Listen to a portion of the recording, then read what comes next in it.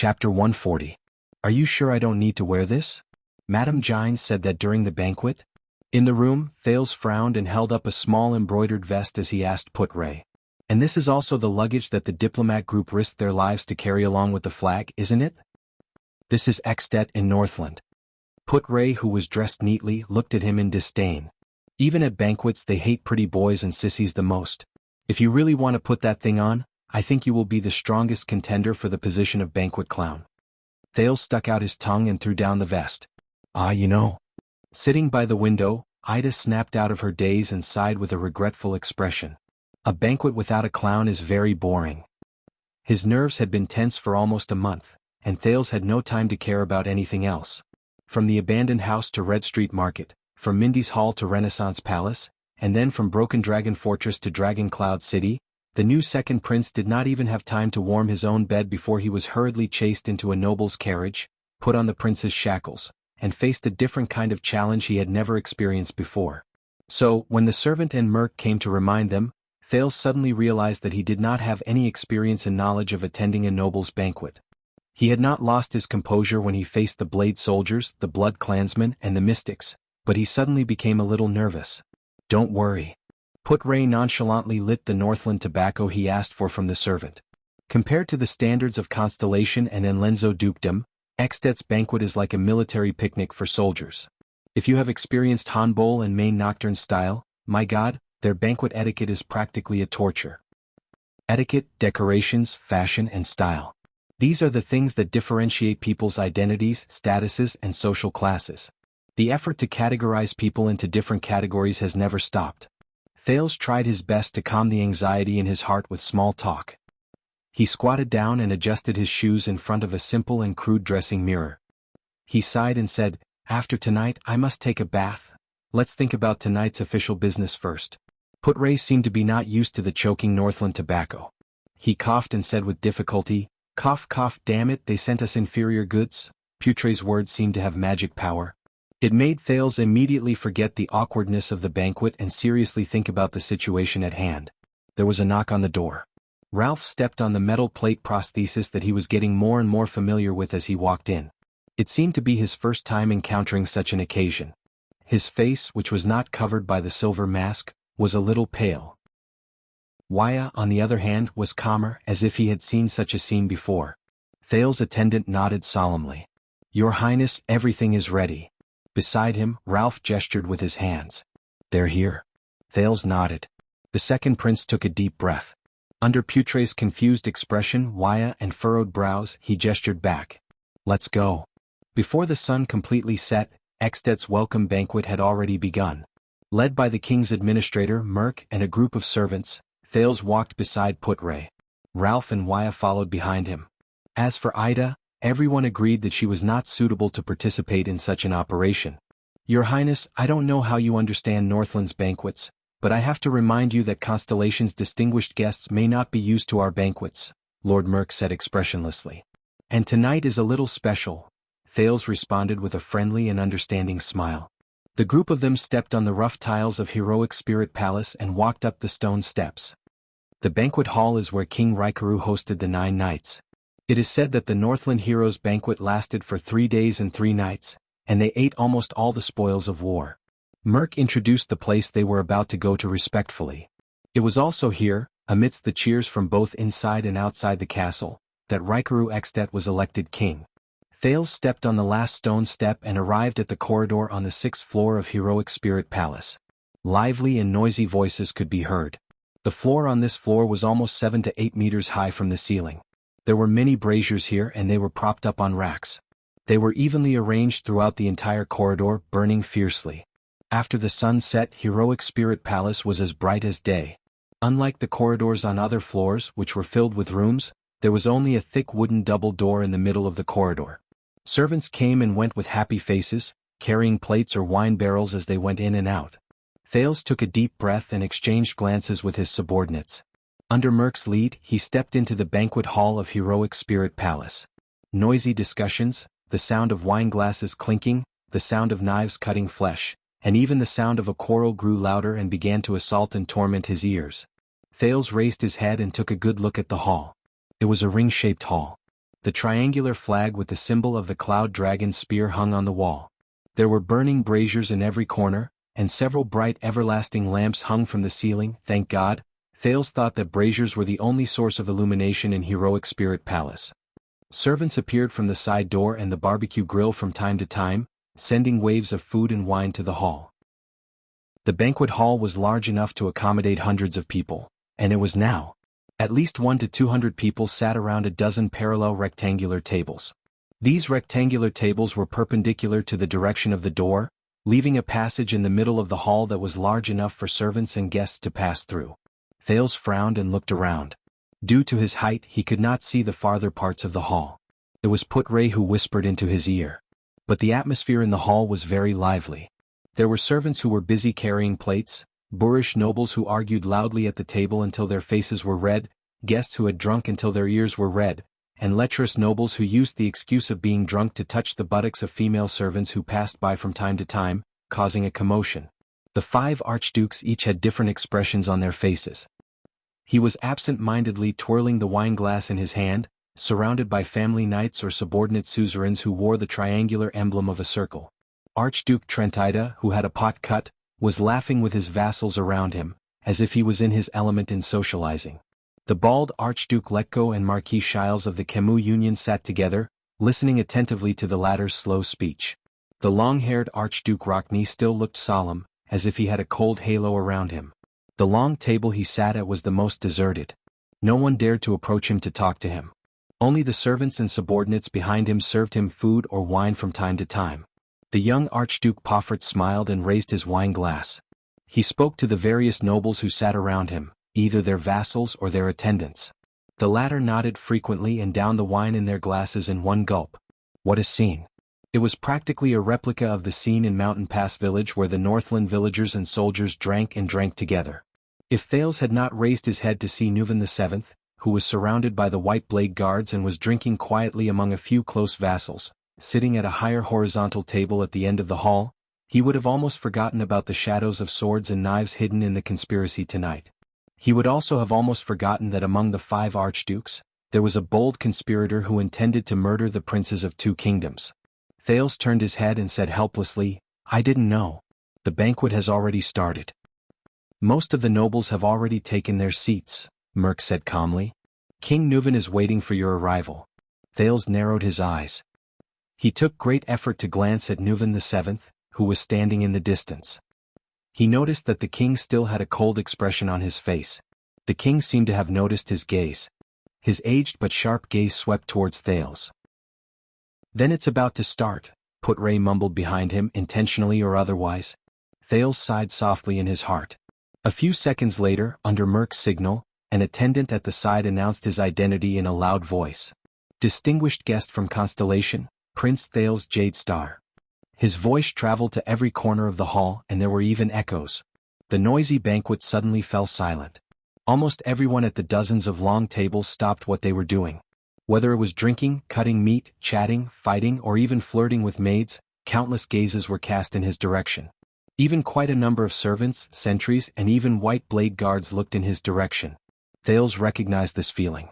The last time he felt it was in Eternal Star City, during the national conference in the Hall of Stars.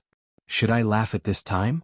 Thales' expression did not change as he felt the various gazes, ranging from malice, murderous intent, to curiosity and friendliness. His lips moved slightly.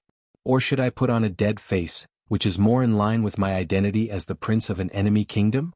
Relax, relax. They started the banquet early, and they didn't even arrange the seating order. You don't have to make a fuss and be ready for battle. Put-Ray looked at the anxious prince and sighed. It doesn't matter what kind of expression you have. You are now just a flag called Constellation. The expressionless Merk nodded at Thales and politely extended his right hand, gesturing for him to walk forward. Should I just walk forward like this? Or should I wait for someone to greet me at the back? Thales ignored Merk. Under the pressure of everyone's gazes, he frowned and asked Put-Ray behind him in a low voice. If you were in Constellation, of course you would have to wait for the master to send someone to bring you to your seat, but this is Extet. Put-Ray frowned as he glanced at the messy hall. Many guests seemed to have given up on the temptation of curiosity, and had even started to tear into the food that was served. Don't expect so much etiquette. Just walk to your seat without looking sideways. I guess it's the one beside King Nuvan. Thales put on a smile that was neither servile nor overbearing and amiable, as he imagined a prince should have, and walked forward. Unlike Constellation, which was particular about rules and etiquette, the banquet hall was not even carpeted. Stepping on the uneven floor tiles, he felt as if he had returned to the abandoned house. He walked past the long table. Whispers traveled into his ears. His good hearing showed its usefulness at this moment. That's the prince who is still wet behind the ears? I heard that he was lost for many years, 7 years old? Are you kidding me? The constellations make him sound like a god. You know, a genius. So, our army can't move because of this child? Black Sand region caused a ruckus at the border. The kingdom's wrath. Lampard sent the army to send him here. If we still have to fight this war, we will have to wait until spring. Thales walked forward without looking sideways towards Nuvan VII, who was also staring at him with an unreadable gaze. Finally, more and more nobles lost their curiosity and gave up on the idea of seeing the prince's face. They returned to the rhythm of the banquet. The nobles of Northland were very different from their counterparts in Constellation. The latter always behaved elegantly in the Hall of Stars. Even the nobles from the countryside who sat at the outermost part of the hall had to try their best to act like civilized people, whether it was their behavior or their attire. This also made the 3 Northern Territory families led by Arund, Fries, and Zamunto, as well as their subordinate nobles, stand out among the vassals of Constellation. However, the group of Northland nobles in front of him might be different in terms of status and personality, but without exception, they all behaved like rough men. From the way they sat to the way they ate, from their appearance to their attire, even when they drank, they would purposely make a few gulps and let a few drops fall from the edge of their mouths. Then they would slam the bottom of their glasses on the table, loudly reprimanding their opponents, or being reprimanded by their opponents. Thales silently observed the behavior of this group of nobles as he moved between the long tables on both sides.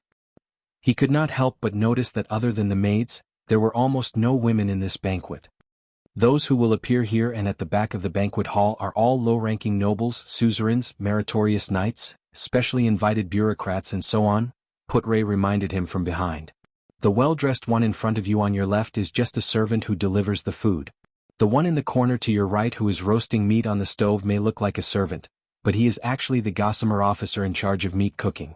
Usually, only the suzerains who are more trusted by the suzerains can hold this position. Asking a close vassal to roast meat? Gossamer officer? What? Thales did not turn around. He asked in puzzlement, shouldn't it be something done by the kitchen? Or should I say this is a kind of honor? Humph, my prince, Putre said indifferently without batting an eyelid.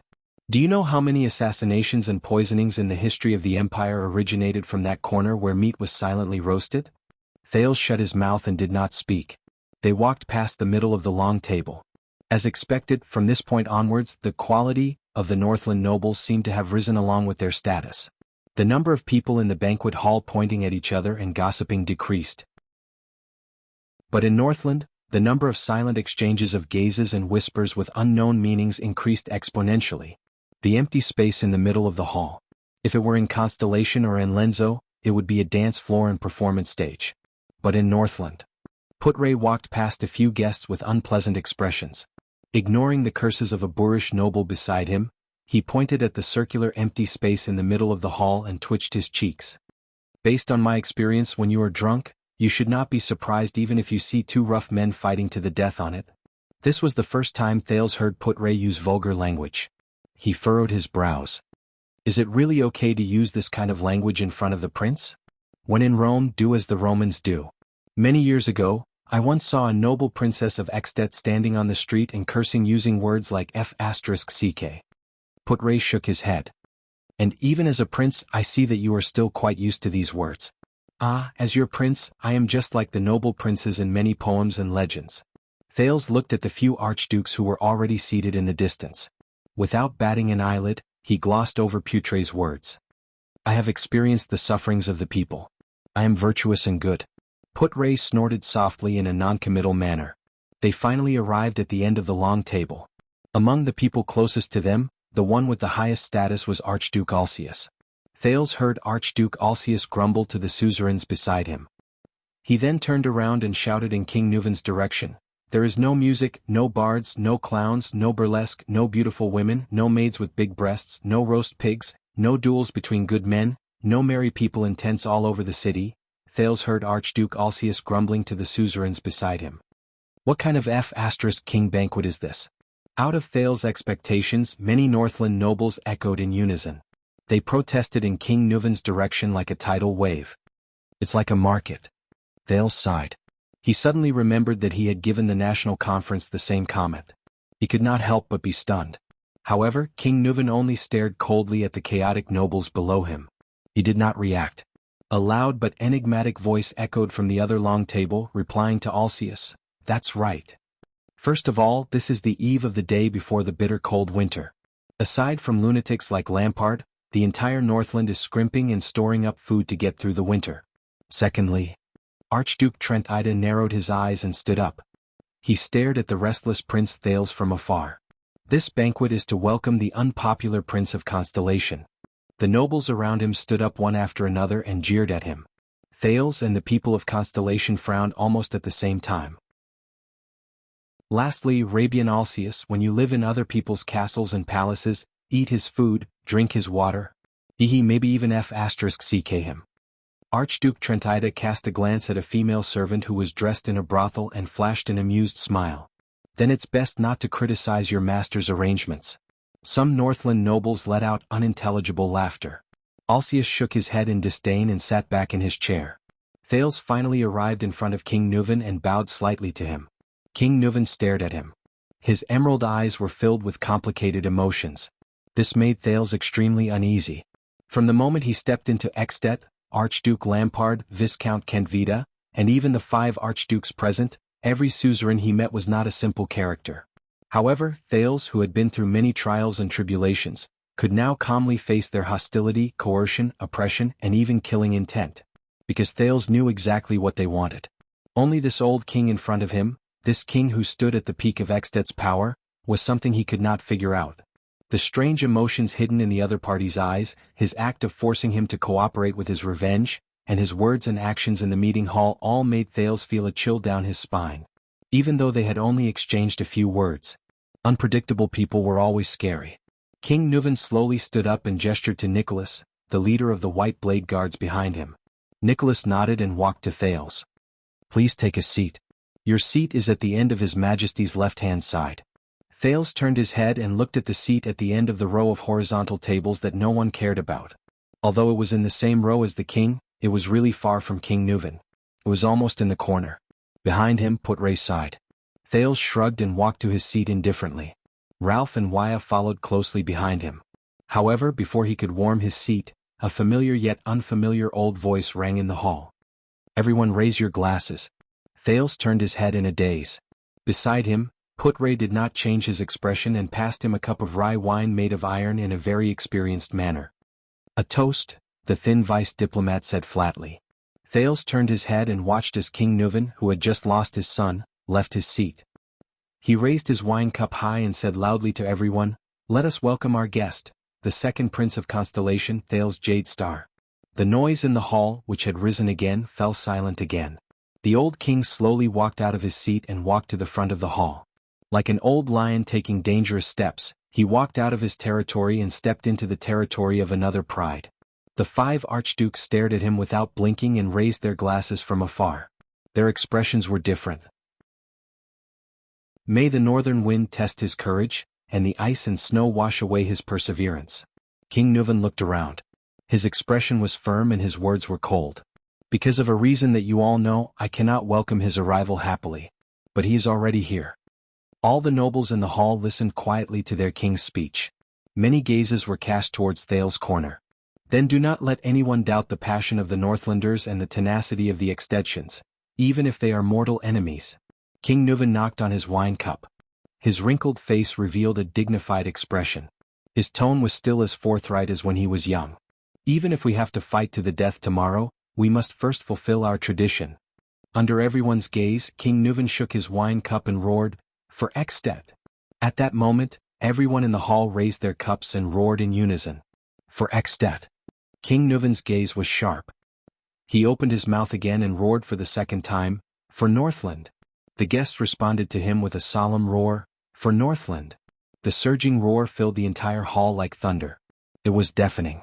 In the next moment, King Nuvan moved swiftly and downed the wine in his cup in one gulp. Following his action, the nobles in the hall became solemn and opened their mouths to drink. For a moment, only the sound of gulping could be heard in the banquet hall. Thales frowned. He held the heavy iron wine cup with both hands and took a sip reluctantly under the watchful eyes of many behind him. After King Nuvan finished his wine, he turned around angrily and slammed the bottom of his wine cup on the long table. Thought. The nobles in the hall also slammed their wine cups on the table in front of them in unison. Thought. King Nuvan raised his head again. Under the various gazes in the hall, he roared, "Come on. Drink. Fight. CK. Do whatever you want." In that second, Thales was completely stunned. What kind of toast is this? Nuvan VII's face was filled with fanaticism. With a deep and old voice, he shouted at all the guests in the hall in the common language, which was filled with a Northland accent, "Until all of you are lying, rolling, limp, crawling, and being carried out of my palace. Bastards." After a second, the guests in the hall responded with the same fanaticism. Their voices reverberated throughout the banquet hall like a tidal wave. Many Northlanders waved their fists and howled like wild beasts, expressing their support for the king's banquet. The guests resumed the banquet, where they drank and drank to their heart's content. The entire hall was instantly restored to chaos, noise and liveliness. The noise was even louder than before. "A distinctive toast," Putray whispered in Thales' ear. "A Northland specialty. I don't need you to remind me of that." Thales rolled his eyes and revealed a helpless expression. "I can tell." At this moment, King Nuvan, who had returned to his seat, suddenly turned his head and gave Thales a profound look. Thales felt a chill in his heart. He read the message from the king's gaze. He also knew that the king did not want him to enjoy the banquet. But before he could turn around and discuss with his subordinates, an unexpected guest came to his seat and paid a visit to the second prince of Constellation. Thales was stunned. Standing in front of him was a kind old woman dressed in a red robe. "Good night, Your Highness." The woman narrowed her eyes. Her voice was very gentle, and her smile was filled with a reassuring warmth. "My name is Kalshan." For some reason, Thales flashed a friendly smile. But before he could answer, Putray, who was beside him, spoke first. "May I ask if there is anything special?" At that moment, Thales noticed that Putray's expression was extremely pale. His body had even stiffened as he stared fixedly at the old woman in front of him. Waya, the attendant behind him, also held his breath. Thales had a question. They seemed to know this old woman named Kalshan? Before Putray finished speaking, his face was pale, and he seemed to have difficulty breathing. He opened his mouth and said, "Your Highness, the Red Witch?" "The Red Witch?" Thales stared at the kind old woman in front of him, puzzled. What the hell? "Oh, it's just that I miss my family. I especially wanted to ask Your Highness." The kind Kalshan narrowed her eyes and shook her head slightly. She seemed a little embarrassed. "How is my son doing in Constellation?" "Son?" Thales was startled again. The second prince responded faintly with the perfect smile he learned from a certain young duke. "May I ask who your son is?" Kalshan, who was known as the Red Witch, smiled gently. "Look at my memory, I forgot to mention it. My son, his name in Constellation is..." In the next second, under Thales' puzzled gaze, this kind Granny Kalshan seemed to be afraid of the cold.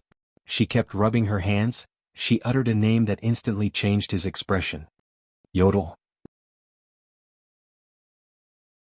Chapter 141. If Thales were to make a list of the people he trusted the most in the Constellation Palace, then Yodel, who never showed his true face, would undoubtedly be at the top of the list. From their escape from Red Street Market to their encounter in Vine Manor, to the assassination attempt in front of Renaissance Palace, the masked protector had risked his life to save Thales many times. The most recent time he had almost lost his life for Thales. Not only that, the masked protector was the only person in Constellation who knew his identity as a calamity and still kept it a secret for him. Thales especially cherished this. But now, when he heard Yodel's name in the kingdom of the Great Dragon, Thales realized that he knew very little about this mysterious secret protector of the royal family. He knew nothing about him, whether it was his appearance, age, background, personality, or experience.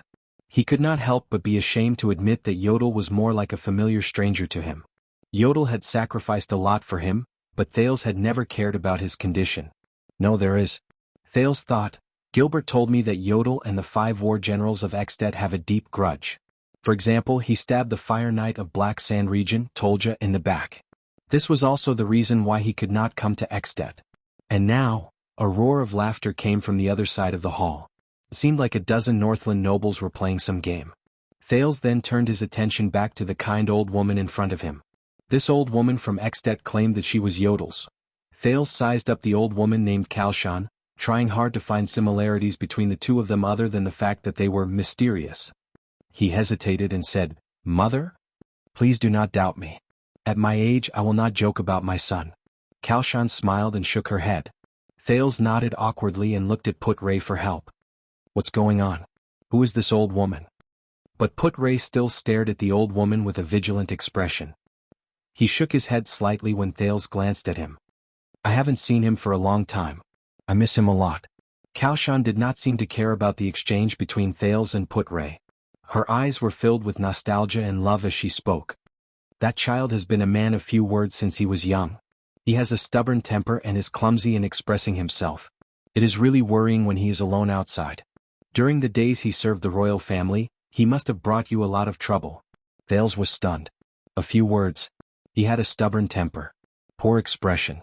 The silent figure of the masked guard appeared in front of him. What followed was the words Yodel said when he confronted Thales in Mindy's hall and when he mysteriously appeared in the Hall of Stars. "You will be better than him. Please do not worry."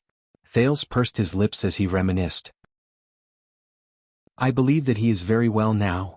Another uproar came from the noisy hall. 2 guests actually started fighting on the table. Thales suddenly realized that he was subconsciously following Kalshan's words and continuing to speak. He quickly shut his mouth and looked at Kalshan warily. However, the other party still smiled in a friendly manner. "I'm relieved to know that he's doing well. Please forgive his shortcomings. After all, as a mother I still understand my child." Kalshan nodded in relief. Then she sighed and said, "Little Yoder has a rare kind heart." Thales flashed an ugly smile. The scene of Yodel swinging his sword in the dark and taking a person's life appeared before his eyes. Benevolent? He could not help but feel puzzled. Yodel's mother? Why is she in Extet? This old lady? Wait a minute. Old lady? A memory flashed across his mind like lightning. Thales looked at Kalshan. He shuddered and cried out in surprise. The old lady was still smiling at the second prince of Constellation. Her posture was elegant and her expression was kind. Thales remembered. On the day he left Eternal Star City and set off for Extet, the king and suzerains came to see him off. The last person who came forward to talk to him was a terrifying old man dressed in black and holding a walking stick. "When you reach Extet, please help this old man pass a message to an old woman. You will know when you see her. Don't tell me you are." Thales widened his eyes. Kalshan was still smiling kindly. I'm sorry, but a senior seemed to have mentioned something related to you." Thales realized that he had lost his composure and said embarrassedly, "You know, senior?" The old lady, Kalshan's smile became even brighter. "Let me guess, is it a sinister old man who likes to hide in the dark and wears black all day long? I heard that he started using a walking stick in recent years?" Thales frowned. "Do you know Murat?" His vigilance was immediately raised to the highest. A person who can be specially mentioned by the head of the Secret Intelligence Department. Other than dangerous, he really can't think of any other adjective. Hearing the Black Prophet's name, Put-Ray frowned and looked at his prince. "I can imagine how you feel, Your Highness." Kalshan smiled. "I think knowing him is not something to be happy about, is it?" Thales had an answer. "Maybe Murat is reminding and warning me." The second prince sighed. He said, "If I meet an old woman in Extet who takes the initiative to come up to me, I'm sorry, these are Murat's exact words. It's okay. That old man looks polite, but he doesn't know what manners are." Kalshan shook her head nonchalantly, and the wrinkles on her face smoothed out. "Heartbreakers are best at provoking people's hearts. I won't fall for it." "Heartbreaker?" Thales opened his mouth slightly in surprise, then tried his best to close it. There's a lot of information contained in this sentence. He tilted his head and said awkwardly, "In fact, the Black Prophet, Lord Murat Hansen, asked me to bring you a message." "He actually asked a prince to bring me a message." Kalshan raised her eyebrows. Under her narrowed eyelids, a pair of smiling eyes were revealed. "I'm really looking forward to it, Your Highness."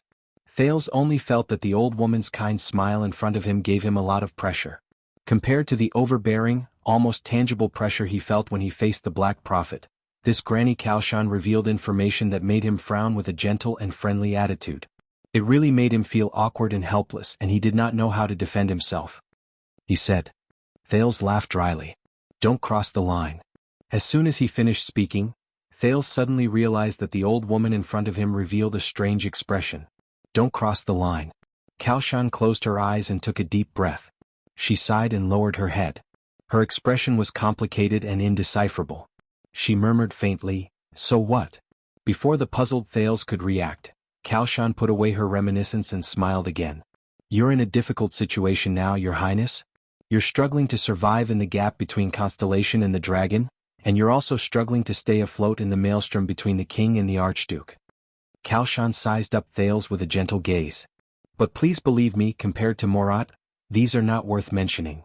The next moment, under Thales and Putre's puzzled expressions, the old woman nodded gracefully and turned to leave. "Thank you for your time." Thales retracted his gaze from the old woman's slowly departing figure. He could not help but notice that all the nobles, servants, and guards on the old woman's path bowed respectfully to her and made way for her. Thales frowned. He could roughly guess the other party's identity. "Oh my God," Waya exclaimed softly behind them. "I just saw the Red Witch?" Thales turned his head and looked at his attendant.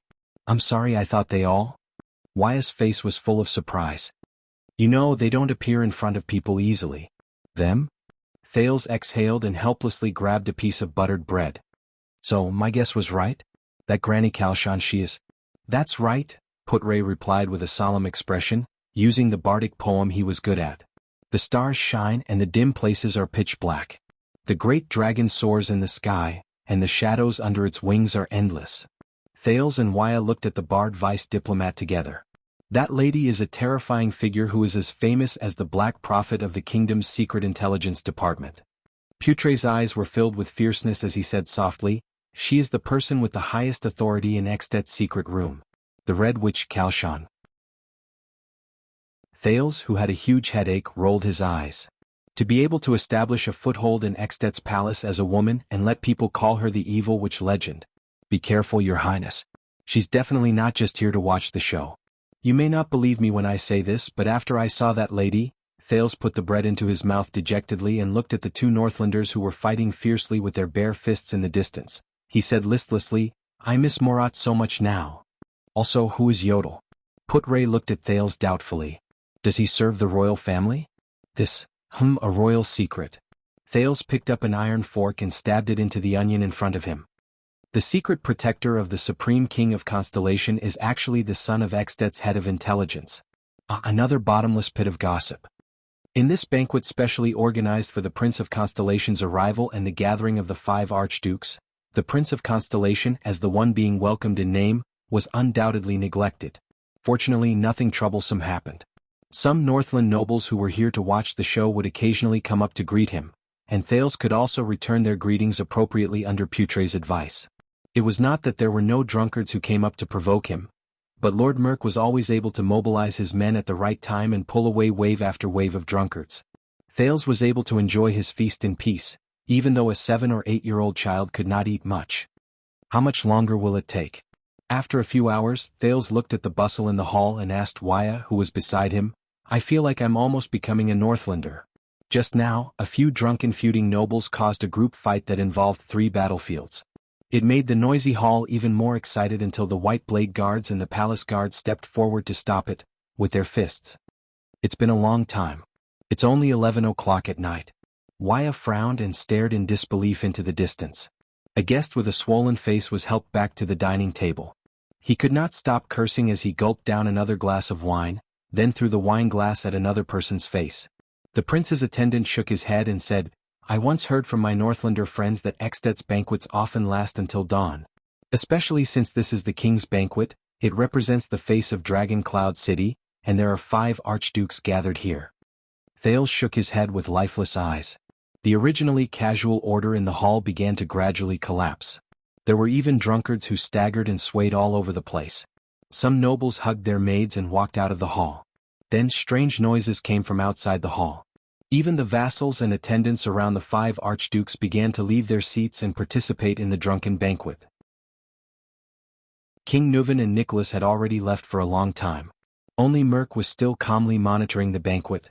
As for Put-Ray, Thales narrowed his eyes and looked at the skinny constellatiate man who had his arm around the shoulders of countless Northlanders and laughed from time to time.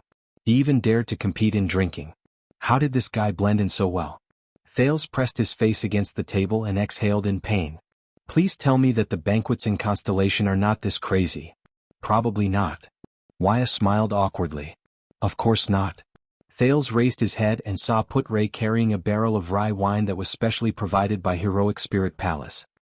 He closed his eyes and swayed as he walked over. He clicked his tongue and said, Constellation's banquets are more civilized and appropriate. The craziness is hidden underneath, such as the meeting room specially prepared by the host of the banquet, the bushes in the garden, and the quiet and uninhabited basement. As far as I know, your father, King Kessel, was an expert in this when he was young. Thales rolled his eyes at him. But Put-Ray opened his eyes and his expression changed slightly. The vice diplomat of Constellation said flatly, I received Shile's signal. Thales' spirits rose. The king has left the banquet. The people around the 5 archdukes are also swaying. Put-Ray nodded solemnly. I think it is time to go and have a chat with them. When the banquet was nearing midnight, the Grand Duke of Prestige Orchid, Rabian Alcius, walked out of the banquet hall accompanied by 2 attendants. He stood by a deserted window outside the banquet hall and gazed at the moon outside. He seemed to be waiting for someone. Until 2 footsteps, one big and one small, came from behind him. Archduke Alcius turned around. He immediately frowned. You are the one who asked me out to meet? The Archduke pinched the note that had just been passed to his hand and looked at the person before him in disbelief. The Prince of Constellation, Thales Jadestar. Accompanied by Waya, Thales stared at the Archduke's full beard and flashed a bright smile. Yes. Alcius looked at Thales before him, then at the note in his hand. The expression on his face gradually changed. Thales took a deep breath. It's here. It's about to begin. He heard himself speak slowly, Your Grace. At this moment, Archduke Alcius suddenly snorted coldly and interrupted him. Thales, who was halfway through his sentence, suddenly froze. Boring. Alcius glanced at him disdainfully and shook his head. Then he turned around and left. Thales widened his eyes. Am I that annoying? I spent a lot of effort to find this opportunity to meet in private, Your Grace. Thales followed behind him and frowned. At least listen to what I have to say. There is nothing to say to a 7-year-old. Alcius had no intention of turning back. Thales gritted his teeth. There's no other way. The next moment, the second Prince of Constellation shouted at the back of the Archduke of Prestige Orchid. Rabian Alcius. Do you know who is going to be the next king of Ekstedt? Archduke Alcius' footsteps came to a halt. He slowly turned his head and looked at Thales with a strange expression. Under Alcius' strange gaze, Thales panted excitedly. Lampard? Alcius' expression changed slightly. Thales calmed his breathing slightly, raised his head, and looked at the bearded man with a determined gaze. Chapter 142. Dragon Cloud City, Armor District and Alley. Don't you even want to explain? Under the setting sun, Cohen's breathing quickened, and his grip on the hilt of his sword tightened. In front of him, the white-robed Raphael smiled. For the sake of the past, Cohen, leave Dragon Cloud City immediately. This is an advice from your former colleague. Cohen took a deep breath, suppressing the indignation and confusion in his heart. For a moment, he did not know what expression or words he should use to face his former colleague from the Tower of Eradication. Miranda is here too. She's nearby. Did you know? Cohen adjusted his breathing and tried his best to appear calm. Forget it. The city gate is closed. Raphael ignored him. The white-robed young man looked at the sky and sighed. Find a place to hide. No matter what happens tonight, don't come out. Leave Dragon Cloud City at dawn tomorrow. The earlier the better. She doesn't know yet. Cohen lowered his head, letting the shadow cover his face. Miranda doesn't know about you. The tower sent us out too. No matter why you came, give up. Raphael sheathed his sword expressionlessly. The next few days will not be your lucky days. In fact, you shouldn't even be here. Damn it. Raphael Lindbergh. Cohen could not take it anymore. He raised his head and roared indignantly, put away your pride as a smart person. Don't you understand? We are here for the disaster swords. Raphael's pupils shrank. I saw a disaster sword in Red Street Market and experienced his power of eradication. I also saw that power of eradication on you in the Hall of Stars. Cohen gritted his teeth and said with great difficulty, do you know what orders the tower gave us regarding the disaster swords? Investigate them carefully and trace them back to their roots. If we can't capture them alive, kill them on sight. Do you still have nothing to explain? Raphael stared at him with a complicated expression for a full 3 seconds. Finally, the white-robed young man chuckled and looked at him with a playful expression. So, you suspect that I joined the disaster swords? Want to capture me? Or just kill me? The two of them stared at each other for a few seconds. Then Cohen raised his fist and waved it in the air. No. Cohen panted and lowered his gaze. I don't care about the disaster swords and I don't care about the 100-year-old grudge. The police officer bent down slowly and picked up the scabbard on the ground. Then he raised his head and sheathed his sword while stuttering. But I care about my friend, I want to know what happened to you. I want to help you. Raphael gazed at Cohen and chuckled. You haven't changed, Cohen. Tell me everything that happened in the past 3 years, whether it's your contact with the disaster swords or how you entered the Black Prophet's secret intelligence department. Cohen let out a sigh of relief. He then took a step forward and said solemnly, no matter what, let's think of a way together. The people in the tower, whether it's Master Shao or Zadie, they don't know who you are. As for Miranda, if it's for her own good, I can help you hide it from her. Raphael breathed softly and clenched his fists.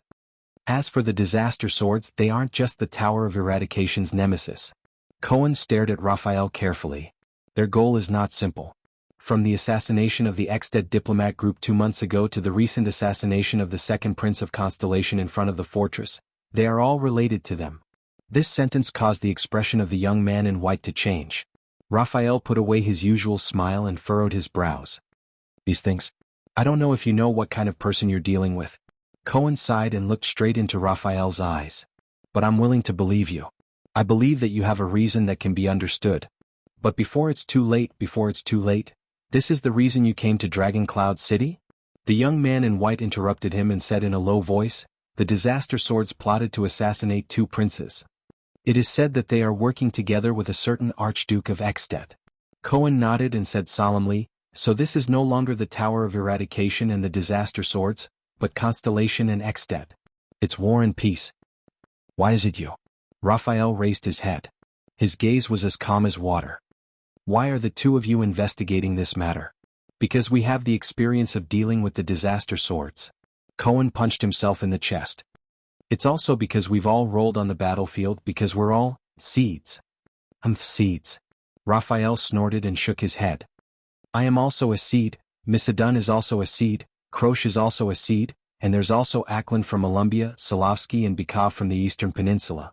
Why not send us? Why did they have to send you 2 delicate and noble young masters and young ladies? Speaking of which, God, I thought the argument between the commoners and nobles was resolved after your fight with Missadun. Cohen sighed. Krosh's right hand was crippled while she was investigating the disaster swords. I think this is one of the reasons why the tower sent Miranda. The last rays of the setting sun illuminated Raphael's face. He did not speak, but his gaze was deep. Speaking of the tragedy of his former colleague, Cohen lowered his head. His tone was dejected. Yes, the girl who gritted her teeth and persevered even when she was punished to run with her sword between her teeth. The girl who dreamed of becoming a female knight one day, the next heart of the rain. She can no longer lift her sword. So, I don't want you to become like that. So, just like in the past, let me help you. Cohen took a deep breath. He suddenly took a step forward and placed his hands on Raphael's shoulders. If you are really doing something, even if it is something unforgivable, then let me be your accomplice. No matter what, we will solve it together. You are not alone. Raphael was silent for 2 seconds. Then his expression changed. You have to leave immediately. Whether it is climbing over the city walls or digging tunnels. Raphael put on a smile again, but his gaze gradually turned cold. Something is wrong and this is not something you can interfere with. He flung his shoulders, but found that he could not break free from the police officer's arms. You know me, Raphael. Cohen's gaze darkened. His tone was strained. If you don't agree, the police officer raised his gaze. His gaze was firm. Don't even think about leaving this place. Cohen was taller than Raphael, but the young man in white did not raise his head. He only shifted his gaze and met Cohen's gaze. This made his gaze even more sinister. For the last time, Cohen Caribbean, the future Count of Walla Hill. Contrary to his gaze and tone, Raphael's smile grew brighter. Times are different now. Mind your own business, especially the matters of the Secret Intelligence Department. He suddenly stretched out his hands and clashed with Cohen's arms, which were tightly locked around his shoulders. Thud. A muffled sound of a collision. Both men trembled at the same time. But the two of them did not separate. Cohen still held onto Raphael tightly. He did not let go. Really, Police Officer Caribbean? Raphael felt the other party's increasing strength. His tone was cold. Did you think that when I said, "Get rid of you," just now, I was only joking? Cohen's expression darkened as well. It was like this in the Hall of Stars, and it's the same in Dragon Cloud City. Cohen clenched his teeth and tightened his grip around Raphael's shoulders. You just appeared out of nowhere, put on a baffling expression, and asked me to mind my own business? Becoming a disaster sword and joining the Secret Intelligence Department? Did it really change you so much? The police officer's anger grew. You're not even willing to give an explanation to an old friend? The two men wrestled barehanded in the alley. As their strength increased, it became more and more terrifying. You said it yourself, we're old friends. Raphael maintained his smile, narrowed his eyes and said briskly, we're walking on different paths, that's all. Looking at Raphael's expression, an indescribable pain rose in Cohen's heart. What made these brothers, who were once as close as brothers, become like this? Cohen's breathing grew heavier. If something unfortunate happened to you, I might not be able to understand how you feel, but as long as you're willing to tell me, we can still... Cohen Caribbean, the Count of Walla Hill in Constellation 10 or 20 years from now, Raphael shouted coldly. Do I look like I've been through something unfortunate? No. An unfamiliar yet familiar female voice traveled into their ears. The two men were stunned at the same time.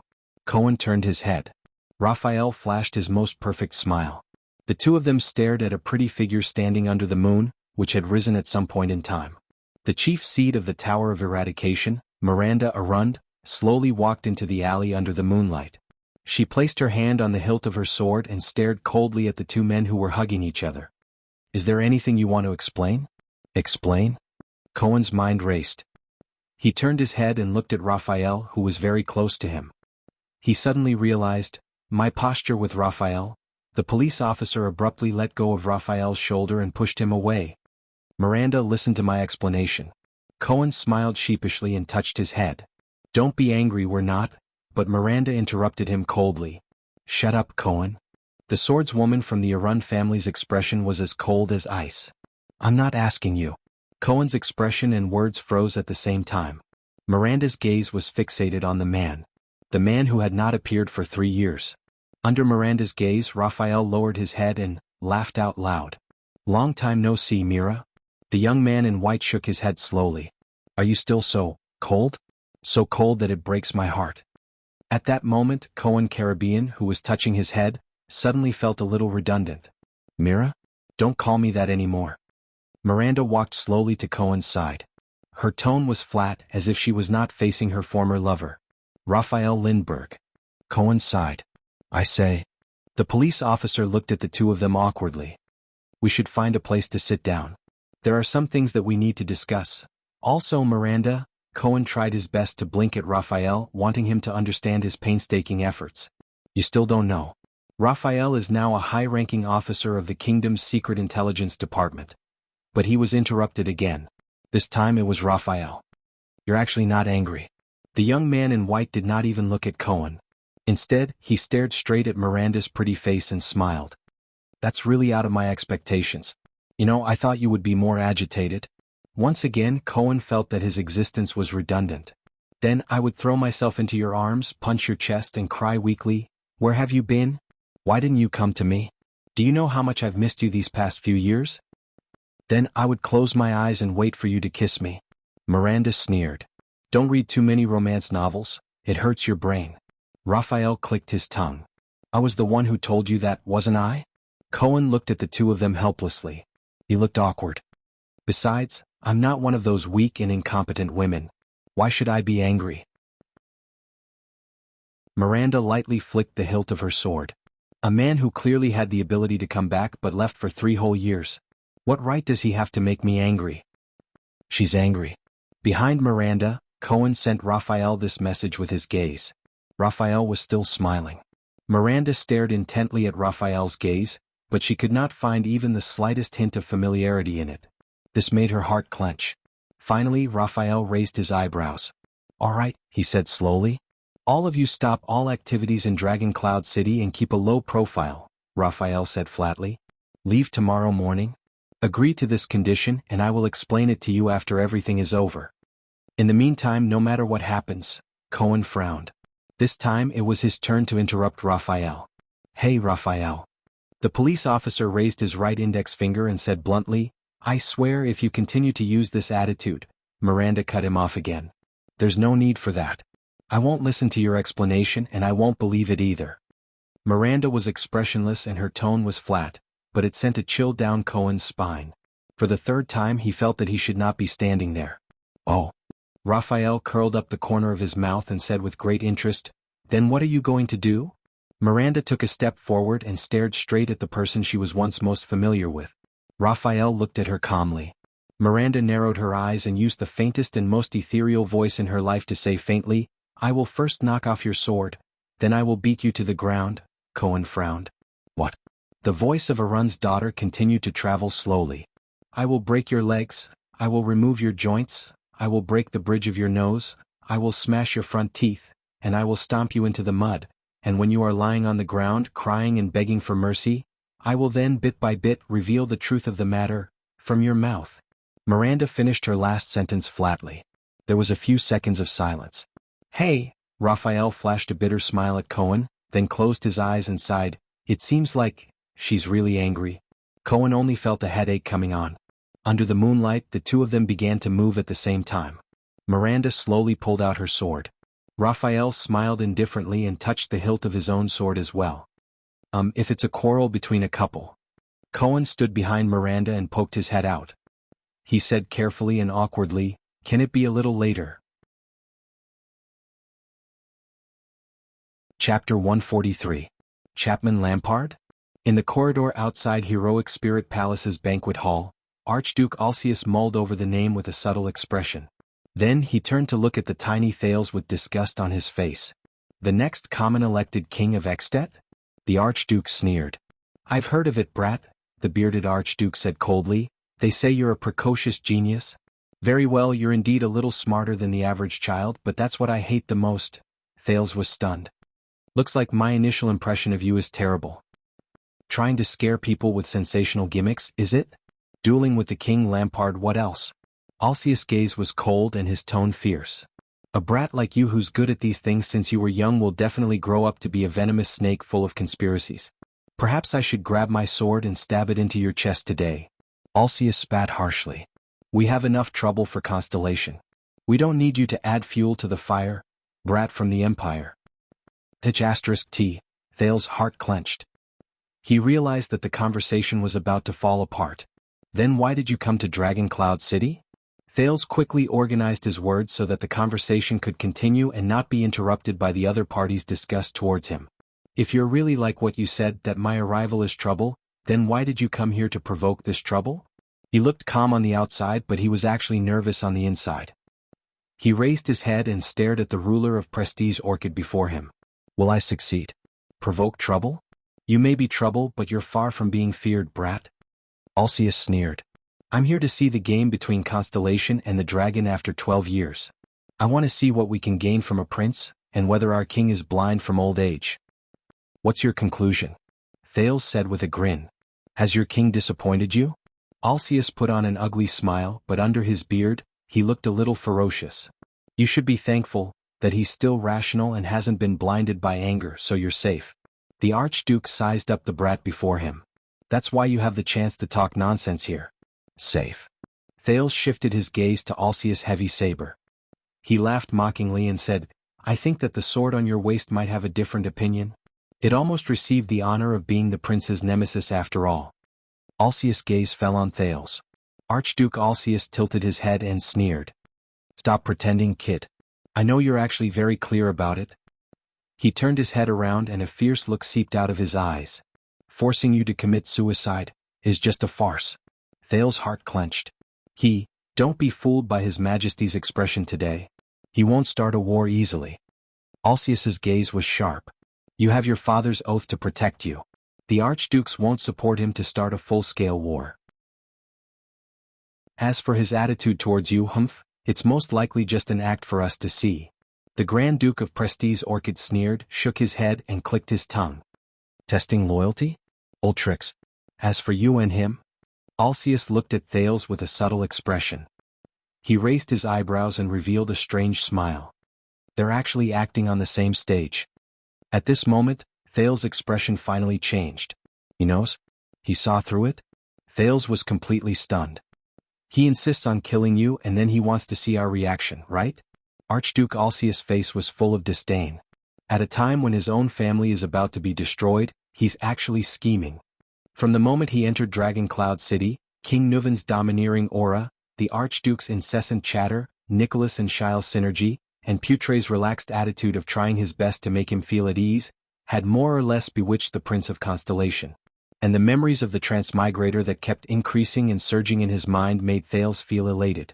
He always felt that even in this dangerous world where humans aid each other, he should still be the smarter type. It gave him the illusion that the 5 Archdukes of Extet were like flat paper dolls that could be folded and kneaded with the slightest bit of force. They were also like lab rats that would react appropriately with a little stimulation. However, it was only now, after the seemingly violent Archduke Alcius exposed his and King Nuven's self-righteous tricks without hiding anything, that Thales suddenly realized that the person standing in front of him was actually a person. A real living person. Even in the abandoned house, he could not clearly grasp the behavior and psychology of children who were only a few years old. Moreover, the person in front of him was a Northland noble with a long history, a noble status and a great reputation. He was a powerful person who had ruled for many years, and he was the Archduke of Extet, whose power was comparable to that of a king. He had stood tall in the harsh and cruel cold of Northland for many years. How could such a person be lacking in skill and scheming? Thales lowered his head. Under Alcius' slightly mocking gaze, he clenched his teeth lightly. No, I haven't lost yet. He closed his eyes, took a deep breath and opened them. You know him very well? This time, the second Prince of Constellation's voice seemed to lose its previous relaxed tone. Instead, there was a hint of solemnity and steadiness. King Nuven? Alcius looked at Thales, who quickly recovered from his shock. His eyes flashed. Yes, I know him.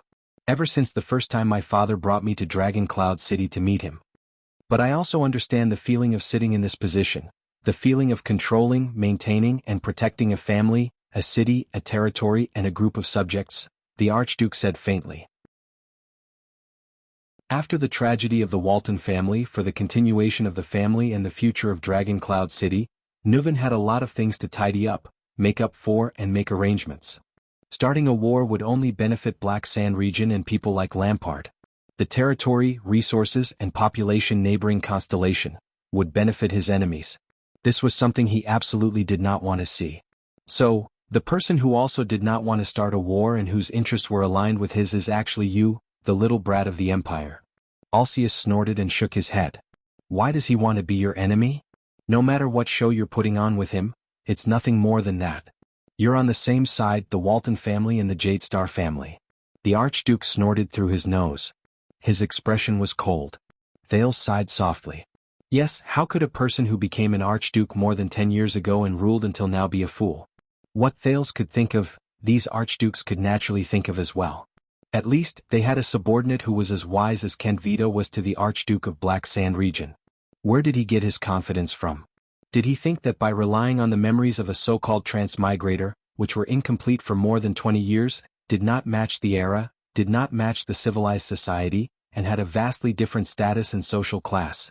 Just like countless transmigrators before him, he relied on his superb interpersonal skills, outstanding memory and ever-present aura and halo to make these elites from other worlds, who had survived the social competition, which was countless times more intense and cruel than in his previous life, obediently listen to his orders and manipulate them as he pleased? He was even helpless against Quide Rhoda, who managed the child beggars in the abandoned houses, and his assistant Naya Rick, right? Thales lowered his head dejectedly. A person's will and actions are always unpredictable and mysterious existences. Society was composed of millions of unfathomable human hearts. Society is definitely not a precise machine that can operate perfectly with a set of parameters.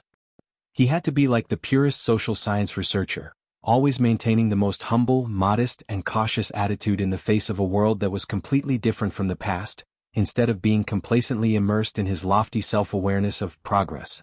After all, he did not have a system, a chip, or a technology tree that could be climbed step by step with the click of a button like Civilization 6. After all, he did not transmigrate into Shuangwen's world. Thales stared at the ground, motionless. This is the end of your gimmick. Chapman Lampard becoming king? Alcius seemed to be very happy to see the confident 7-year-old brat at a loss for words. King Nuvan is still rational. Chapman will never gain any benefits by starting a war, and he will never become king. Also, don't forget the grudge between them. Next time, find a better reason, think of a reasonable stunt, and sow discord. Alcius was ready to leave after he finished speaking. Thales slowly clenched his fists behind him. Maybe. I really am.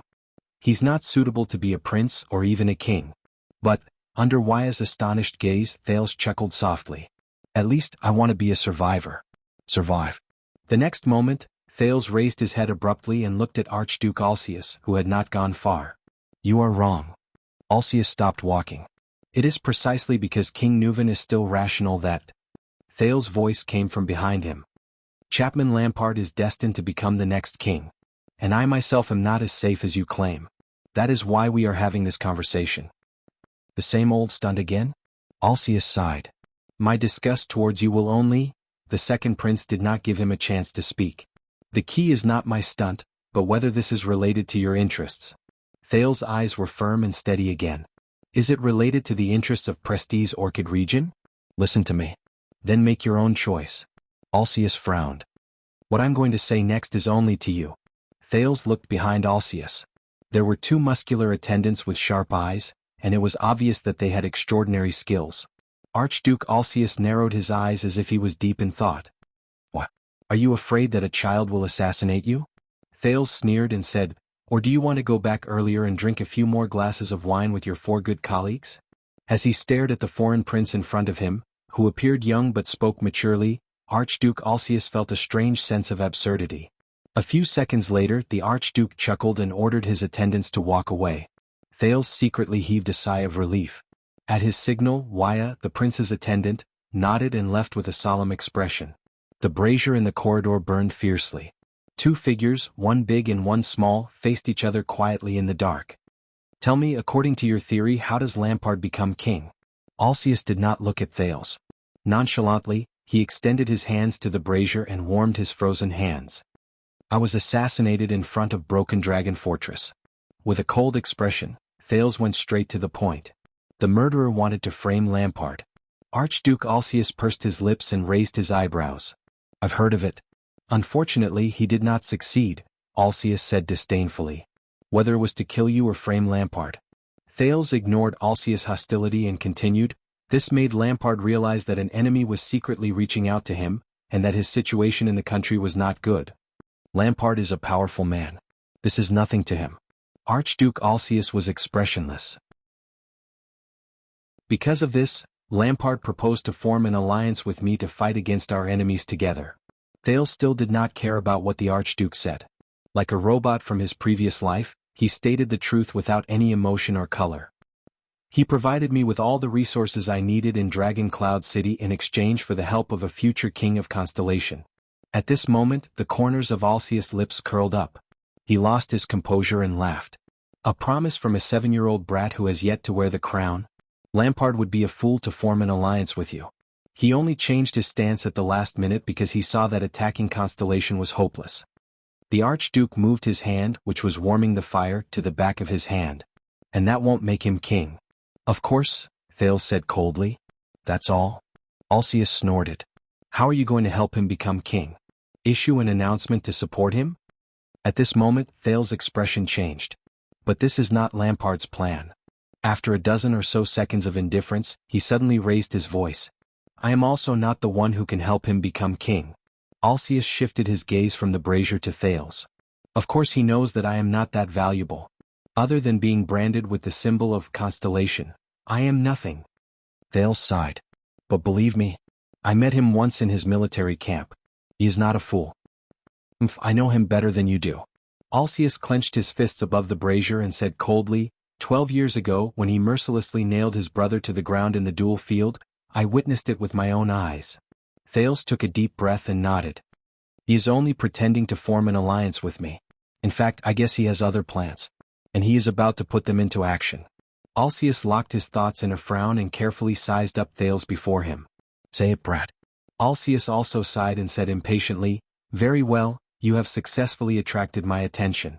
Thales was stunned. This line. I seem to have heard it somewhere before. Forget it, it's not important. Thales took a deep breath. Nuven, he heard himself say slowly in his calmest and most careful tone, Chapman Lampard wants to work with King Nuven. With the Walton family, the Dragon Spear family, and Dragon Cloud City. A few seconds passed. Ah! Alcius burst into impudent laughter. With a nonchalant expression, he turned his head away. Thales only stared at him quietly.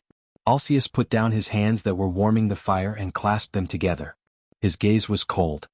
Is this your guess? I thought you were only good at using gimmicks. I didn't expect you to be good at creating gimmicks as well. I saw it with my own eyes. Lampard was trying to contact Dragon Cloud City. Thales replied coldly. Impossible. Alcius stopped smiling and said firmly, Lampard is suspected of murdering Prince Mariah. That is a blood feud. King Nuven will not work with him. Why should we avenge our blood kin? Thales quickly caught up with him and retorted with a cold gaze, for justice to be upheld? No. It is to ensure that our family will no longer be harmed like this. It is to give our enemies the most severe warning. It is for the ultimate continuation and prosperity of our family. Alcius frowned. For this goal, everything can be abandoned. Thales nodded slowly. Including vengeance and honor. King Nuven has not lost his rationality. You said it yourself. Looking at the Archduke's deeply doubtful expression, the second prince said flatly, the Walton family has lost its last direct heir, but it has not perished. King Nuven will not let it perish. It was Lampard who made the first move. He targeted Dragon Cloud City and even killed its only heir. Trust has disappeared. Alcius still shook his head. Even if he wanted to find an ally, it would not be King Nuven. Lampard would not go looking for trouble himself. You just said that you know Lampard better than I do. You know if he has the courage to take the risk to reconcile with his enemies for the sake of benefits. Thales calmly refuted the Archduke's words. Don't forget, a few years ago, Constellation's Duke of the Northern Territory, Val Arund, wore a hood and formed an alliance with Lampard, and Arund and Lampard are mortal enemies. Archduke Alcius took a deep breath. Also, you saw that we were acting, didn't you? Thales saw the wavering in the Archduke's eyes and continued to throw out the bait he had prepared. Why do you think Lampard sent an army to escort me to Dragon Cloud City in such a dignified manner? Do you really think that King Nuven ordered his White Blade Guards to depart ahead of schedule and kidnap me to Dragon Cloud City out of anger and fury? Alcius was slightly startled. That was indeed an act. Thales' face tensed up and he spoke faster, making his voice sound more urgent and agitated. It was an act for all of you to see how His Majesty's anger was ignited, so that he could confuse all of you and conceal his deepest intentions. But it was not to stop the war between Constellation and the Dragon, nor to stop Black Sand Region or the Southern Archdukes from benefiting from the war. It was for the alliance between Dragon Cloud City and Black Sand Region. Archduke Alcius closed his mouth and exhaled deeply as if he was thinking. During those few days, God knows what exactly Nicholas of Dragon Cloud City and Kent Vita of Black Sand Region talked about in the tent. Thales sighed and said, we only saw them drawing their swords outside the tent. But I can roughly guess. Thales heard that his tone had become calm again. He also saw Alcius' gaze gradually become deeper. The Walton family is destined to decline. The second prince sighed faintly. After King Nuven's passing, the Walton family might even face a calamity after the next king's selection. So, he must place his bet on a powerful archduke, a future king, even if this person is suspected of murdering his son. Alcius turned around and looked at the moonlight outside the window. Thales slowly shut his mouth. He was waiting for Alcius' response. This is the Archduke's own battle. Chapter 144. A few seconds later, ha! You underestimate the character of Northlanders, citizen of the Empire. Archduke Alsius shook his head and sneered. You don't even know Nuven. When he was young. But Thales could hear the emotion in his words. It was no longer as certain as before. Instead, it was the kind of self-persuasion a wife would give when she first learned that her husband was having an affair. No, he's always been loyal. Are you that confident in your king's character? The second prince raised his head, his eyes burning. Stop trying to sow discord. You don't know Nuven. Alsius turned his head, his tone seemingly filled with resentment. Our relationship is closer than you think. I heard that he might have been a good king when he was young, forthright and just even willing to sacrifice his life to protect a nameless pawn, Thales said softly, unconcerned. He is a Northlander, but before that, King Nuven was first and foremost a man. He will grow old. Archduke Alsius fixed his gaze on him. This was told to me by one of Nuven's most trusted men. I met him in his tavern, the prince said with a smile. The famous former commander of the White Blade Guards, Castellan Lampard. I believe you know him better than I do, and I believe he knows your king better than you do. Old people always want to make arrangements for their deaths. By the way, this is what the Duke of the Northern Territory of Constellation said. He was in charge of Constellation's part of the assassination of Prince Moriah. Taken out of context. That's what it means. Thales sighed silently. Archduke Alsius did not speak. He was expressionless. And you saw his performance in the Hall of Heroes. Thales' gaze was gloomy. What do you expect a lonely old man who lost his only son and the last hope of his family to do? Silence. Then Alsius took a deep breath and slowly exhaled. It's just your conjecture. The bearded archduke's voice was low. Everything is based on the absurd assumption that Nuven is rational enough to endure the pain of losing his son. Thales pouted. Alsius' mind was still very clear. But Thales curled the corner of his lips in his heart. He heaved a sigh of relief. It's time. He wanted to add one last bargaining chip to the conversation. Thales sighed. If you want to wait until you have evidence, then wait until King Chapman arrives.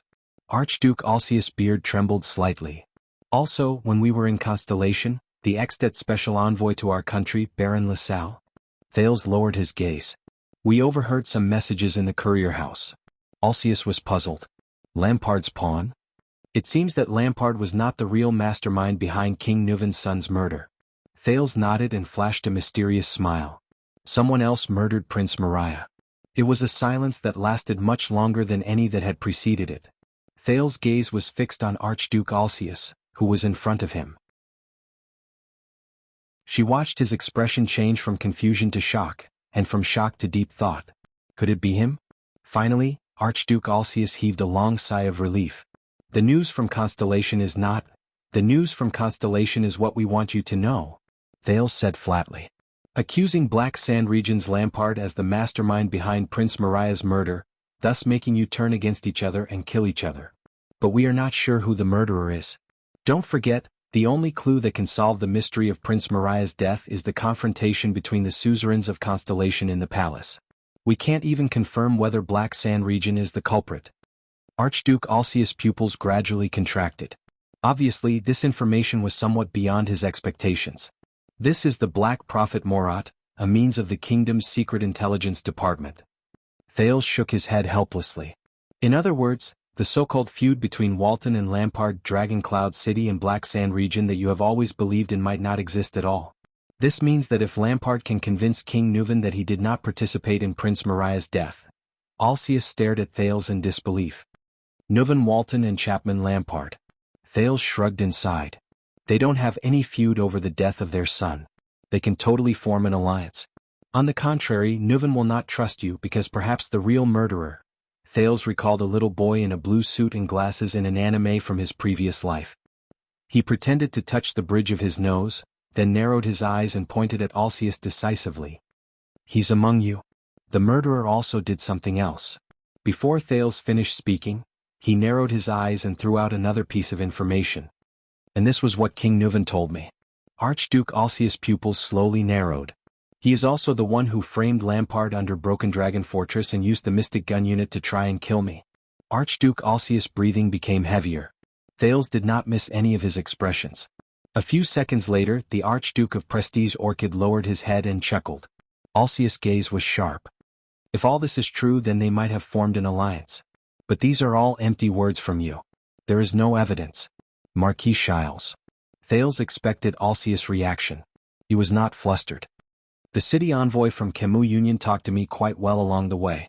From his channels I found out that on the night Nicholas arrived at Lampard's military camp to welcome me, he released 3 messenger ravens in the middle of the night. There is no harm in confirming with him.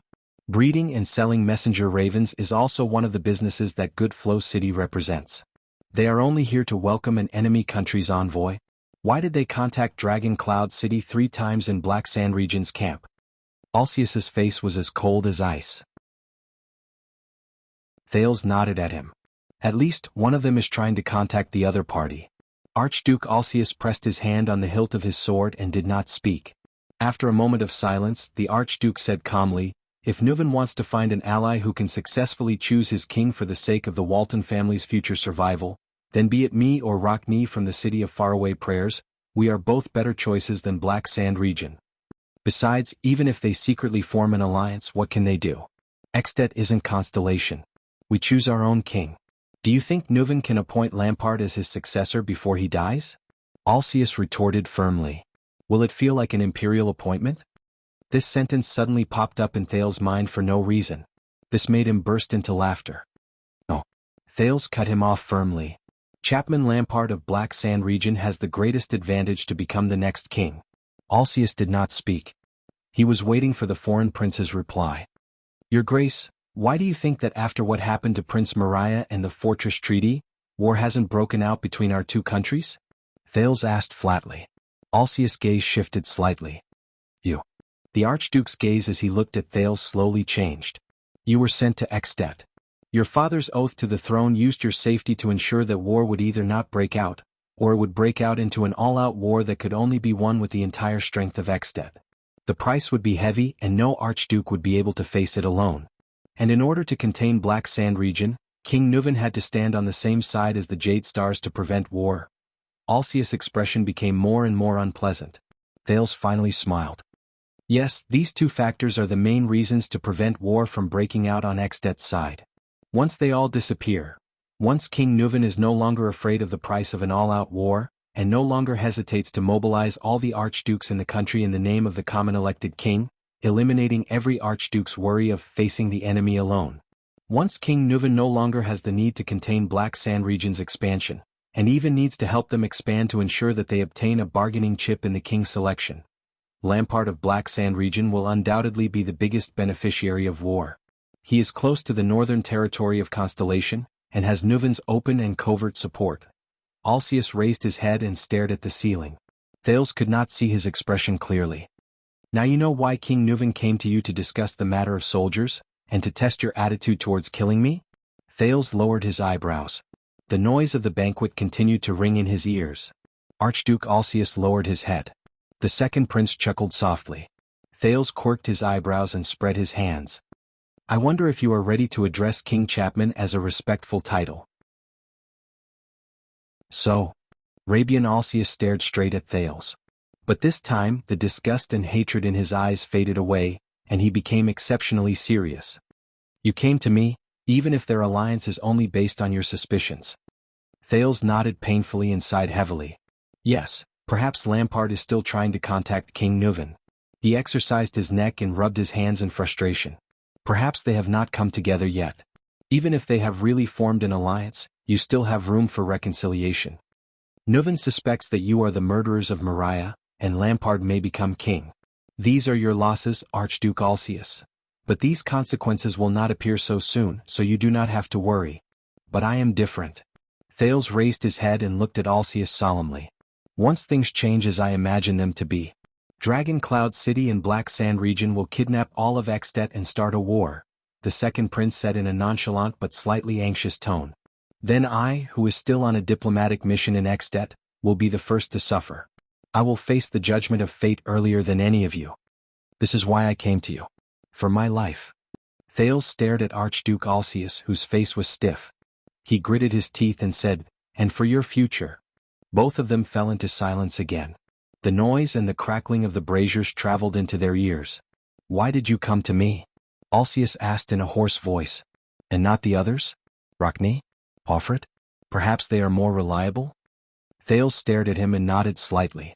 Only your and Trentidas territories are bordered by Constellation and close to Black Sand region. You cannot turn a blind eye to Black Sand region's rise and Constellation's affairs. As for Trentida, I don't believe in his treachery. The Prince of Constellation said softly, among all the archdukes, you, Arabian Alcaeus of Prestige Orchid region, are the most likely to stand with me. Alcaeus took a deep breath and looked out the window. The next moment, since we've said this much, Archduke Alcaeus turned to him abruptly. His gaze was sharp. What else do you plan to do? Say it all at once. Thales snapped his fingers in his heart. He smiled on the surface. We are still in King Nuvan's palace. There are not many opportunities for us to meet and communicate. After you have confirmed the details I have told you, if you think that my words are reasonable and that there is a need to take some precautions, Thales said faintly, I have bribed Marquis Shiles with a promise. He will provide me with information, and tonight's banquet will last until tomorrow morning or even noon. Archduke Alcaeus nodded. At 4 o'clock in the morning, the gates of the palace in Dragon Cloud City will open. At that time the first wave of guests will leave. The guards will be as tired as they are. You will avoid their eyes and ears and leave the banquet hall, Thales said cautiously. Come to the meeting hall and find me. I will leave midway and find an excuse to rest there. Over there, we will finalize a plan that will not only save my life, but also make Nuvan and Lampard's alliance go bankrupt. Alcaeus stared at him steadily. I will consider it. The bearded archduke's expression was complicated. But you know it's just a consideration. Of course. Thales raised his eyebrows. It's up to you whether you want to come or not. The archduke fell silent. Just as Thales was feeling uneasy, Alcaeus suddenly chuckled. Brat, perhaps you really are a rare intelligent person. The archduke shook his head. But I still don't like you. It's okay. Thales reacted quickly and said with a smile, after all, we, Jadestar and Alcaeus are mortal enemies. Alcaeus glanced at him one last time. His gaze was complicated and subtle. The archduke turned and left. Wyatt came in front of Thales. Thales watched Alcaeus' back disappear around the corner and exhaled abruptly. His entire body relaxed and his entire body went limp. Wyatt gently held him up. Your Highness, the attendant said softly, how was it? He saw through my relationship with Nuvan from the beginning. Thales felt his body drenched in cold sweat and said with lingering fear, fortunately I adapted to the situation. He raised his head and looked at Wyatt. What did Ralph say? Wyatt hesitated and made a few gestures that he himself did not understand. Very good. In that case, Marquis Shiles has stalled the third archduke. Thales wiped the sweat from the back of his head and shook his head.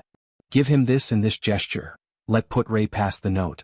The next target is about to begin. Hopefully Shiles' acting skills are good enough to not arouse Alcaeus' suspicion. A few minutes later, Thales straightened himself and stood in another corridor. He recalled the next person's personality. Then he made up his mind. Footsteps came from behind him. The next moment, Thales took a deep breath and turned around. Accompanied by Wyatt, he flashed the brightest smile at the person who was walking towards him from afar. Your Honorable Highness. You know, who will be the next common elected king of Extet? The next second, the Archduke of Reformation Tower, Porphyus Trentida, who had a bowl cut on his face, stood in front of Thales with a frown on his face. 3:50 in the morning. Heroic Spirit Palace, the meeting hall. Thales sat at the long table where King Nuvan sat in the same hall as yesterday. Looking at the empty stone hall, he felt a little creeped out. There was only one thing that could overshadow his fear of darkness and loneliness. That was apprehension and panic towards the unknown. Only the few braziers behind him continued to crackle and burn on their own. He placed his hands on the long table and sighed. Who will come? His conversation with the 5 archdukes finally ended in trepidation. Alcaeus of Prestige Orchid region was the first. It made him especially nervous and took a long time. He almost failed due to his relationship with Nuvan being exposed.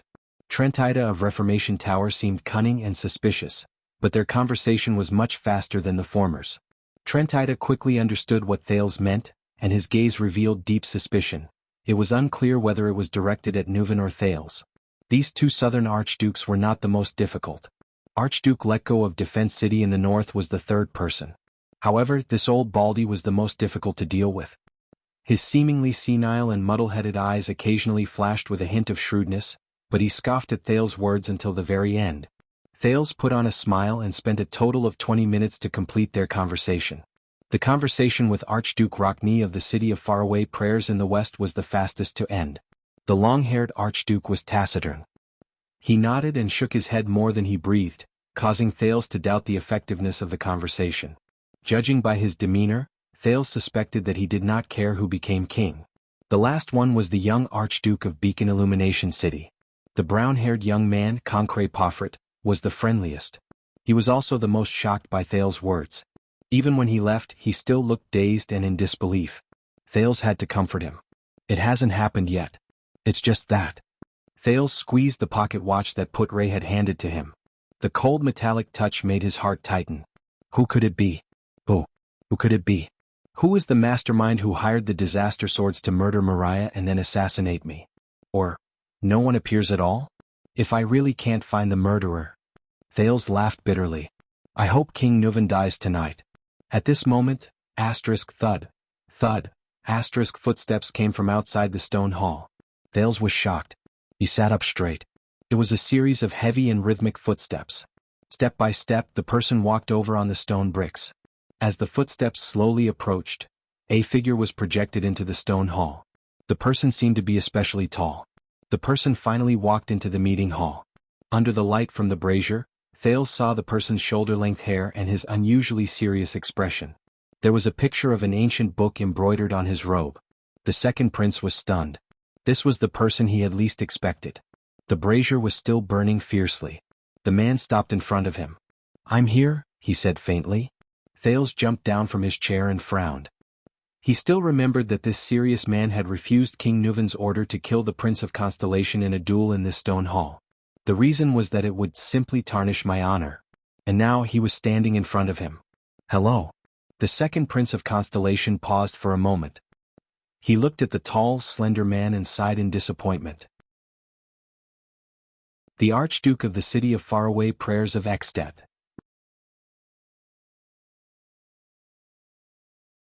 Chapter 145.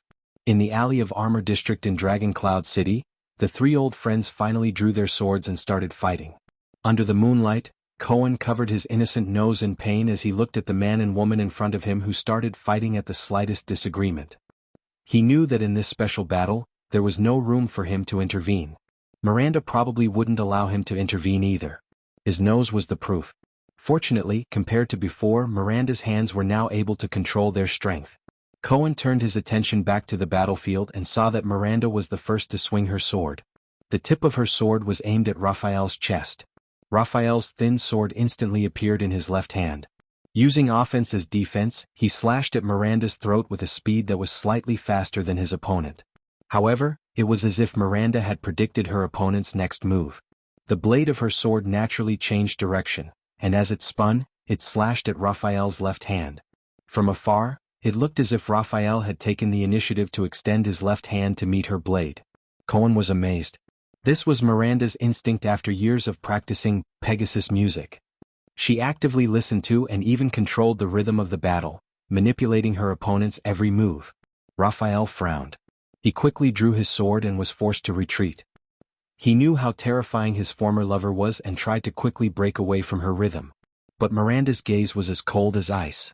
She followed up with a timely slash. When Raphael retracted his right leg, she slashed at his left leg, which was his center of gravity, and interrupted his retreating and regrouping steps. Raphael was forced into a difficult situation. He was forced to stop retreating and face the sword. Just like before, Miranda seemed to have predicted Raphael's movements. She drew her forearm and the wind howled. Cohen's pupils shrank as he watched the battle. In the 10 seconds, the swords of both parties did not touch, exchange, or clash. They only moved back and forth in the air, causing ripples in the air.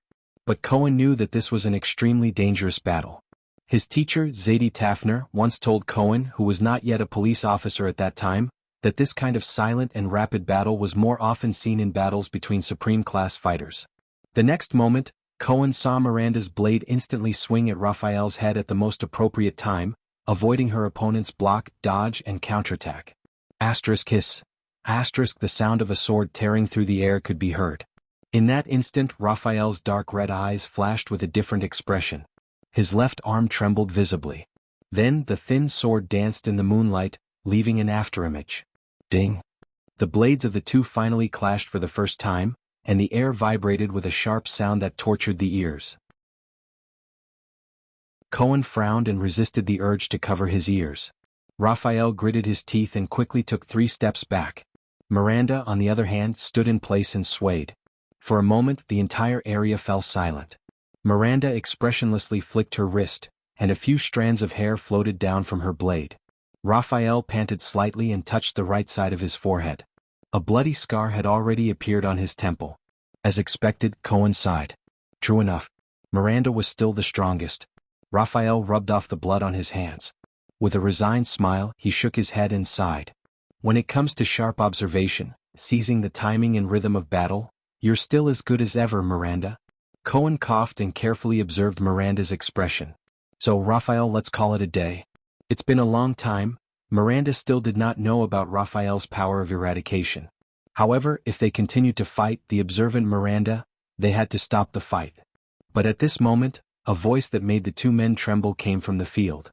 Raphael, where's your sword of death? Cohen was slightly startled.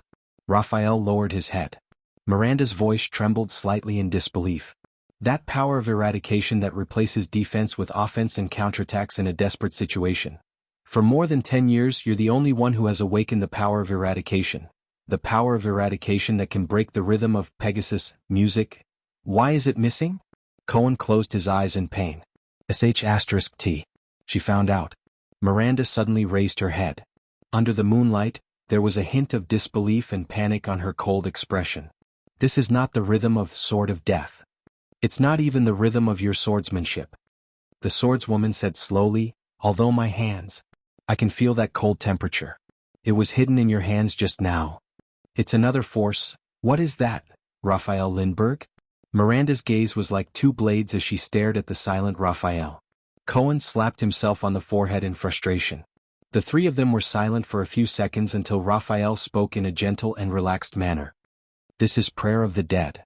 To be honest, it's not much different from Sword of Death. The young man in white sneered. His voice was still light. Fighting for a chance of survival in a hair's breadth, seeking victory in a dangerous situation to the limit. The style is very similar. I thought you wouldn't be able to feel it with your hands. Just like how Touch of Greed is the Disaster Sword's version of Glory of the Stars. Miranda furrowed her brows tightly. With a hint of anxiety, she asked keenly, is the so-called Prayer of the Dead also another version of Sword of Death? Her gaze was filled with indescribably complicated emotions. She fixed her gaze on Raphael. The Disaster Sword's ruthless power of eradication? Cohen was truly stunned. It seemed that Miranda had already gathered a lot of information about the Disaster Swords in a short period of time. As for himself, Cohen thought of the young man who ran away and he immediately blushed. It seems that Klein has told you too much. Raphael narrowed his eyes as if he was deep in thought. Even if it's an unrestricted inheritance from outside the tower, he's still a swordsman who is close to supreme class. Why would he talk so much? To their surprise, Miranda suddenly smiled. Cohen was stunned while Raphael furrowed his brows. Is this why you hid it from me, Cohen? As she laughed, Miranda used her slightly hoarse voice to speak to Cohen without turning her head. The Tower of Eradication's successor, who is chosen once every 5 years, one of the candidates to inherit supreme class. Raphael Lindbergh. You actually sided with the Disaster Swords? Cohen shut his eyes tightly when he was questioned. Raphael remained silent. The police officer opened his mouth to speak, but he hesitated when the words reached his lips. He opened and closed his mouth. In the end, he still lowered his head and turned his words into a sigh. In the next second, Miranda's figure flashed, and her sword struck out once again. This time, her sword was not aimed at Raphael's vital points. Instead, it went straight for the blade in Raphael's left hand. Cohen revealed a puzzled expression. Attacking the enemy's weapon was not a normal battle strategy. But what surprised him even more was that Raphael, who had been smiling all this while, actually had a drastic change in expression because of this seemingly harmless strike. Asterisk clang. Asterisk the 2 swords collided for the second time, but there was no follow-up. Miranda's sword retreated upon contact. Miranda stared straight at Raphael, as if she had forgotten everything around her. Raphael, on the other hand, looked at Miranda with a pale face, as if he had been struck in his most vital spot. Only Cohen scratched his head and looked at the scene in confusion. Strange, this strike didn't cause any damage? Why are the two of them reacting so strangely? Then Miranda's voice drifted over. The reason for the disappearance of the sword cleansing's death is this? Arun's daughter's voice trembled unexpectedly at this moment. 3 years? 3 years? It's him? Is this the reason? Him? The young man in white, Raphael, stared blankly at Miranda. His expression was complicated. Mira. She still found out. This was the first time they met after 3 years. She found out. He lowered his eyes. In the next second, the swordswoman suddenly raised her head and shouted agitatedly, Raphael, you arrogant idiot. Raphael didn't say anything. He just looked at her calmly. Cohen stared in shock at Miranda, who seemed to have lost control of her emotions. What's wrong? Wasn't she a strong and independent, strong woman just a moment ago? How did she become a grief-stricken ex-girlfriend in the next moment? In the next moment, the swordswoman turned around and stabbed her sword into the wall beside her. Swoosh! Raphael let out a long sigh. With a gloomy expression, Miranda let go of her hand, letting the hilt tremble in the air. I curse him? Miranda turned her head and gritted her teeth. Her expression was sorrowful and indignant. She sneered angrily. He deserves it. He deserves it. The swordswoman roared. Raphael gently sheathed his sword. Don't be like this, Mira. The young man in white shook his head and said softly, It's not worth it. Cohen's mouth fell open.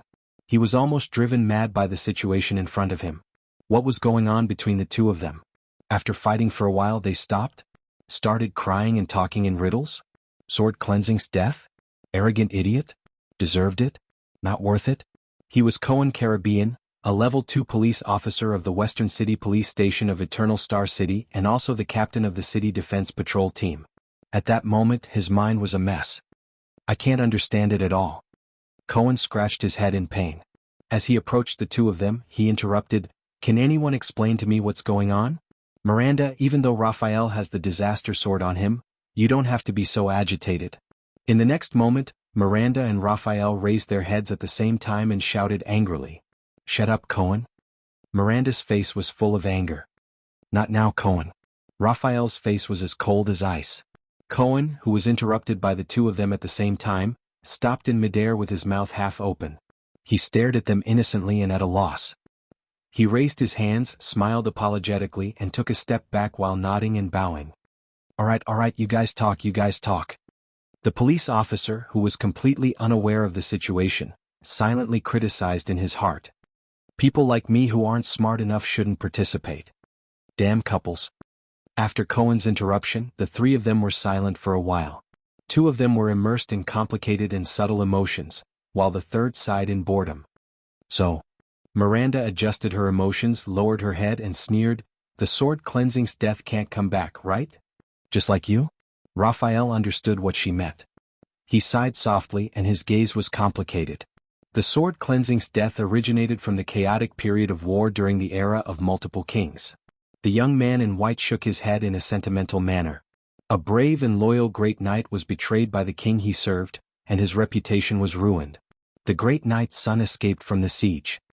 He washed the blood on his father's sword by the river and vowed to take revenge, Raphael said faintly. Many years later he joined the enemy kingdom and became a knight. After many years of cruel battles where blood flowed like rivers and corpses were strewn everywhere, the new knight finally led the new king's army into the tyrant's castle and killed the enemy with his own hands.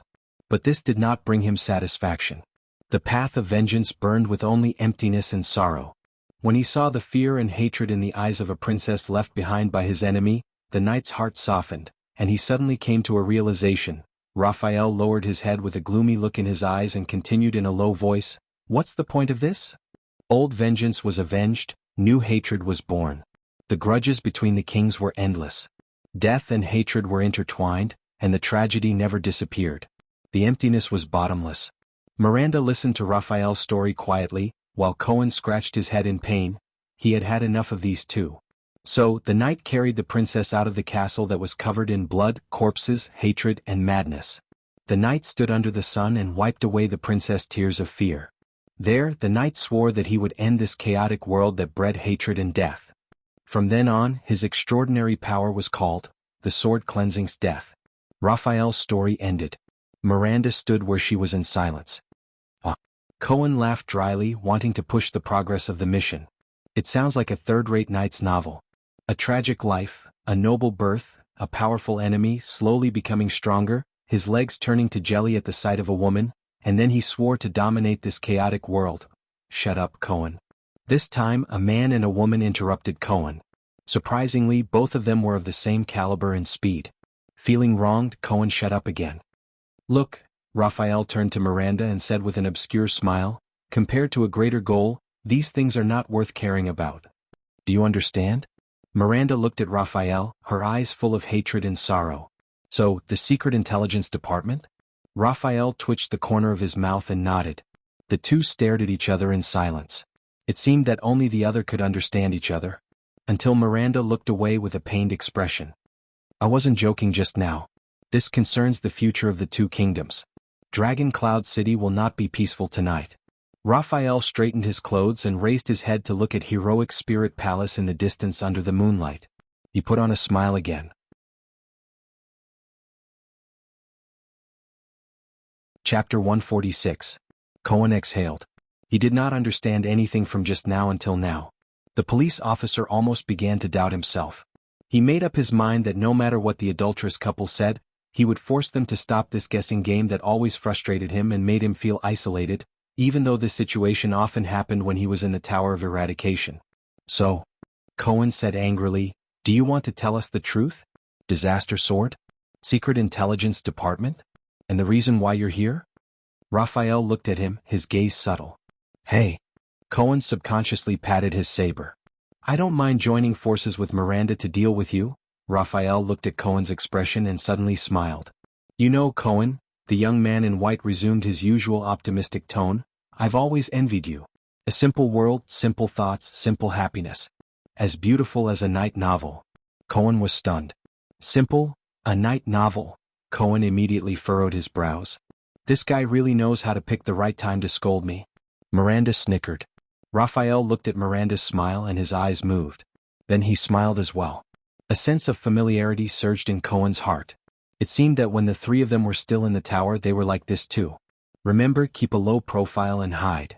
Raphael slowly turned around and whispered to them, find a good place to hide. Don't look for people like Gu anymore. In the next moment Raphael's figure disappeared from the alley. Hey! Cohen's expression changed. He was about to chase after him, but Miranda grabbed his arm. Cohen. Miranda lowered her head and said faintly, don't chase after him. Cohen looked at Miranda in disbelief. You let him go just like that? The police officer raised his hand in the air indignantly. It's the first time we've met in 3 years. Aren't you going to ask anything? Including about the disaster sword? Miranda did not raise her head, nor did she look in the direction where Raphael disappeared.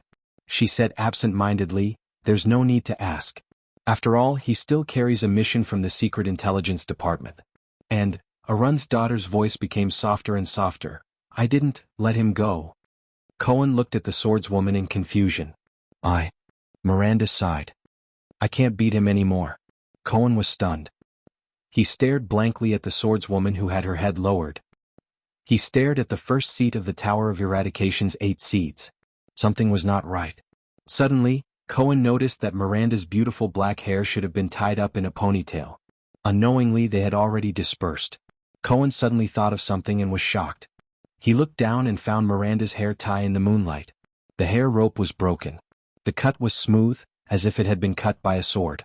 Cohen's expression changed. This was the first time Raphael and Miranda exchanged blows? Him? Cohen looked at Miranda in disbelief. Raphael, held back just now?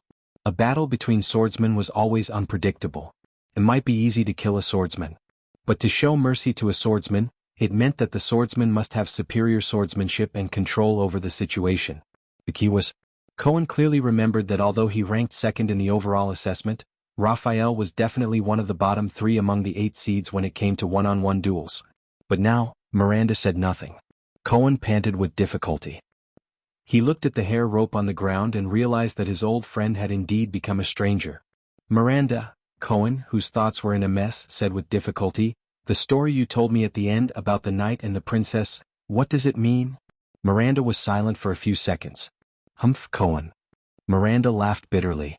"As the son of the Sword of the Twin Towers Caribbean family, your knowledge of history is terrible."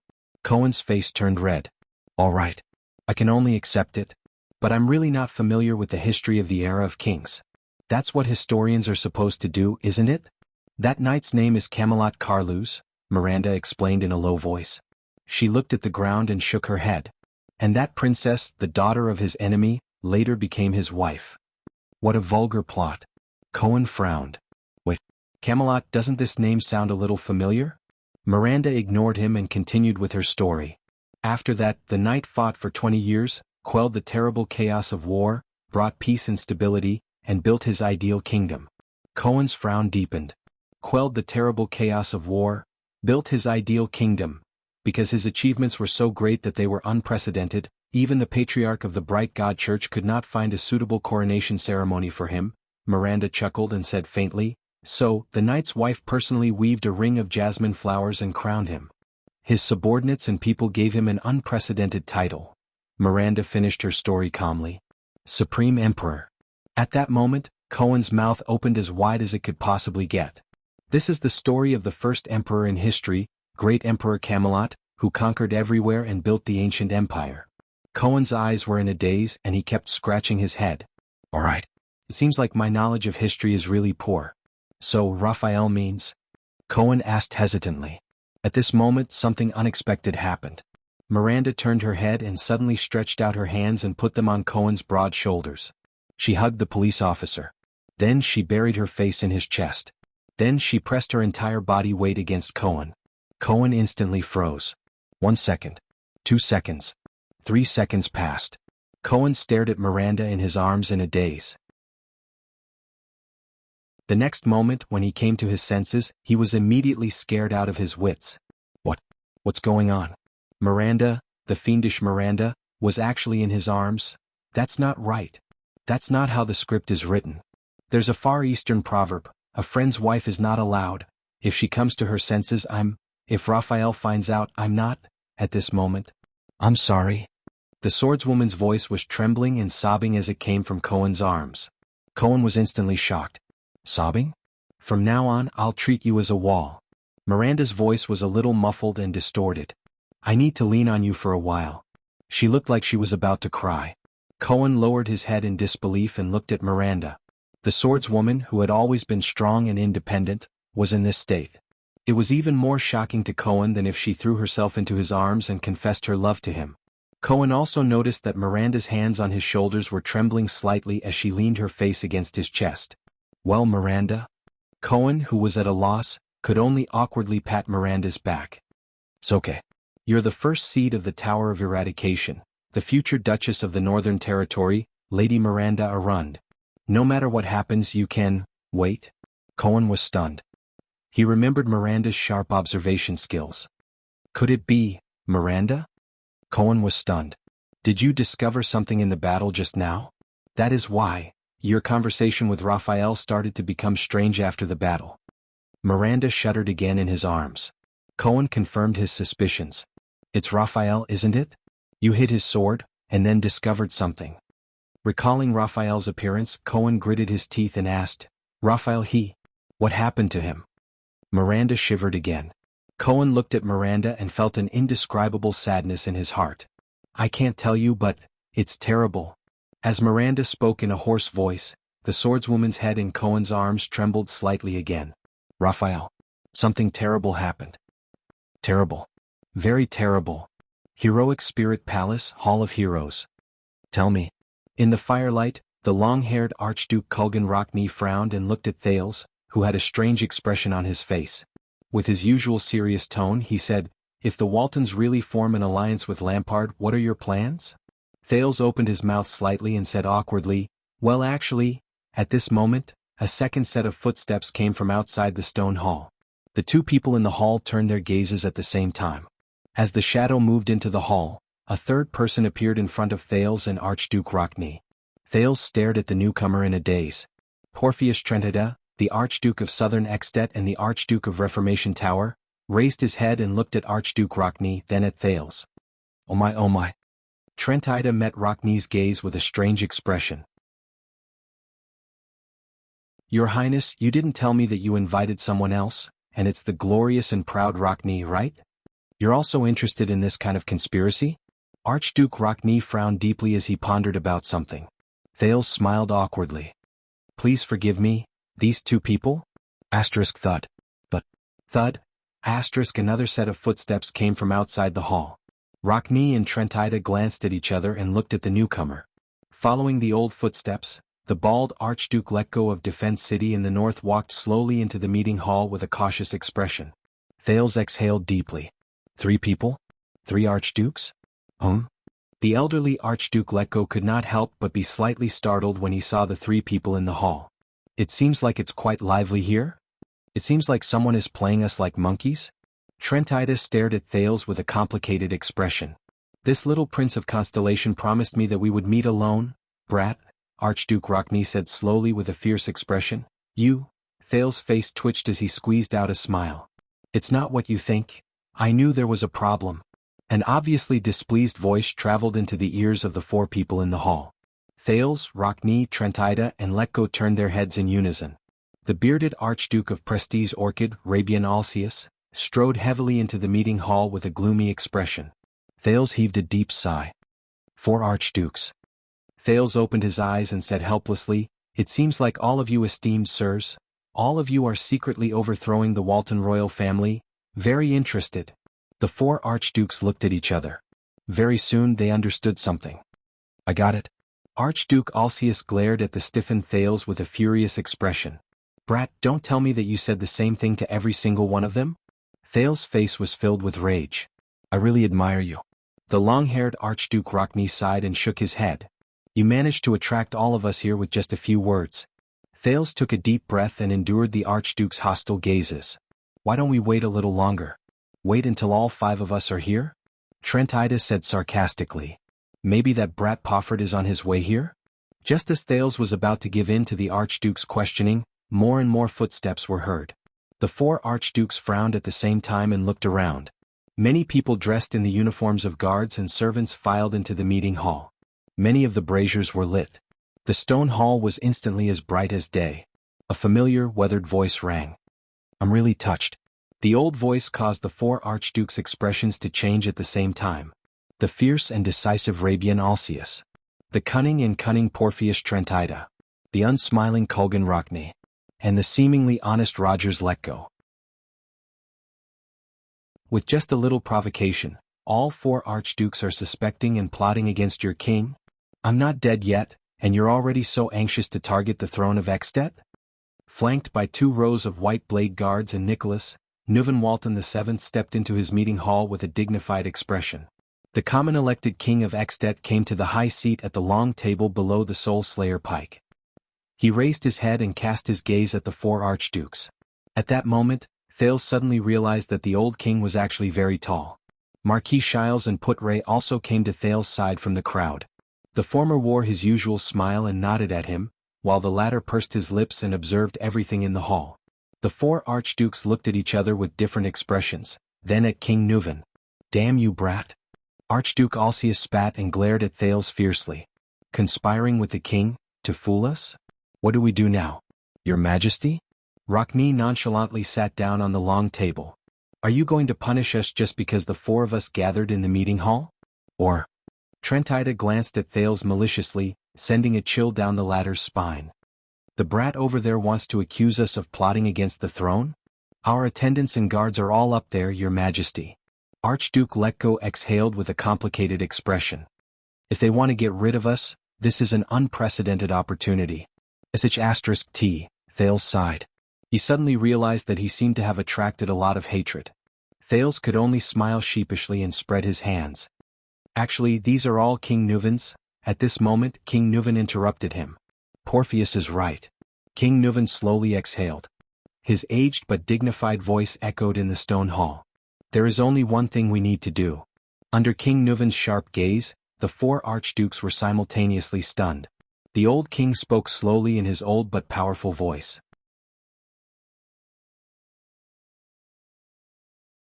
Chapter 147. This was the first time Thales saw King Nuvan with a dark golden crown on his head. Dressed in a golden-red outfit that was both solemn and imposing, he walked down the stairs with his ministers surrounding him. He walked towards the long table in the middle of the meeting hall and sat on the common-elected king's seat of honor. In Thales' eyes, the nearly 70-year-old old man was no longer as gloomy and obscure as he was when he first met him. Instead, it was replaced by an unprecedented majesty and boldness, like a silent and terrifying lion in a pride of lions. Nuvan Walton VII stood tall and upright. He held onto the arm of the chair, his eyes shining brightly as he looked into the hall. Under the king's undisguised scrutiny and disdain, the four archdukes turned their heads or averted their gazes in an unnatural manner.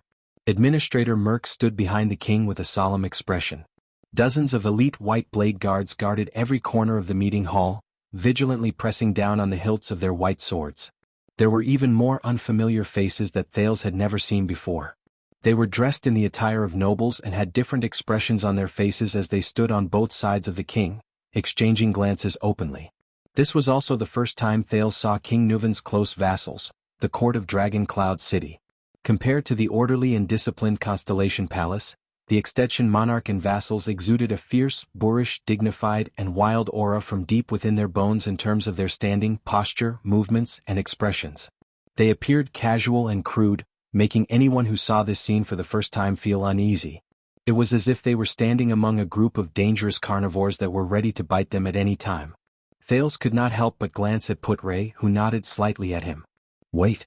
In the meeting hall, the long-haired Archduke Rockney asked the question in his thunderous voice, "What do you mean, Your Majesty?" No one answered him. "Hey, Your Majesty.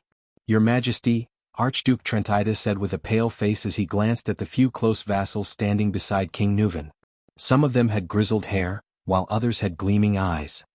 "I don't know what you're trying to do, but from Chief Administrator Sorb to Count Seiler, who is in charge of foreign affairs, and now, you're bringing half of the Imperial Conference to us? Are you going to discuss with us why the wine at the banquet earlier was so sour?" he asked in a sarcastic and accusatory tone. Beside him, Archduke Alcius also looked at the king rudely. Thales watched the scene worriedly. How is this going to end? It seems that His Majesty's long tolerance has spoiled all of you. Listen up, Your Excellencies, Archdukes of Ekstedt. One of King Nuvan's vassals, who was more than 50 years old, replied rudely to the Archduke of Reformation Tower. The king you swore to be loyal to, the lord whom the Northlanders swore to follow with their lives, is ordering you, wait. The old official's face was cold as he reprimanded him without giving him any face. Archduke Trentida and Archduke Alcius's faces immediately turned cold, while Archduke Letko looked pensive. Only Archduke Rockney's expression did not change as he sat on the left side of the long table, just like the first time he met Thales. A few seconds later, Grand Duke Letko of Defense City let out a long sigh and slowly sat down. "You should at least tell us what this lousy trap is for, Your Majesty." Archduke Alcius also sat down in his seat and immediately said coldly, colluding with Constellation's brat to toy with the archdukes under him, "I feel that my dignity has been greatly insulted." At this moment, a series of knocking sounds came from the hall. Knock, knock, knock. The four archdukes turned their heads in unison and looked at the main seat at the end of the long table. There, Nuvan VII, who had a stern expression on his face, was slowly knocking on the table with his right hand. Knock, knock, knock. Thales narrowed his eyes. He noticed that King Nuvan wore a peculiarly shaped ring on his right little finger. The center of the silver-white metal ring was inlaid with a black gemstone. The king was using that gemstone, seemingly absent-mindedly knocking on the table. "Dignity does not give you the right to question the king, Rabian," King Nuvan said slowly. His gaze was fixed on the table, as if he was particularly interested in the part of the table he was knocking on. "There is only one thing you need to do, boys. Just like what you did more than 10 years ago. Obey me." King Nuvan slowly raised his head. There was a stern glint in his eyes that left no room for argument. He looked at the archdukes. "Just like a long time ago when your father obeyed my father and later on he obeyed me, at least at that time we lived in harmony. Do you understand?" The archdukes held their breaths in unison. A few seconds later, Archduke Letko sighed and was the first to speak. "According to what that child said, You used lies to test our loyalty? And we are far away from our own guards and attendants. This really makes me worry about my own safety. King Nuvan suddenly raised his voice, causing Letko to be speechless. If I really want to take your lives regardless of the consequences, Old Baldy, do you think that you can walk out of Heroic Spirit Palace alive or even Dragon Cloud City, with just those useless soldiers by your side and that supreme class axeman behind you? Do you think you can walk out of Heroic Spirit Palace alive? This is not your defense city. The archdukes frowned at the same time. At least tell us, what are you waiting for? Rockney pushed aside his long hair and snorted coldly. Your Excellencies, His Majesty the King has already shown great kindness. Please do not be impatient. However, if you have some understanding of each other's identities and duties. On King Nuvan's left, another minister with a pondering expression replied with a smile and a profound meaning, find your own positions and sit tight. No one said anything else. The hall fell into a moment of silence. There was also an unknown wait. A few minutes passed. In the end, Thales, who could not sit still any longer, rolled his eyes in embarrassment and glanced around. He attracted the attention of the bearded archduke. After this matter is over, brat. Alcius cast his gaze on Thales with a fierce expression. In an instant the other archdukes also looked at him. I will dig out your heart as the price for challenging our dignity. Rockney, Letko, and Trentida also cast him different gazes. There was vigilance, contemplation, and suspicion. Thales closed his eyes and heaved a long sigh. Damn it. I thought this would be easy. Find out the mastermind. King Nuvan will wave his hand and fire 10,000 arrows at once. An eye for an eye, a tooth for a tooth, a tooth for a tooth, a tooth for a tooth, and a tooth for a tooth. But for now, at least based on Alcius' performance, the side effects and sequelae are huge. Save your energy, Your Excellency, Thales heard himself say listlessly. Don't always talk about things you can't do. He did not want to argue anymore. Alcius clenched his teeth. But just as he was about to speak, a newcomer joined the meeting hall. Following the sound of messy footsteps, a brown-haired young man wearing a heavy robe embroidered with a blood-red horseshoe walked into the crowded meeting hall. The Archduke of Beacon Illumination City, the young Concret Pofret, stood in front of the crowd, accompanied by his entourage. Thales took a deep breath and let out a heavy sigh. Finally, very good. Seeing Pofret's arrival, Archduke Trentida's eyes brightened. He looked around at the people in the hall and smiled brightly. Only Archduke Rockney furrowed his brows tightly, while Archduke Letko revealed a surprised expression. Now that we're all here, the 5 archdukes invited by your majesty are gathered here under the watchful eyes of the White Blade Guards. The Archduke of Reformation Tower raised his eyebrows. Here comes the question. What exactly do you want to do?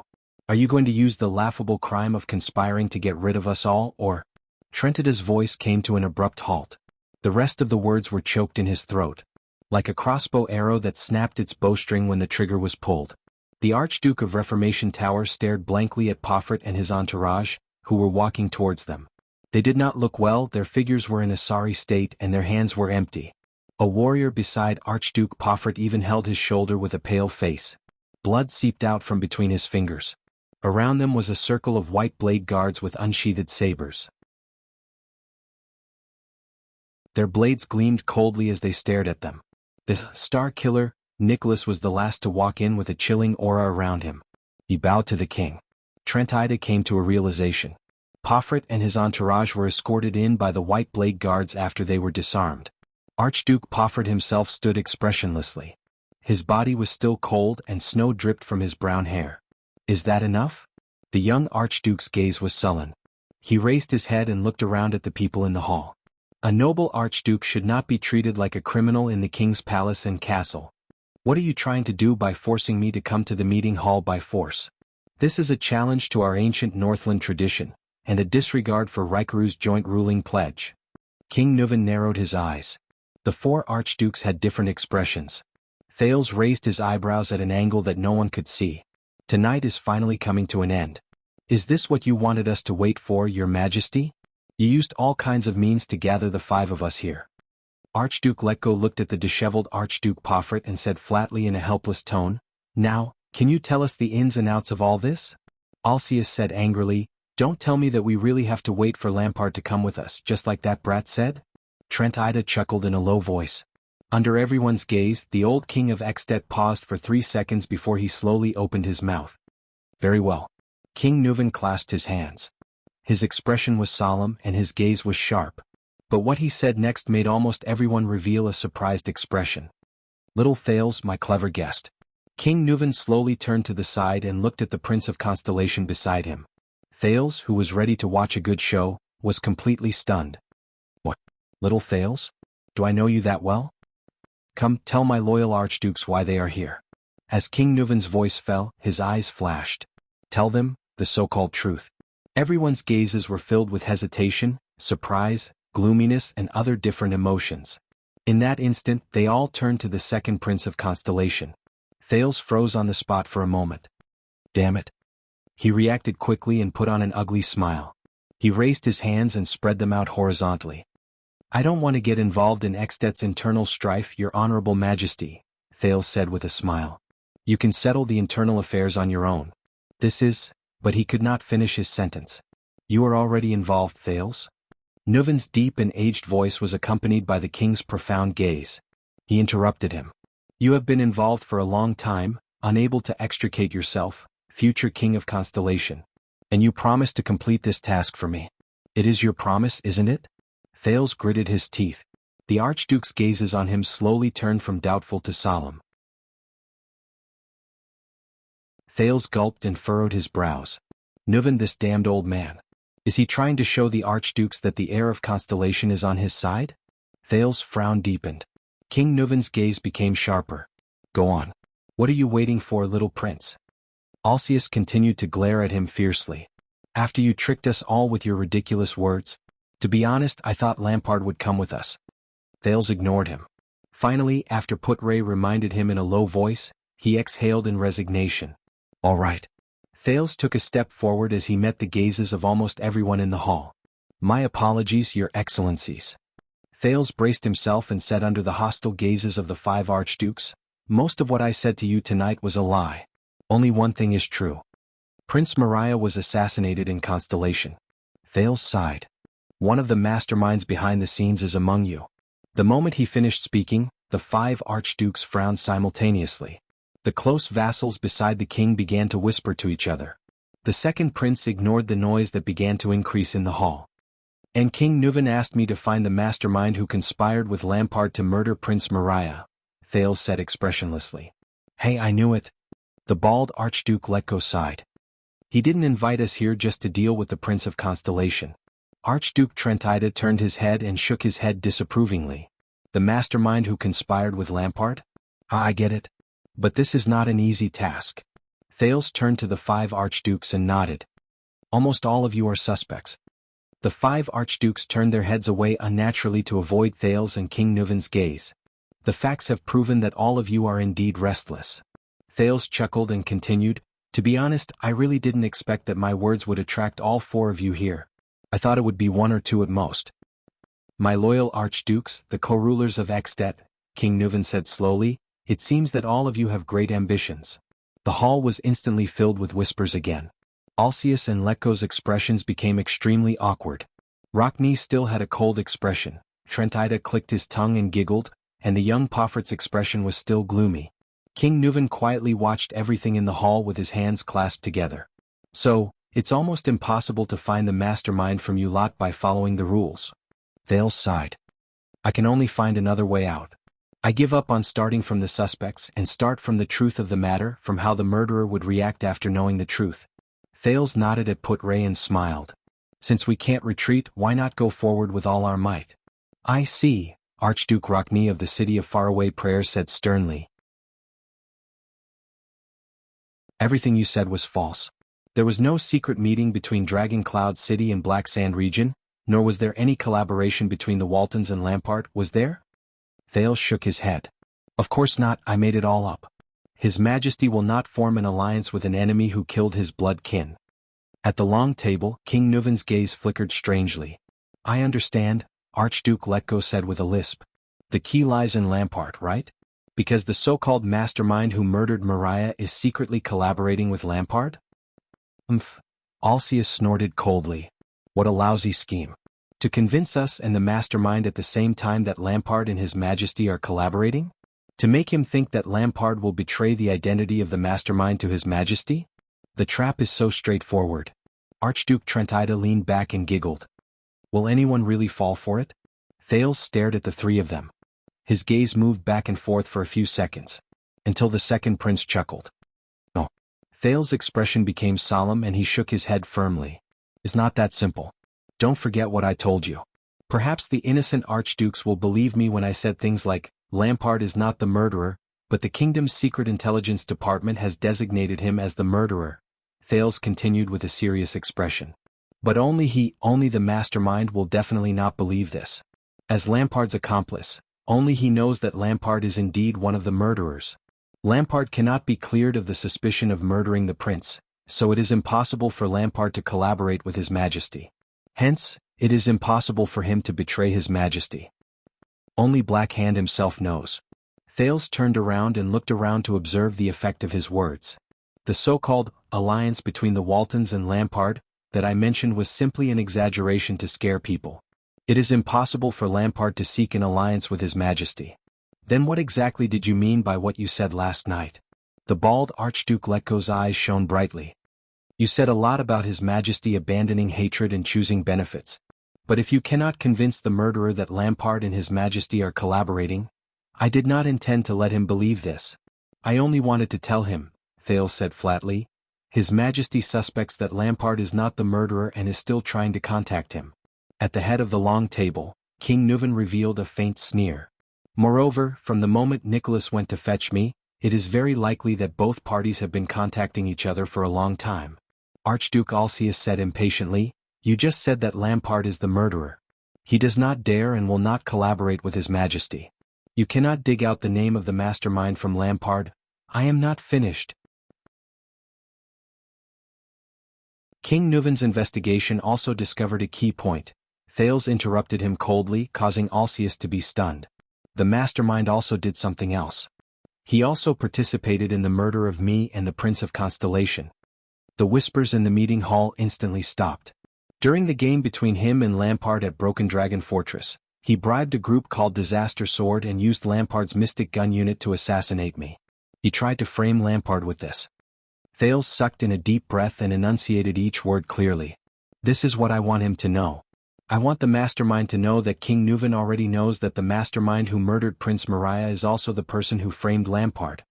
Behind Thales, Poitre sighed. Beside him, Marquis Shiles had a smile on his face. So, at the end of the day, I only wanted to tell you two things after talking so much nonsense to all of you tonight. Thales shrugged. 1. His Majesty is contacting Lampard. 2. His Majesty knows that the mastermind who murdered Prince Mariah is also plotting against Lampard. Under everyone's puzzled gazes, Thales nodded slowly. In that case, whether His Majesty can reach an agreement with Lampard is no longer important. The important thing is, when His Majesty contacts Lampard in order to confirm the truth behind Mariah's murder, will he inform Lampard of this matter? The archdukes were instantly shocked. They had already figured out the cause and effect of the matter. And this is possible. After all, according to what I said, King Nuvan has already contacted Black Sand region through Nicholas a few days ago. The mastermind not only murdered His Majesty's son, but also betrayed Lampard. In the face of such a possibility, he will definitely feel uneasy. Will His Majesty, in order to gain Lampard's trust, tell him that the person who framed Lampard is also the person who murdered Mariah? And Lampard happens to be the person who knows the truth behind Prince Mariah's murder and the identity of the mastermind. So, the key does not lie with His Majesty, but with Lampard himself. Thales looked at everyone's reaction and sighed deeply. If the answer is no, then he is lucky. But will this luck last forever? Will the next communication between the two parties bring up this matter? If the answer is yes, then Archduke Chapman Lampard will know that his longtime collaborator planted a mole in Black Sand region's army and framed him in Broken Dragon Fortress. This is a betrayal. At that time, if I were Lampard, the first thing I would do would be to immediately inform His Majesty of the identity of the culprit.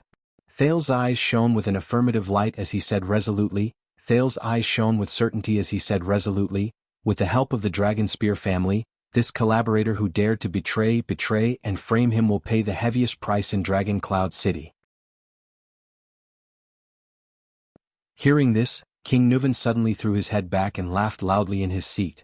His laughter grew louder. However, the others in the meeting hall did not say a word. They just quietly watched the king laugh.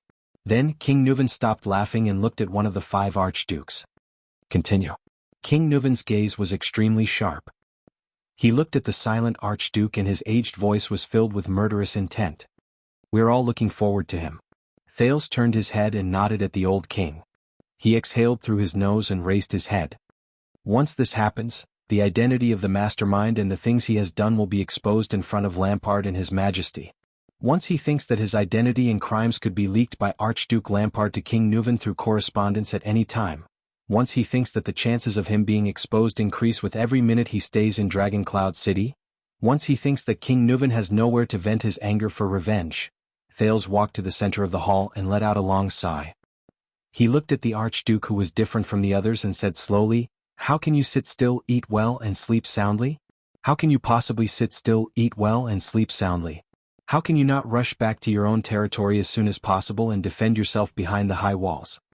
The 5 archdukes had different expressions. However, 4 of them knew what was going on and cast their gazes at the archduke, who had been different since he arrived. "Is that so?" Thales said slowly. Thales spoke slowly. He turned his gaze and looked at that person. The person who was gentle, fair and warm-hearted when they first met in the meeting hall. But tonight he did not say a word and responded with silence. The youngest archduke, whose clothes were embroidered with bloody horseshoes. "His Majesty Lampard and I have a common enemy, the mastermind who murdered Prince Mariah, my enemy who tried to assassinate me, Lampard's collaborator and traitor." Thales flashed a friendly smile. "Can you tell me why, at 4 o'clock in the morning, when the sky is not bright, when the banquet is in full swing, when the palace and the city gate are open for the first time, when I bring up such shocking news and suggestion and expect you to come and meet me, you couldn't even make it in time to bid farewell? You were about to leave Heroic Spirit Palace in a hurry, get on a carriage, drive to the city gates, and leave Dragon Cloud City without a care for anything else?" Thales shook his head and recited his name with mixed feelings. "The Honorable Archduke of Beacon Illumination City, Concret Pofret?" At this point, the hall was already silent. Then, the prominent brown-haired young man, who was covered in cold air and snow, slowly raised his head and looked at the Prince of Constellation.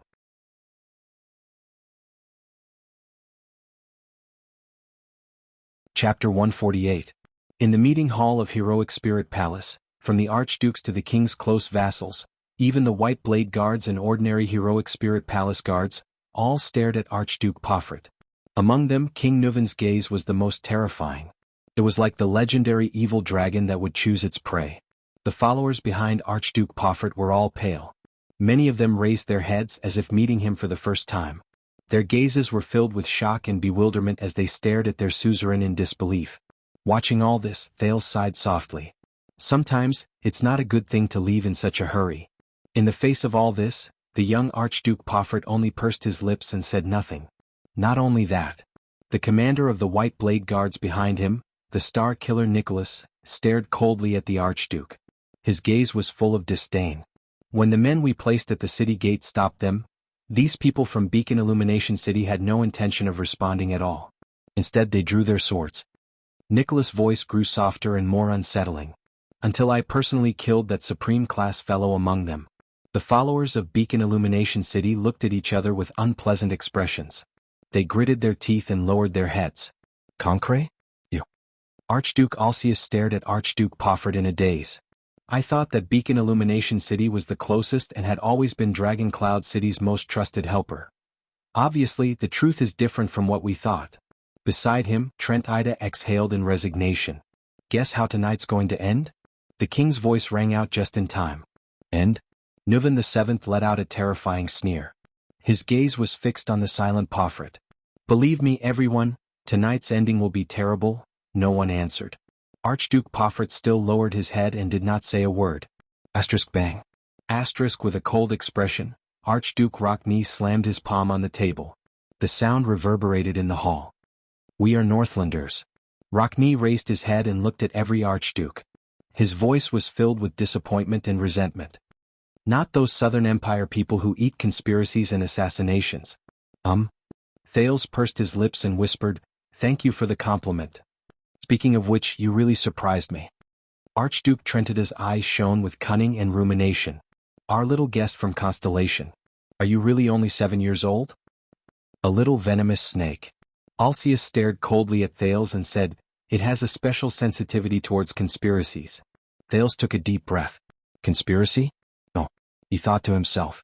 From the assassination of the Extet diplomat group, to the war between Constellation and the Dragon, to the fight for Broken Dragon Fortress, to the mystic guns that were shot at him, to Lampard, to Pofret.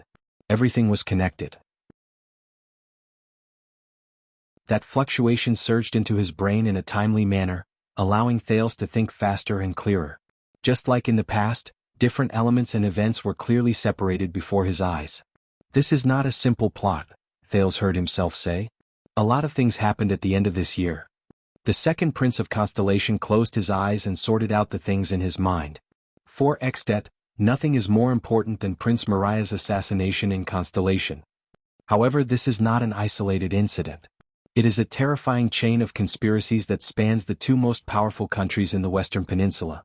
Scenes from the past reappeared before his eyes. The Duke of the Northern Territory's ferocious expression. King Kessel's roar losing his composure. The various gazes of the Dukes of Constellation. The Archduke of Black Sand Region's emotionless gaze. Nuvan VII's despair. And now the Extensions in Heroic Spirit Palace. Thales opened his eyes gently. His gaze was solemn. This plan cleverly utilized the long-standing conflict and hatred between the two countries, which was amplified by the Fortress Treaty and accumulated for more than 10 years. The executors of the plan turned it into a sharp blade that pierced into each other's countries, attempting to reshape each other's power structure amidst the turmoil and reshape the Western Peninsula's situation. Everyone in the Hall of Heroes fixed their gazes on the Prince of Constellation. Even their breathing slowed. Only the vice diplomat of Constellation behind Thales, Lord Putre Nemain, frowned slightly as if worried about something. First, they killed Prince Mariah in Constellation, then instigated a war between Constellation and Extet. The Jadestar royal family suffered great losses in the internal conflict with the domestic nobles. King Kessel abdicated in defeat and condemnation. The Guardian Duke of the Northern Territory Val Arund took over the authority and crown of the Supreme King of Constellation with the support of the people and the glory of fighting against Extet. Thales lowered his head and spoke plainly, as if he was narrating something that had nothing to do with him. Just like the two wings of a butterfly, this is only the wing in Constellation. As for the one in Extet. Archduke Pofret clenched his fists without realizing it. Thales' voice continued to travel faintly. Prince Mariah's death deprived the Walton family of the hope of choosing a king. King Nuvan's anger turned into nourishment for war. Archduke Lampard brazenly dispatched his troops in the name of avenging the king. In the chaos, with the cooperation of the spies, he conquered the northern territory of Constellation, obtaining unprecedented prestige and benefits. In the end, the Archduke of Black Sand Region returned with the glory of the battlefield, and with overwhelming prestige, he successfully chose a king. After the plan was completed, Constellation and the Dragon would replace each other in the midst of their mutual hatred, and be reborn from the ashes. Thales paused for a moment and gently concluded. An ingenious, grand, risky, ambitious, creative, and daring terrifying plan. The five archdukes had different expressions. Rockne's expression was solemn, Alcius pondered in shock, Trentida glanced sideways at the other people in the hall, and the bald old Letko blinked, his emotions indecipherable. Archduke Pofret's breathing gradually became heavier. "Young people, you think too much and have great ambitions." Archduke Letko's murky eyes moved slightly as he asked Pofret, "However, you made an unnecessary move to assassinate the Prince of Constellation, and exposed yourself instead?" Pofret did not answer him. He only stared at the ground in a daze as though everything around him did not exist. "I think it was not an unnecessary move, he had no choice but to do so." Thales raised his eyebrows. "I just figured this out.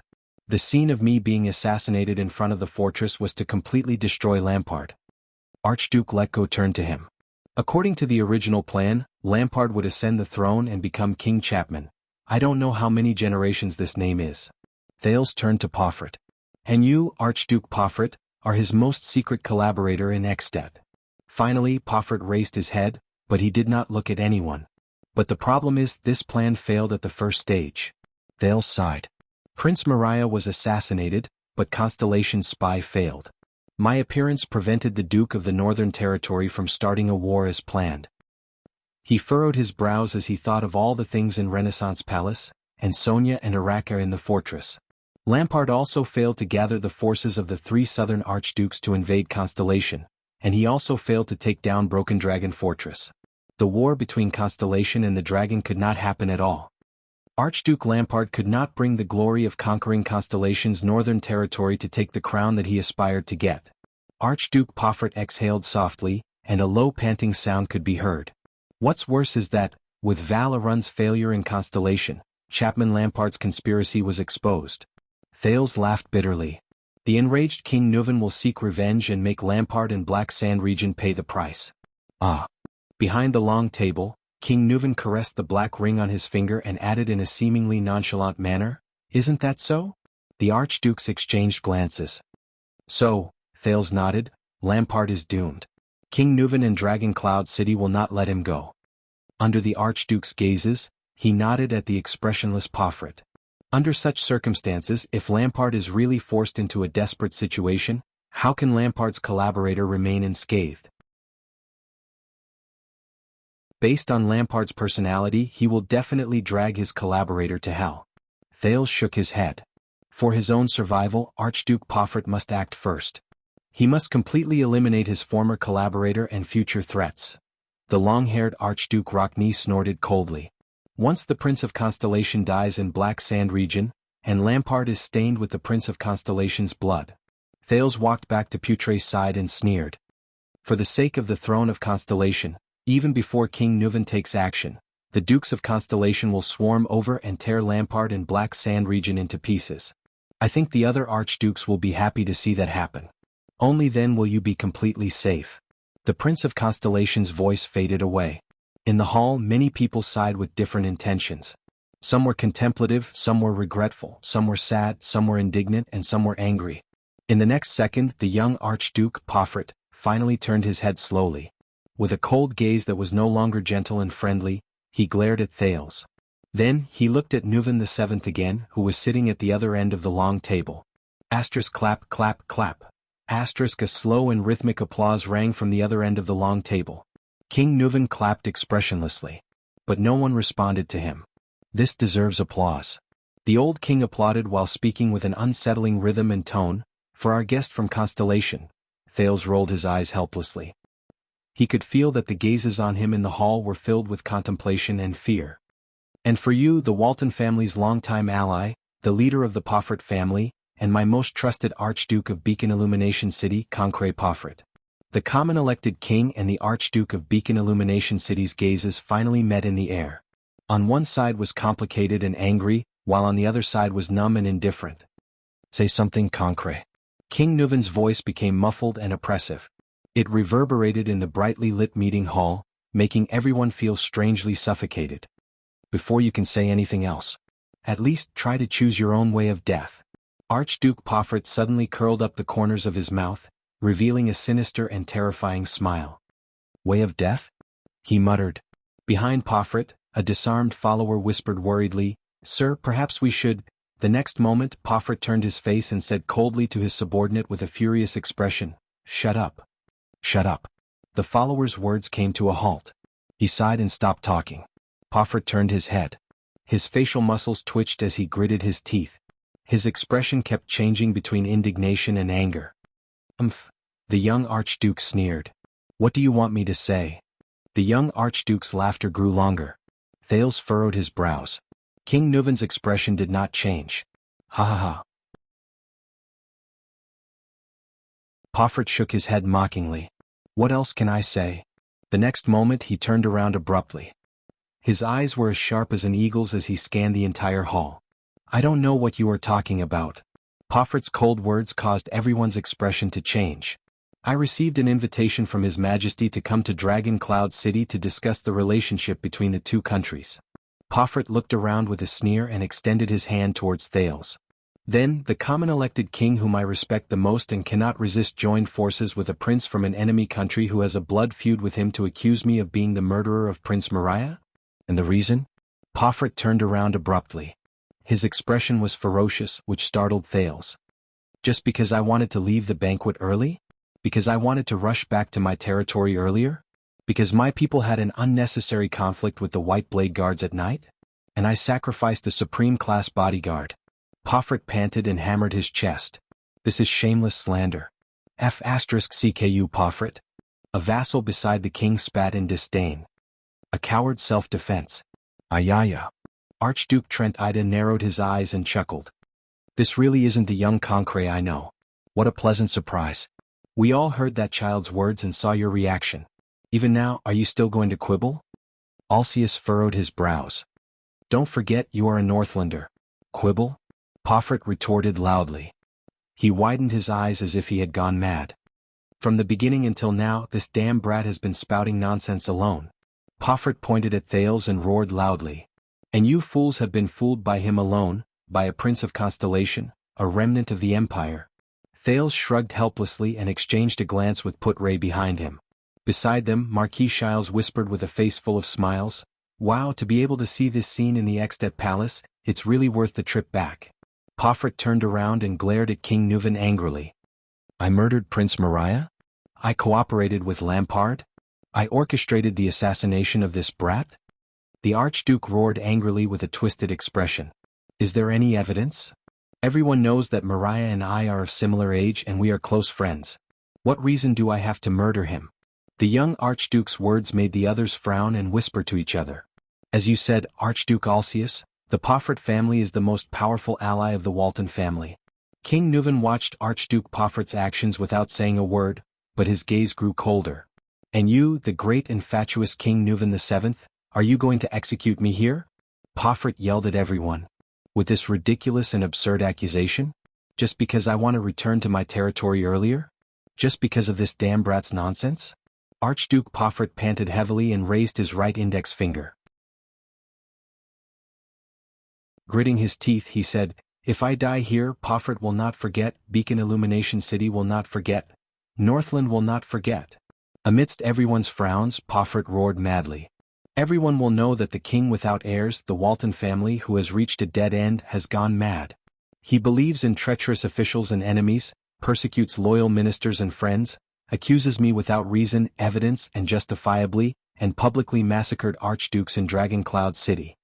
Everyone will know that this is a violation of Rikaru's joint ruling pledge. The other archdukes looked at his performance in silence, their eyes filled with sorrow. Pofrit adjusted his breathing, and there was a hint of threat in his words. After I die, my younger brother will inherit the archduke's position, and the Pofrit family will treat Dragon Cloud City, but at this moment King Nuvan's applause rang out again. He interrupted Pofrit, causing him to be slightly startled. Not a bad attempt. There was a deep chill in King Nuvan's old and deep voice. To think that I always thought you were a polite sissy. I've underestimated you. It seems like you're still a good actor. You should go to Dragon Kiss Academy or Dark Knight Temple, not here. Bah, this is your deliberate plan to kill me and weaken the archdukes, Archduke Pofrit fiercely retorted to his king. Other than guesses and slander, do you have any evidence? King Nuvan sneered. Of course, maybe you've long lost your mind. You don't care about evidence or who the murderer is. You only want to weaken us archdukes. Pofrit raised his hands and bared his chest. He gritted his teeth and stared at the king. Then what are you waiting for? Come kill me. Let the extensions see what kind of king they have. When we reach Hell's River, I will tell Mariah. Pofrit gritted his teeth and enunciated each word. After his death, his father went mad. The Walton family died in this generation. Asterisk thud. Asterisk upon hearing his deceased son's name, King Nuvan slammed his fist on the table. Pofrit ignored him. Pofrit turned around and swept his gaze across all the archdukes. His eyes were burning with fury. And all of you who sat and watched this trial without any evidence, who sat and watched all of this, will be next. Archduke Rockney shook his head in disdain.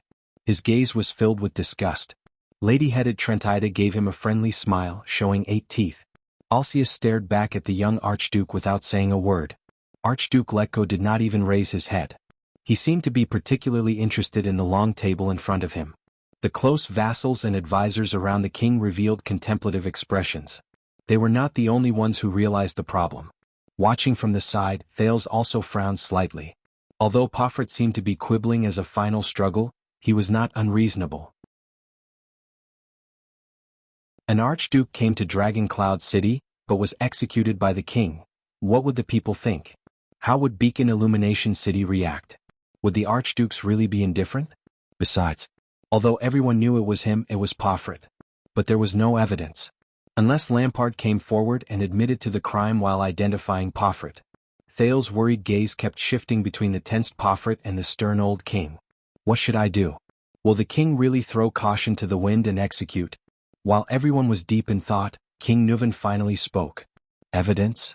The old king threw his head back and laughed. Ha! Pofret was slightly startled. The archdukes also looked at him in confusion. Since when do I need evidence? Nuvan VII's tone slowly rose. I only need a reason. I only need the truth. Pofret exhaled through his nose and sneered. A typical tyrant. Raikaru would also be ashamed of you. He narrowed his eyes. The evil habits of the empire reappear in you. Perhaps this is Raikaru? King Nuvan did not let him continue. When Raikaru Extet was on his deathbed, the old king clenched his right fist and snorted. His nephew and heir, the later Nuvan Walton I, made a vow to the human hero as his heir in front of his bed, witnessed by the Queen of the Sky. The last sentence in his vow later became the Walton family, the Dragon Spear family's language. Yes. Under everyone's gaze, Nuvan VII lowered his voice and said solemnly, as the son of Northland, the son of Northland, the way of Northland. Archduke Pofret was slightly startled and puzzled. Since we are Northlanders. King Nuvan clenched his fists tightly. His eyes were burning with anger, but he suppressed his emotions and continued to speak solemnly. We should follow the way of Northland. Everyone's expression changed at the same time. Thales thought of a possibility. His face turned pale.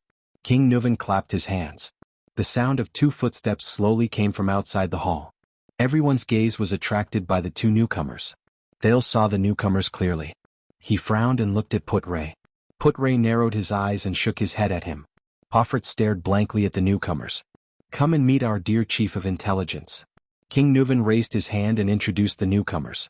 Madame Kalshan. Under Thales' solemn gaze, an old woman whom he had met before smiled gently and bowed slightly to the archdukes. The arrival of the Red Witch, the master of the secret room, made the archdukes frown. What does this mean? Ignoring everyone's expressions, the king pointed at a woman dressed in a silver-white robe whose face was covered by a veil. He continued in a cold voice, and the head ritual master of Bright Moon Temple, Joel Holm. Thales was stunned. He saw the mark on her body, a pair of moons embedded together. They were a curved crescent moon and a full, waxing moon. The head ritual master of Bright Moon Temple? High Priestess Holm did not say anything, as if everything around her had nothing to do with her. But the archdukes and the king did not show any signs of anger, as if this was how it should be. This made Thales think of Sunset Temple in Constellation and High Priestess Lycia. Gods. What kind of role did they play in this world? What does this mean? Pofret's expression was dark as he stared at the king. What does this mean? The old King Nuvan sneered and slammed his palm on the long table. Her Excellency High Priestess Holm is naturally here to bear witness. It's nighttime now, the bright moon goddess is the best witness. Pofret seemed to have guessed something. The young archduke felt his throat go dry. He said hoarsely, Bear witness to what? Bear witness to what? The old king flashed an angry smile and turned to the Prince of Constellation. Little Thales watched carefully. Thales was shocked and he snapped out of his thoughts. King Nuvan said flatly, the ancient ritual of Northland cannot be proposed casually. The ancient rituals of the northern lands are not something that can be casually proposed. It requires a sufficient number of witnesses, a sufficient sacred ritual, and an arbitrator of sufficient status to witness it together. Only then can it be effective. The ancient ritual of Northland? Thales stared blankly at the old King Nuvan VII. For a moment he was extremely shocked. No way? Could it be? The archdukes and the vassals were equally shocked. Many of them even had panic in their eyes. Your Majesty? A noble who seemed to be an administrative officer next to the king asked with a frown. But Nuvan VII did not give them any chance to ask. The next moment, King Nuvan shook his right palm and slammed it on the chair. Asterisk bang. Asterisk everyone was startled. The old king of Extet, who was almost 70 years old, stood up abruptly. His face was filled with hatred and murderous intent. With an aged voice that sounded like muffled thunder, he spat out the following words. I Nuvan Raikaru Kadion Walton, the 7th Nuvan in the genealogy of the common elected kings. The king of dragon knights come hero Raikaru, the successor of the hero Chara. The common ruler of the Northlanders in the Western Peninsula, the defender of the glacier defense line. The defender of the humans in the north, the conqueror of White Mountain. The arbitrator of the Golden Passage, the conqueror of Broken Dragon Fortress. The 35th common elected king of Extet and Queequor Glacier, the Archduke of Dragon Cloud City. Under the witness of the spokesperson of the Bright Moon Goddess at the Imperial Conference, the Archduke of Prestige Orchid, the Archduke of Reformation Tower, the Archduke of the City of Faraway Prayers, the Archduke of Defense City, and the only heir to the royal family of Constellation. Thales stared blankly at the king's actions, not knowing what to do. Equally shocked were the archdukes, including Pofford himself. The king continued to speak. His words were laced with chilling resentment and pain. For my son, the last heir of the Walton family in Dragon Cloud City, Mariah Bertram Neuven Walton, and for the despicable assassination he suffered. Under the glorious tradition of Northland, in the name of blood vengeance. To you, Concré Pofford of Beacon Illumination City, to issue a sacred duel challenge. The old king's words were resolute. He looked at the stunned young archduke and spat out his last words. The duel is issued in the name of the king.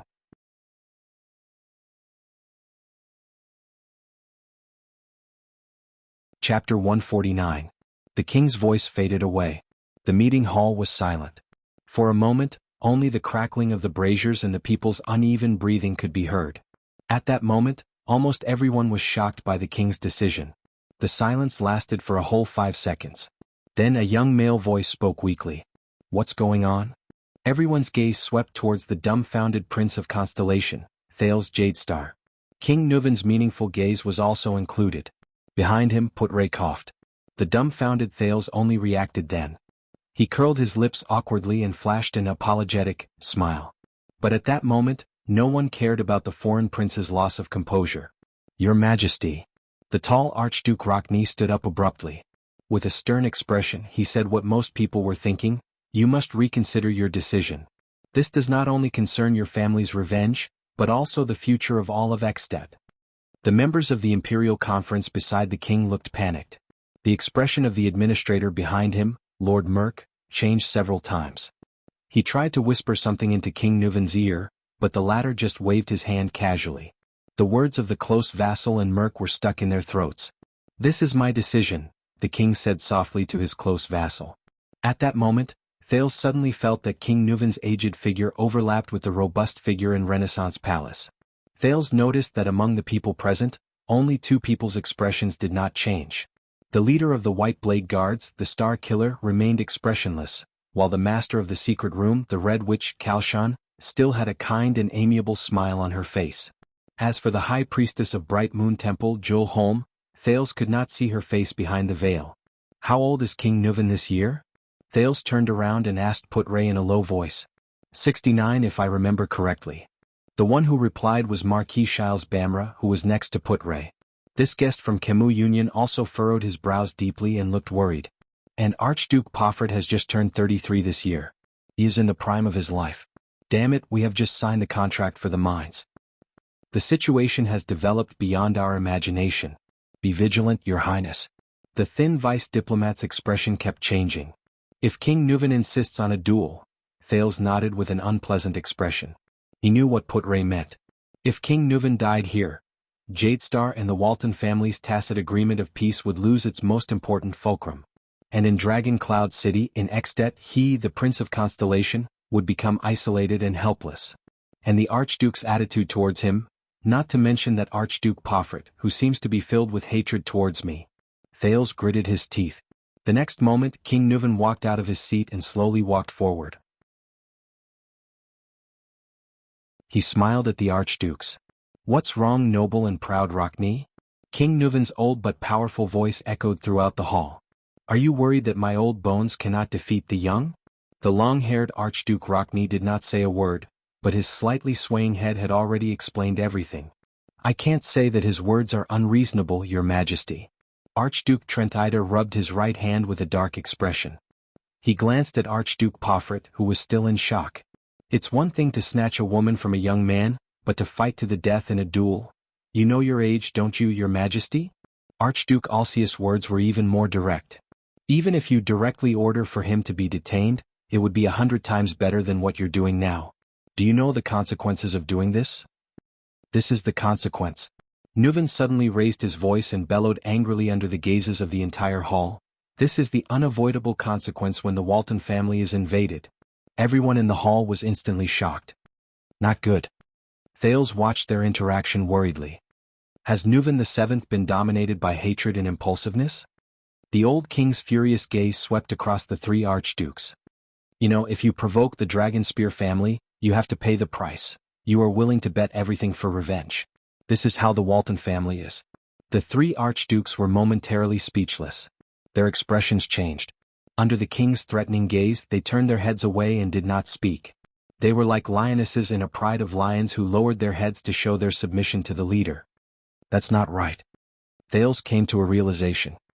He thought to himself, this is not as simple as an irrational revenge. This is a warning. From the king, from Dragon Cloud City, from the Walton family. Archduke Letko, who was sitting further away, laughed awkwardly. Our king likes to joke, doesn't he? King Nuven turned his head and glanced at him. Archduke Letko's smile froze on his face. Joke. King Nuven snorted softly and slowly walked up to Pofrit. His eyes seemed to burn with endless flames. You tell me, Concret Pofrit, do I look like I'm joking? Everyone looked at Archduke Pofrit, who was being challenged. You're crazy. A duel? The young Archduke's face was filled with disbelief. His lips trembled as he sized up King Nuven's frail body. He murmured, for the sake of even your own family's life. But King Nuven quickly interrupted him. Then why are you so surprised? The old king said coldly, this is also your best chance. Kill me and you won't have to face all of this. All of your crimes will be erased. Pofrit was shocked. He raised his head and looked straight at King Nuven. Of course. Nuven sneered. His eyes were full of hatred. You can also admit defeat at the beginning of the duel and then admit your crimes. Without waiting for Pofrit's response, the king turned around and looked at the remaining four archdukes. And isn't this also the result that you've been hoping for the most? King Nuven was like an angry dragon. He said loudly, if I die here, the expressions of the archdukes froze. Then you can save those overt and covert tricks, right? King Nuven looked around and laughed. And it'll be time for Exdet to hold another king selection congress. It might be a little rushed. The old king narrowed his eyes slightly. But isn't the chance for you to ascend to the common elected throne and command the entire kingdom right in front of you? The archdukes did not speak. Almost everyone was motionless. Only their breathing grew heavier. Of course you're the king. Archduke Rockney sighed. It's your choice. King Nuven responded with a vigorous laugh. He then turned around and looked at the High Priestess of Bright Moon Temple. High Priestess Holm? Under the veil, the High Priestess nodded slightly. She raised her arms in a dignified manner. Her left hand supported her right elbow, while her right palm faced up, as if she was holding a plate. High Priestess Holm closed her eyes and lowered her head. Everyone shut their mouths and watched the High Priestess movements solemnly. At this moment, a strange ringing sound rang in Thales' ears. Thales was shocked. He had experienced this feeling before. It was in the Hall of Stars, in front of Lycia, the High Priestess of Sunset Temple, before the bloodline ceremony. But this time it felt much better. At least, he did not have a violent reaction like the last time. Could it be that prayers and rituals related to gods will affect me? But just as he maintained his composure and secretly rejoiced, in the faint ringing sound in his ears, I'm watching you. Thales raised his head abruptly. But he only saw an empty ceiling. What? He turned his head in surprise and looked around. Everyone was solemnly waiting for the High Priestess ceremony to end. Behind him, Putre and Shiles also had solemn expressions. No one spoke. Then just now. Thales scratched his head in confusion and looked around. Unable to find anything, he could only exhale helplessly. Alright, tinnitus is an illness. It has to be treated, I warned you. Thales shuddered.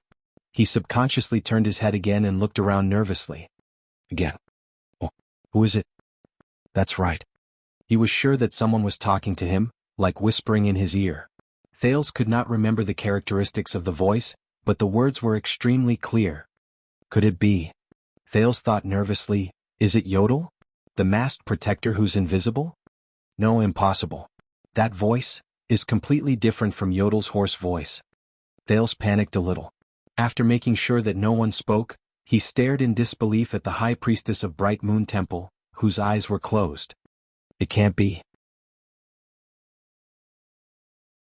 Thales' actions attracted the attention of others.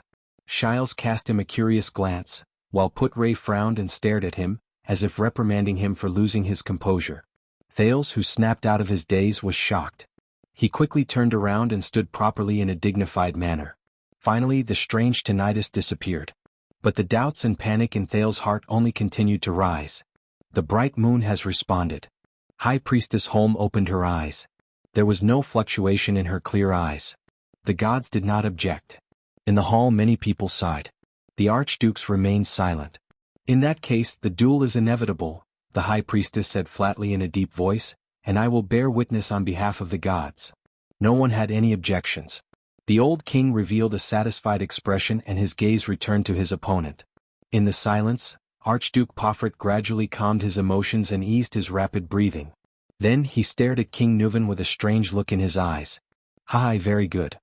The young Archduke revealed a strange smile. "You said it yourself, didn't you? The duel is issued in the name of the king. I cannot and have no right to refuse." Pofert raised his head and revealed a sinister gaze. "Then what are we waiting for?" King Nuvan also revealed a smile. His eyes shone brightly. But Thales' mind was in a mess. "I'm watching you. I warned you. What does this mean?" Thales forcibly suppressed his thoughts and stopped thinking about the abnormality he just heard. He shook his head as if he could shake these words out of his head. He had enough troubles. He had to deal with them one by one. Thales raised his head and watched in a daze as the white blade guards personally moved the heavy long table in the center of the hall. The crowd retreated and spread out, leaving enough space for the duel. As the crowd retreated to a brazier, Thales realized that there were 5 to 6 steps along the wall of the Oval Hall of Heroes, and there was an empty space in the center. Just like the Colosseum in my previous life, Thales suddenly thought of something. Could it be that this meeting hall in Heroic Spirit Palace was originally prepared for a duel? I don't know if it's fortunate or unfortunate. Put-Ray exhaled through his nose and said with no discernible emotion, "You get to witness a rare duel on your first visit to Ekstedt." Thales flashed a rather unpleasant smile. "Does the king have to personally fight?" "According to the rules, duels during the Age of the Empire can be fought by proxy," Put-Ray said in a low voice. "But this is Northland, the Northland after the collapse of the Empire. A duel must be fought personally even as a king." Beside them Marquis Shiles sighed. "Even though I've heard of the duel customs in Northland, it's also my first time witnessing one. God, a 70-year-old king against a 30-year-old archduke. No matter what the outcome is, when I go back, this is enough to be a topic of conversation for a whole year. Duels don't happen often? Isn't the King's Selection Congress supposed to end with a duel? Isn't every archduke who aspires to become king prepared for a duel?" Thales continued to ask. "The duel in the King's Selection Congress is only limited to when the number of votes is the same and it's hard to decide. That hasn't happened for a long time." Put-Ray shook his head. "I heard that in the King's Selection Congress more than 30 years ago, Nuvan VII obtained the support of 6 archdukes. I heard that Archduke Lampard of Black Sand region once defeated his elder brother in a duel and seized the right to inherit the throne?" Thales asked with a grim expression as he watched the two men take off their robes and Lord Merk solemnly decorate the place. Put-Ray nodded. That duel made him famous. From then on, Chapman Lampard's name spread throughout the kingdom, and even Constellation heard about it. Putray's expression was solemn. There are very few suzerains in Ekstedt who are so bloody, violent, and terrifying, but who can make his followers' blood boil. Lampard was then entrusted with an important mission and sent to Constellation. At the same time, it also made the other suzerains wary of him. After all, he's a terrifying person who can even kill his own brother. Marquis Shiles pursed his lips. This is the conclusion I obtained after visiting all the cities in Northland. But this duel is too hasty. Are all Northlanders crazy? Thales gritted his teeth. Didn't he think about the consequences of losing? At this moment, a cold voice traveled into the hall. In Northland, duels are sacred rituals. The star killer, Nicholas, appeared beside them at some point in time. He stared intently at the two men facing each other in the hall. It can prove whether you are a selfish villain who only dares to hide among the army and guards, or a valiant hero who is willing to gamble with his life for the goal in his heart. Thales exhaled and shrugged. In the center of the hall, King Nuvan was only left with a convenient, tight-sleeved battle robe embroidered with the emblem of the Cloud Dragon spear. Opposite him, Pofert was the same. The emblem of the blood shoe could be seen on his left shoulder. I was the one who suggested the duel. King Nuvan fixed his gaze on Pofret. As for the weapon, it's up to you to choose. Pofret took a deep breath and paused for a few seconds. Great axe. The young Archduke raised his head and looked at King Nuvan with a calm gaze. The double-sided great axe. Just like this. King Nuvan's pupils contracted slightly. The people in the hall burst into a cacophony of hisses. Ha! Archduke Trentida laughed at Archduke Alcius. What a cunning boy. Archduke Rockney snorted in disdain. Coward. Great axe? Is it what I think it is? Thales was struck by a thought. He turned around and asked. Double-sided great axes require a lot of stamina and strength. The destructive power of its slashes is astonishing. It was once very popular during the war against the orcs, Nicholas said calmly. But nowadays this kind of cumbersome weapon is rarely seen on the battlefield. Even the axemen in Northland are more inclined towards the lightweight single-edged battle axes. A wise choice. Putre narrowed his eyes and shook his head. He's taking advantage of King Nuvan's age. Soon the weapons were brought up. Thales stared in disbelief at the two large weapons carried up by the guards. The thick and heavy two-handed handles were almost half a person's length, and the two half-moon-shaped blades of the axe were as big as a man's chest. They reflected a ferocious metallic luster, and there were sharp spikes extending from the top of the axe's head. It was a clear indication of its power and fearsomeness. Thales gulped. The weight of this great axe is probably twice as heavy as my body. He remembered that on the battlefield at Broken Dragon Fortress, one of the opponents Araka faced used a great axe like this. However, in the end, the kingdom's wrath snatched away his weapon and even slashed his opponent's face with the great axe. Pofret shifted his gaze and glanced at King Nuvan opposite him. He chuckled. He grabbed the great axe handed to him by the guard with one arm and tested its weight. Immediately, the young Archduke's arm muscles trembled and he raised the great axe. Pofret smiled in satisfaction. He turned around and swung the great axe back and forth. The sound of the axe blade slicing through the air could be heard clearly.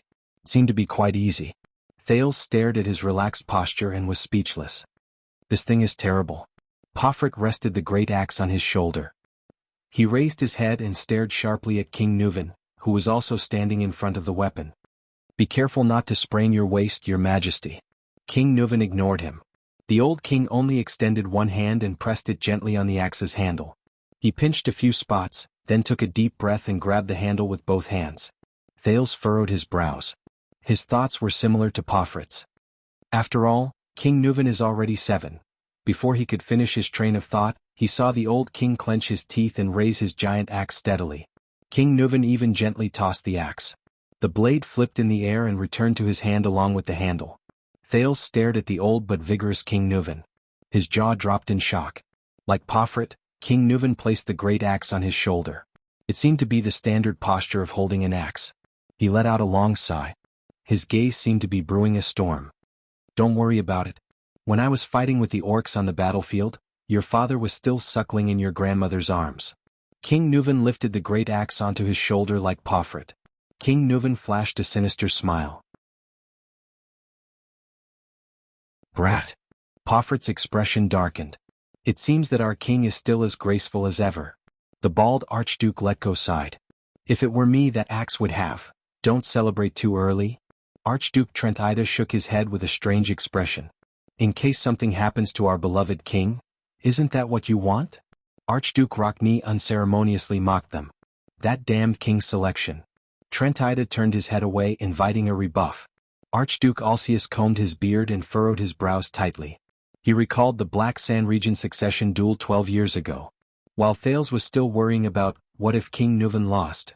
High Priestess Holmes slowly walked to the center of the arena and attracted the attention of the entire hall. Everyone's mood became tense at this moment. High Priestess Holmes stood between the two men.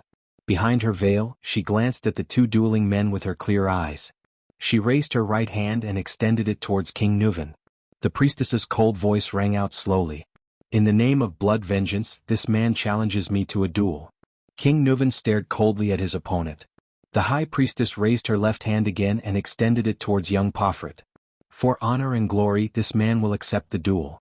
Pofret exhaled with a solemn expression. In the name of the holy bright moon goddess, I will bear witness. The high priestess began to retreat slowly. Her posture was light, and every step she took was accompanied by a sentence. The weapons dance in the moonlight. Blood reflects the glory of the gods. Courage burns a great life. Death is but a long-awaited homecoming. King Nuvan and Archduke Poffert's expressions turned solemn at the same time. Both of them removed the great axes from their shoulders and held them in their hands. King Nuvan lowered his body and widened the distance between his hands. His left hand pushed further and further, even grabbing the joint between the handle and the blade of the axe. Archduke Poffert pulled the axe diagonally to his side. The blade of the axe brushed past his face and stopped in mid-air, assuming the most suitable posture for wielding it. Both of them stared at each other with solemn expressions. Thales narrowed his eyes. From their gazes, he read all the negative emotions humans could have. The high priestess slowly retreated to the edge of the arena. She took a deep breath and raised her arms towards the sky, as if making a final prayer. Everyone held their breaths at that moment. In the next second, the high priestess retracted her arms and gently placed her palms on her shoulders. She lowered her head and uttered her final words.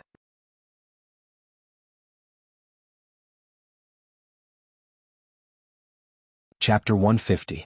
In the next second, without any delay, Archduke Poffert's figure moved. He attacked head-on, roaring as he swung his great axe at King Nuvan. Asterisk bang. Asterisk the two great axes clashed against each other without any fancy moves. The dull sound of metal clashing tortured everyone's ears. Thales stared in shock at the two men in the field. Poffert clenched his teeth. The blade of his great axe was stuck at the tip of King Nuvan's great axe. It was slanted downwards between the tip and the axe's sharp edge. Impulsive rookie. King Nuvan calmly turned his body sideways. His left hand grabbed the joint between the axe handle and the blade, and his right hand grabbed the far end of the axe handle. Like holding a spear, he used the axe to block Poffert's slash. The old king blocked his opponent's axe. His tone was cold. On the battlefield with your weapon stuck, you would have been beheaded by now.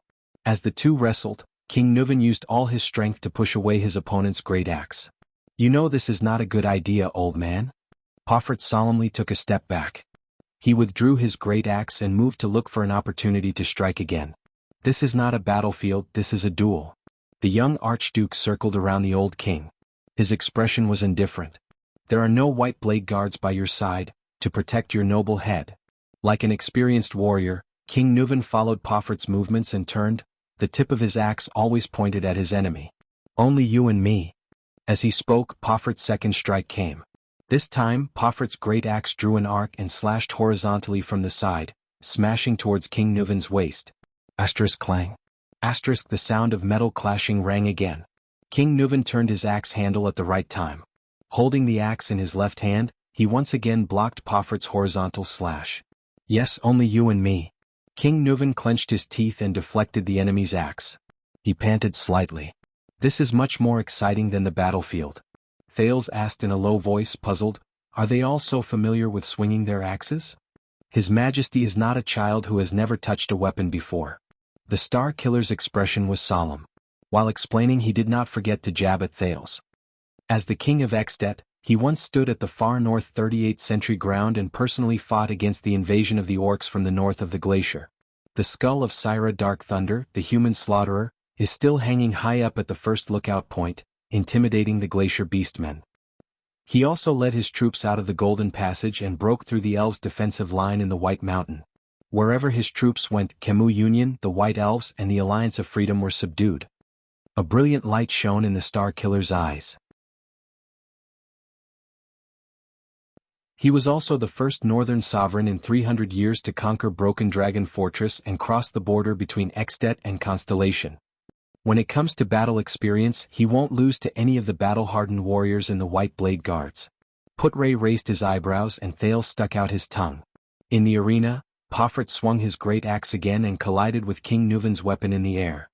Bang! The axes collided and sparks flew everywhere.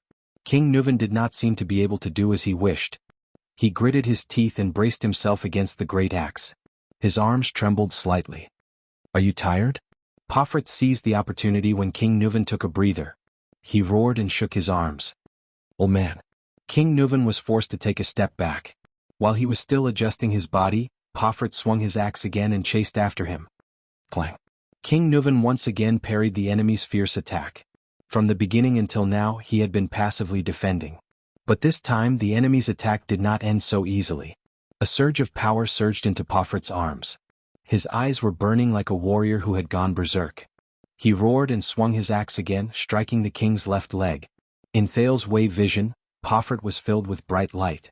It was concentrated in his arms and flashed continuously. The power of eradication. Seeing that his king was in danger, Nicholas remained calm. He briefly explained, Beacon Illumination City's unique combo axe technique has given birth to at least 3 types of power of eradication. The old king roared and used all his strength to pull back his great axe. He struck Poffert's great axe away, and the 2 axe blades clashed in the air, creating sparks. Clang. The king blocked Poffert's axe. But unlike before, the old king did not manage to lock Poffert's axe in this strike. Poffert had no intention of stopping either. His axe spun in the air. Under its master's crazed expression, it brought with it a strong gust of wind as it chased after the king's head. Panting, King Nuvan struggled to adjust his posture. He lifted the heavy axe handle to his side and forcibly parried Poffert's attack. Bang! A loud noise was heard. Thales subconsciously covered his ears with his hands. But Poffert, who was supported by the power of eradication, did not get his axe stuck like the previous few times. He reacted quickly and reversed the axe. It slipped away from Nuvan's block in an instant. The next moment, the young archduke pursed his lips and pushed with both hands, thrusting the sharp tip of the axe forward. It was a sudden stab at the opponent. In the face of the enemy's sudden attack, King Nuvan, who was powerless, had no time to retract his heavy axe. He could only watch the tip of the axe stab towards his face, until the tip of the axe pierced straight into his left cheek. King Nuvan roared indignantly. At that moment, Thales felt his heart skip a beat. In the nick of time, King Nuvan suddenly turned his head sideways. Rip! The tip of the axe grazed the king's face, drawing blood. It also caused a wave of exclamations in the hall. With a terrifying scar that stretched from his cheekbone to the side of his left ear, King Nuvan narrowly avoided the fatal tip of the axe. Blood dripped onto the ground. The king then gritted his teeth, mustered all his strength, and swung his axe horizontally, forcing Poffert to retreat. This was also Nuvan's first counterattack. Poffert nimbly retreated 3 steps, dodging the wind from the king's axe. At the same time, he left his opponent's attack range. Like many people in the hall, Thales heaved a sigh of relief and patted his chest to soothe his nerves. Perhaps all of you have forgotten something? Thales turned around and said worriedly, that old man? King Nuvan is already 70 years old. As the king of Extet, a duel is a test he must undergo. Nicholas' gaze did not waver, but his lips parted slightly. It has nothing to do with age. Every man in Northland has to undergo harsh combat training during their military service. Every suzerain of Extet has to do the same, and even awaken their power of eradication, Putre explained to Thales, who had a strange expression on his face. This is how the country is and the customs of the people dictate it. My God. Thales rolled his eyes and shrugged helplessly. I'm so lucky to be born in Constellation and not Extet. Hearing this, the Star Killer smiled indifferently. It's still the same old saying, welcome to Northland. Thales shook his head and turned his gaze back to the arena. Putre's expression changed as he looked at Thales' back. Being born in Constellation is a kind of luck? Putre sighed silently. It's too early to say that, young prince. Ah. The young archduke looked at the blood-covered, panting king with satisfaction. He gritted his teeth and laughed nastily. How many rounds has it been? Old man? You're already at your limit? Nonsense, brat. King Nuvan propped his axe on the ground and used his left hand to wipe away the blood on his face. Without showing any sign of weakness, he retorted, I've just warmed up. You're 70 years old. Poffert weakened the king's imposing manner with his words and prepared for the next wave of attack. Not only have your muscles withered, but your power of eradication has also deteriorated, right? Hee hee. King Nuvan inhaled and smacked his lips ferociously. Brat, how many battles have you fought? How dare you say this in front of me? Poffert began to laugh strangely. Yes, I still remember 12 years ago when my grandfather was still alive, you gathered the armies of the 7 archdukes. With unprecedented pride you went south to Constellation. As he spoke, Poffert swung his axe without warning. Asterisk bang. Asterisk the blade of the axe ruthlessly struck the great axe that King Nuvan had raised. This time, the young archduke roared and pressed his entire body forward, wrestling with King Nuvan head-on. King Nuvan was pushed back 2 steps before he could stabilize himself. His face was contorted as he struggled to resist the young and aggressive Archduke. His arms could not stop trembling. You were strong, fierce, and in the prime of your life. Gritting his teeth, Pofert pushed the axe in his hand forward and easily suppressed the aging king. You were strong, fierce, and in the prime of your life. You weren't like this sickly and broken man now. In the next second, the old king finally lost his strength. He was pushed away and fell to the ground. His weapon fell to the ground. Asterisk clang. Asterisk many people held their breaths. Pofert mercilessly smashed his axe down. The old king rolled away in a disheveled manner and the axe smashed hard on his left side. Asterisk bang. Asterisk the force was so great that the stone floor caved in. The hall burst into an uproar. Damn it. Thales turned around in frustration. This is what I'm worried about. Keep watching. Nicholas said coldly, although his furrowed brows had already betrayed his emotions. On the battlefield, until the last moment, panting, King Nuvan quickly picked up the giant axe that had fallen to the ground with a reaction speed that was beyond his age. The young Pofert withdrew the giant axe that had been plunged into the ground. He seemed to have used too much strength in the attack just now. He was also slightly panting. At that time, my grandfather was wearing a military uniform and armor, panting as he stood beside you. He was like a toothless tiger, old and ugly. Pofert's expression was calm as he carefully observed King Nuvan's movements. Your grandfather and father were much better than you. King Nuvan spat on the ground and slowly stood up. But you just can't nurture them, can you? Pofert's gaze shifted. The moment King Nuvan stood up, he swung his axe with all his might. Taking advantage of the other party's unsteady footing, he smashed Nuvan until he knelt on one knee. Can't nurture them? Pofert sneered and waved his giant axe. Once again he pushed Nuvan back. The latter half knelt on the ground, panting continuously. To you, Beacon Illumination City is a tamed, well-fed hound, isn't it? A hound that is at your beck and call? Pofert laughed and once again knocked down the old king, who was trying to get up. Every time King Nuvan tried to stand up again, he was interrupted by Pofert's attacks. The common elected king of Extet could not even get up to face the enemy. In front of Constellation's broken dragon fortress, my grandfather's army could not stop that damned sword of reversing light. Beacon Illumination City's defense line collapsed. I still remember you softly saying to my grandfather, "You're old." Is Beacon Illumination City also old? Pofert's tone was cold as he recovered from the huge exhaustion caused by swinging his axe. The next day, my grandfather obediently returned to Beacon Illumination City to retire, and my father became the next Archduke of Beacon Illumination City? What? Kneeling on the ground, King Nuvan, who was at an absolute disadvantage, laughed nonchalantly. Don't tell me that you're going to betray Dragon Cloud City because of this?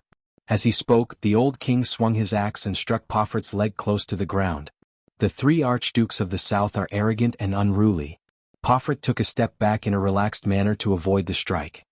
He looked at King Nuvan, who was kneeling on the ground. Their supplies are lagging and their progress is slow.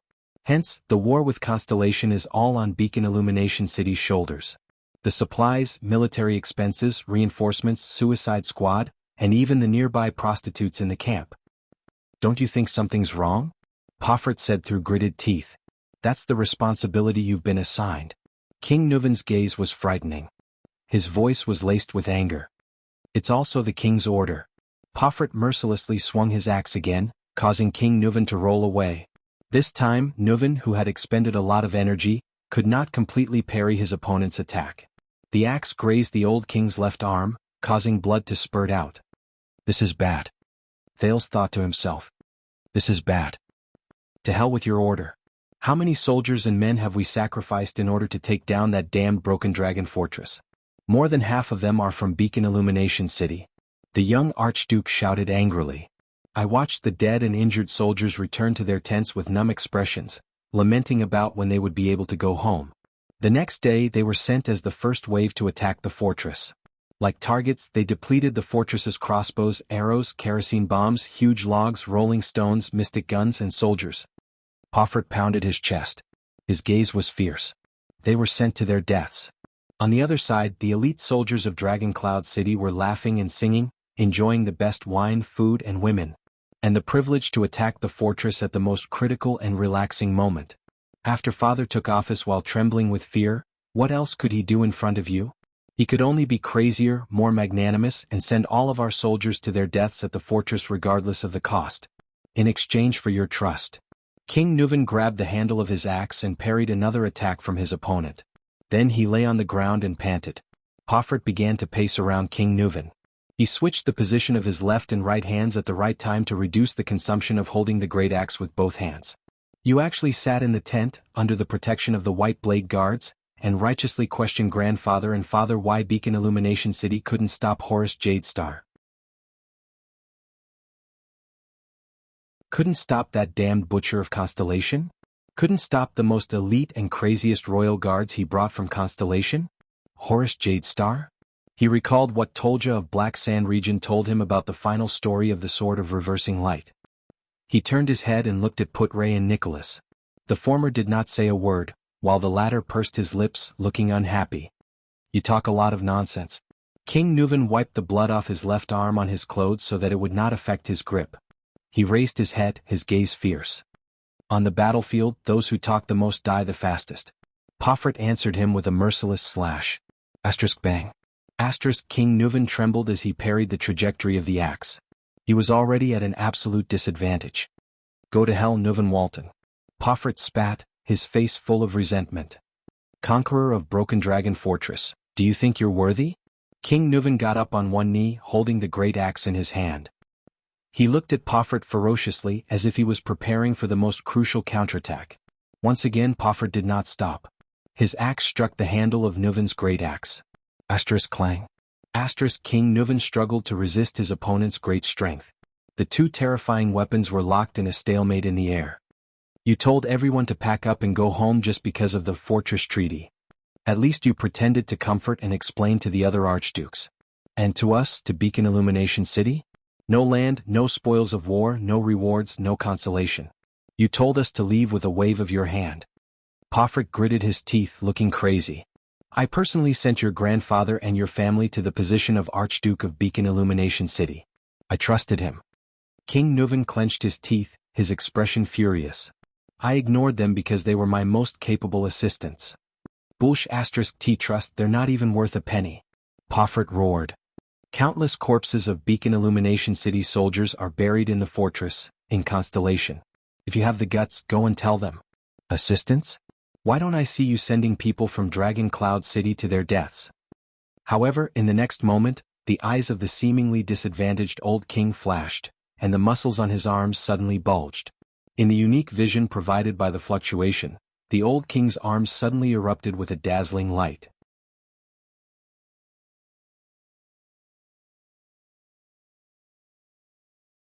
Chapter 151. Pofert's expression froze and his pupils constricted. King Nuvan, who had activated his power of eradication, raised his arms and forcefully pushed his great axe to the side.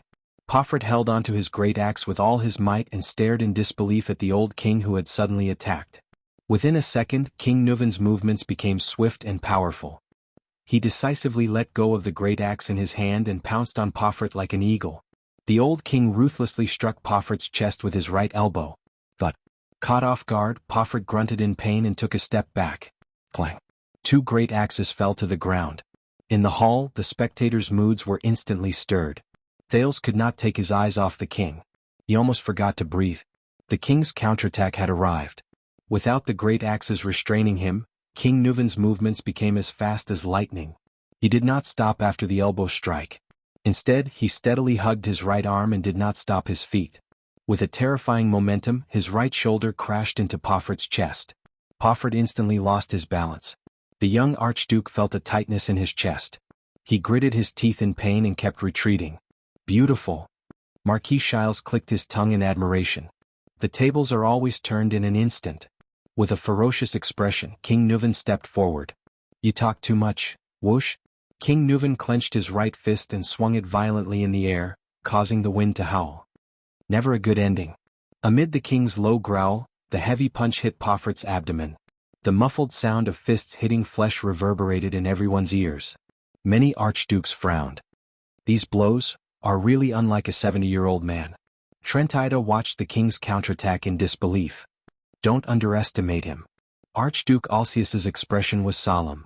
He is the sentinel of the glacier defense line. He has fought countless life and death battles with the terrifying orcs.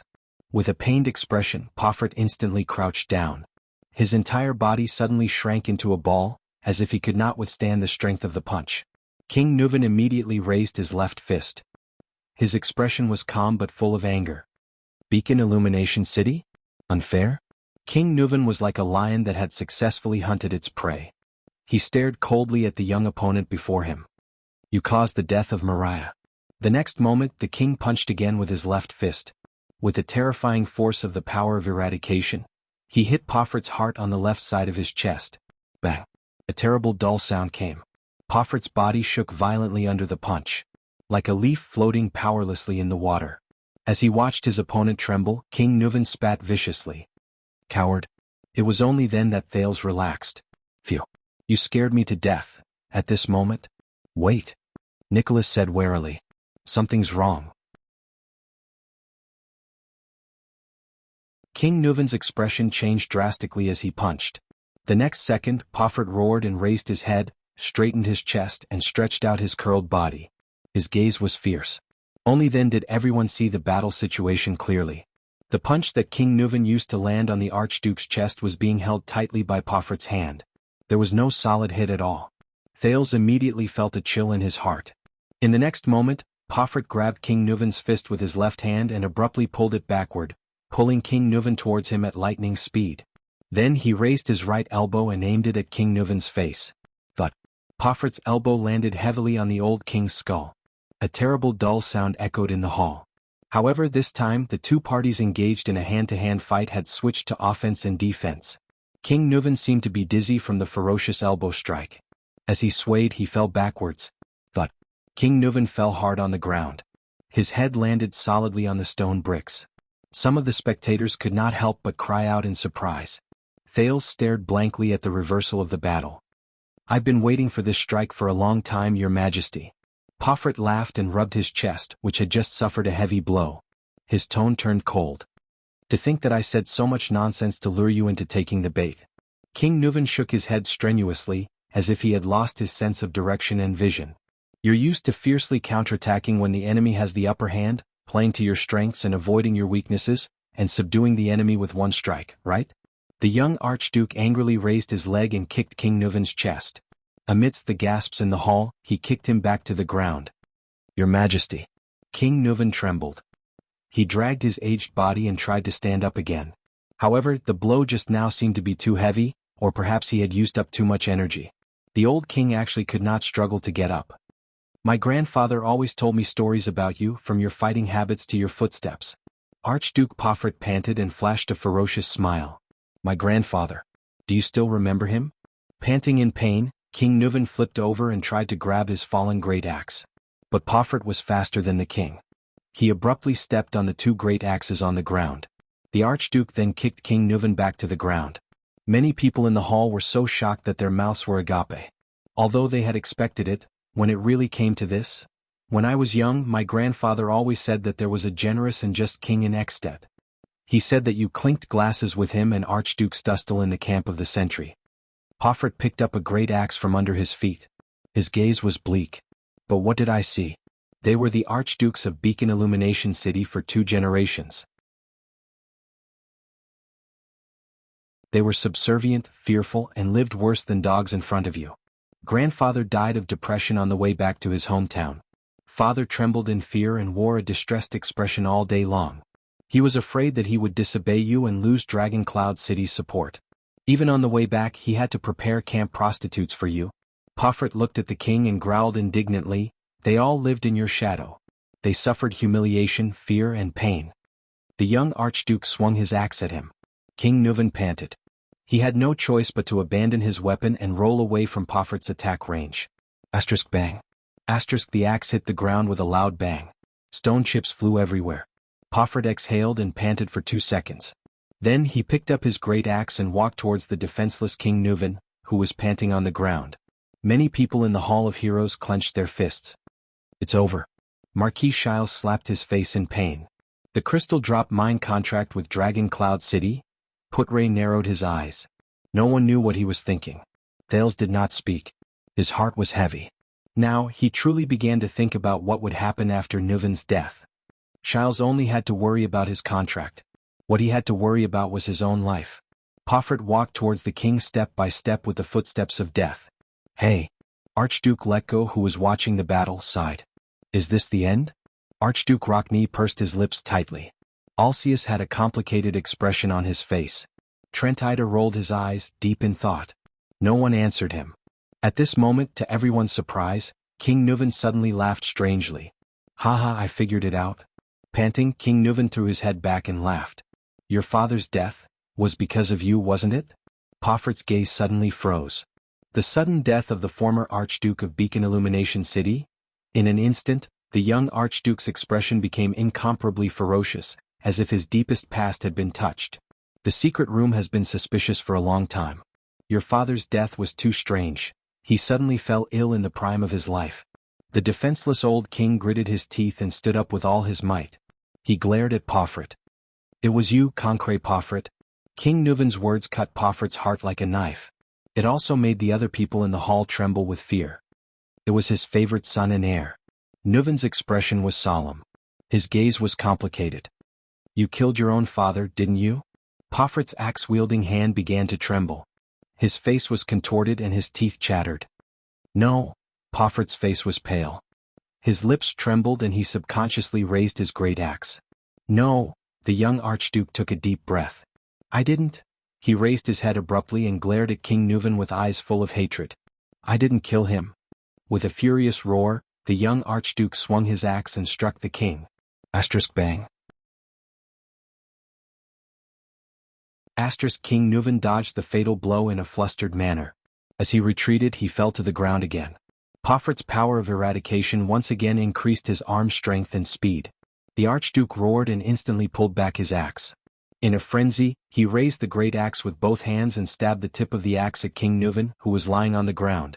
Under everyone's nervous and fearful gazes, King Nuven roared and reached out with both hands to grab the handle of the axe that was stabbing towards him. The old king dangerously blocked the blade and the tip of the axe in front of his chest. Another gasp could be heard in the hall. Thales was dumbfounded as he stared at the king, who was forced into a corner. My father was accidentally injured. It was bad, very serious. Poffert murmured with a sorrowful expression. I did nothing. I just let him sleep in peace. He didn't live a happy life anyway. From then on, there was no more anxiety, no more fear, no more anxiety. At the same time, the Archduke who was wrestling with King Nuven did not stop. He pushed the blade of the axe towards the king with all his might. He roared madly, no more nightmares from Dragon Cloud City. King Nuven gripped the handle of his opponent's axe tightly and moaned in pain. But his face was flushed and his arms trembled more and more violently. After roaring, Poffert came back to his senses. His gaze gradually focused, becoming firm and numb. From that moment on, I will bear the humiliation and pain of Beacon Illumination City. I will end it. Watching the tip of the axe getting closer and closer to his chest, King Nuven's old face contorted in pain and suffocation. Haha, even if you kill me, you are still a coward. The powerless old king refused to show weakness. He gritted his teeth and said, Ha, even if you kill me, you are still a coward. Poffert shuddered. He raised his head sluggishly and looked at King Nuven. He slowly narrowed his eyes. Yes. Poffert continued to exert more force, causing the old king to moan again. This is all our fault. We are too weak. The muscles on Poffert's arms swelled to the limit. His eyes burned with indignation. Look at the three archdukes in the south. None of them are obedient. Trentida of Reformation Tower always obeys your orders and cuts corners. Alcius of Prestige Orchid Region has a special identity given to him by Raikaru. He ignores you. Lampard of Black Sand Region is a thorn in your side. The spectators tensed up, especially the two archdukes whose names were called.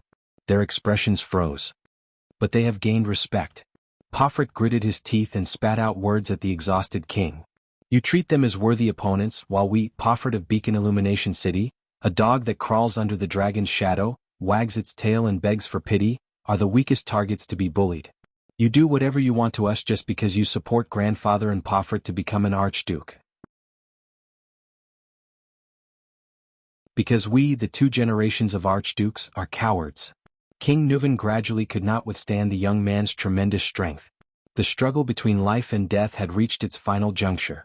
The tip of the axe began to move towards the king's chest. Just because of this, King Nuvan's words became incoherent. You turned to Lampard? The old king's eyes were bloodshot. Of course, that's not the only reason. Poffert's expression became cold again. But why should I tell you? Nuvan howled in indignation. When you arrive at Hell's River, please send my grandfather and father my regards, the young archduke said coldly. My beloved late king, your majesty. King Nuvan let out the most sorrowful and indignant roar in pain. Poffert's pupils shrank. His power surged and he thrust the axe in his hand. Rip. The ferocious spike at the top of the axe sank straight into the old king's chest. King Nuvan stared at Archduke Poffert in front of him. It was as if he could not believe what he was seeing. Blood stained the king's robe. Thales gently lowered his head and shut his eyes tightly.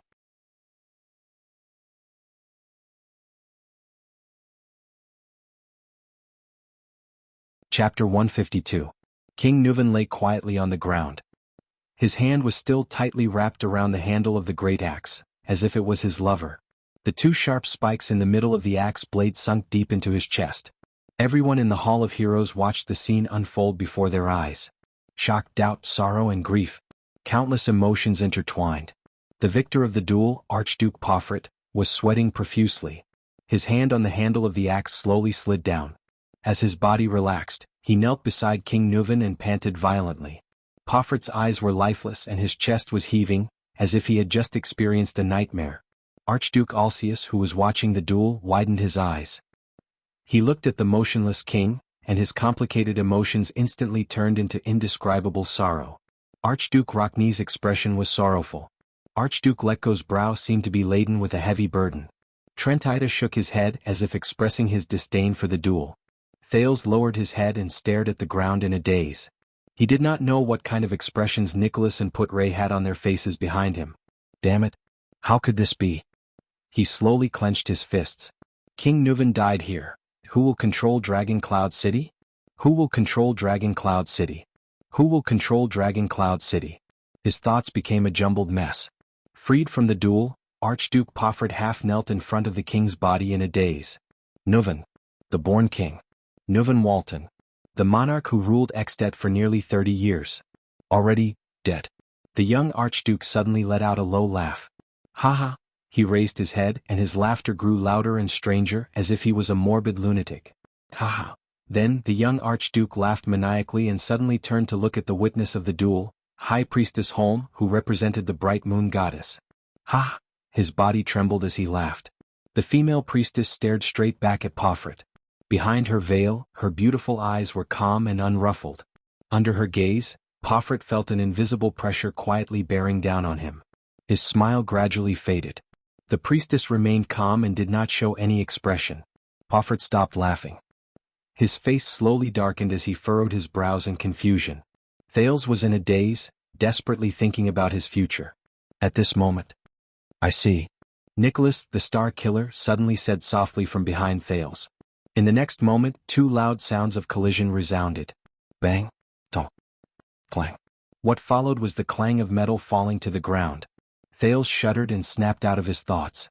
At the same time, many people in the Hall of Heroes exclaimed in disbelief. Thales raised his head swiftly. Then his eyes widened and he frowned. He saw the most unbelievable scene. It couldn't be. The shocked Thales even forgot to breathe at that moment. King Nuvan, who was supposed to be lying dead on the ground, had somehow struggled to his feet. Instead, he pinned Poffert face down onto the ground. The great axe which had pierced through the king's chest lay at their feet, still trembling. Like the others, Thales stared fixedly at the scene before him in bewilderment and confusion.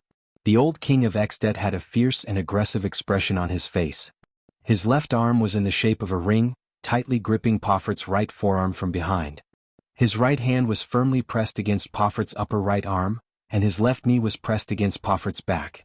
King Nuvan had locked Poffert's right arm and pinned him to the ground. Thales widened his eyes in disbelief and shook his head subconsciously. How could it be, that injury? Thales was not the only one who thought so. Everyone in the hall, from the archdukes to the vassals, from the servants to the guards, were shocked to see this unbelievable and incomprehensible turn of events. Know you clearly? Amidst the intense pain, panic and fear, Grand Duke Poffert, whose right arm was locked and whose head and face were pressed to the ground, desperately exerted his strength in an attempt to break free. At the same time he shouted with a face full of fear, "No, impossible." He could not believe that the king, who had been pierced through the chest by his axe, could stand up in an instant as if he was unharmed. The old king's right chest and the front and back of his robes were soaked in blood. It looked extremely terrifying. But at this moment, it was as if the injury did not exist. It did not affect the king's movements at all. It was as if King Nuvan had just been pricked by a needle. Thales turned his head abruptly and anxiously asked the only supreme class elite here, "How could—" "Silence." Nicholas interrupted him in a hurried tone. The Star Killer stared at the scene, unwilling to let go of any detail. "Finish looking at it? It's not over yet." Putray, on the other hand, was astonished as if he could not accept this fact. "Impossible?" Nuvan VII's face was flushed after being resurrected from the dead. The king pressed down with his right hand and retracted his left. His muscles trembled as he slowly exerted force and tightened. Using Poffert's elbow as a fulcrum, he began to pry Poffert's locked forearm in reverse. The old king gritted his teeth and his face was ferocious. "On the battlefield, you'd better believe in impossible." As King Nuvan exerted force, Poffert's locked right arm began to slowly deform. His forearm moved in the opposite direction of his elbow joint in a frightening manner. The distinct sound of muscle snapping rang out in the field. Poffert's face contorted in pain as he let out a heart-wrenching howl. The Archduke's left arm desperately reached behind him towards the crazed King Nuvan, but it could only scrape the air in vain. He kept scratching in the air. He could not break free from such a fatal lock at all. "I killed you, I clearly killed you." Poffert's neck was pressed against the floor, and he could not stop twisting in inhuman pain. He screamed in pain, "You're dead." "Is that so?" King Nuvan, who was firmly suppressing his opponent, revealed a ferocious expression mixed with hatred and madness. His words were as piercingly cold as the wind.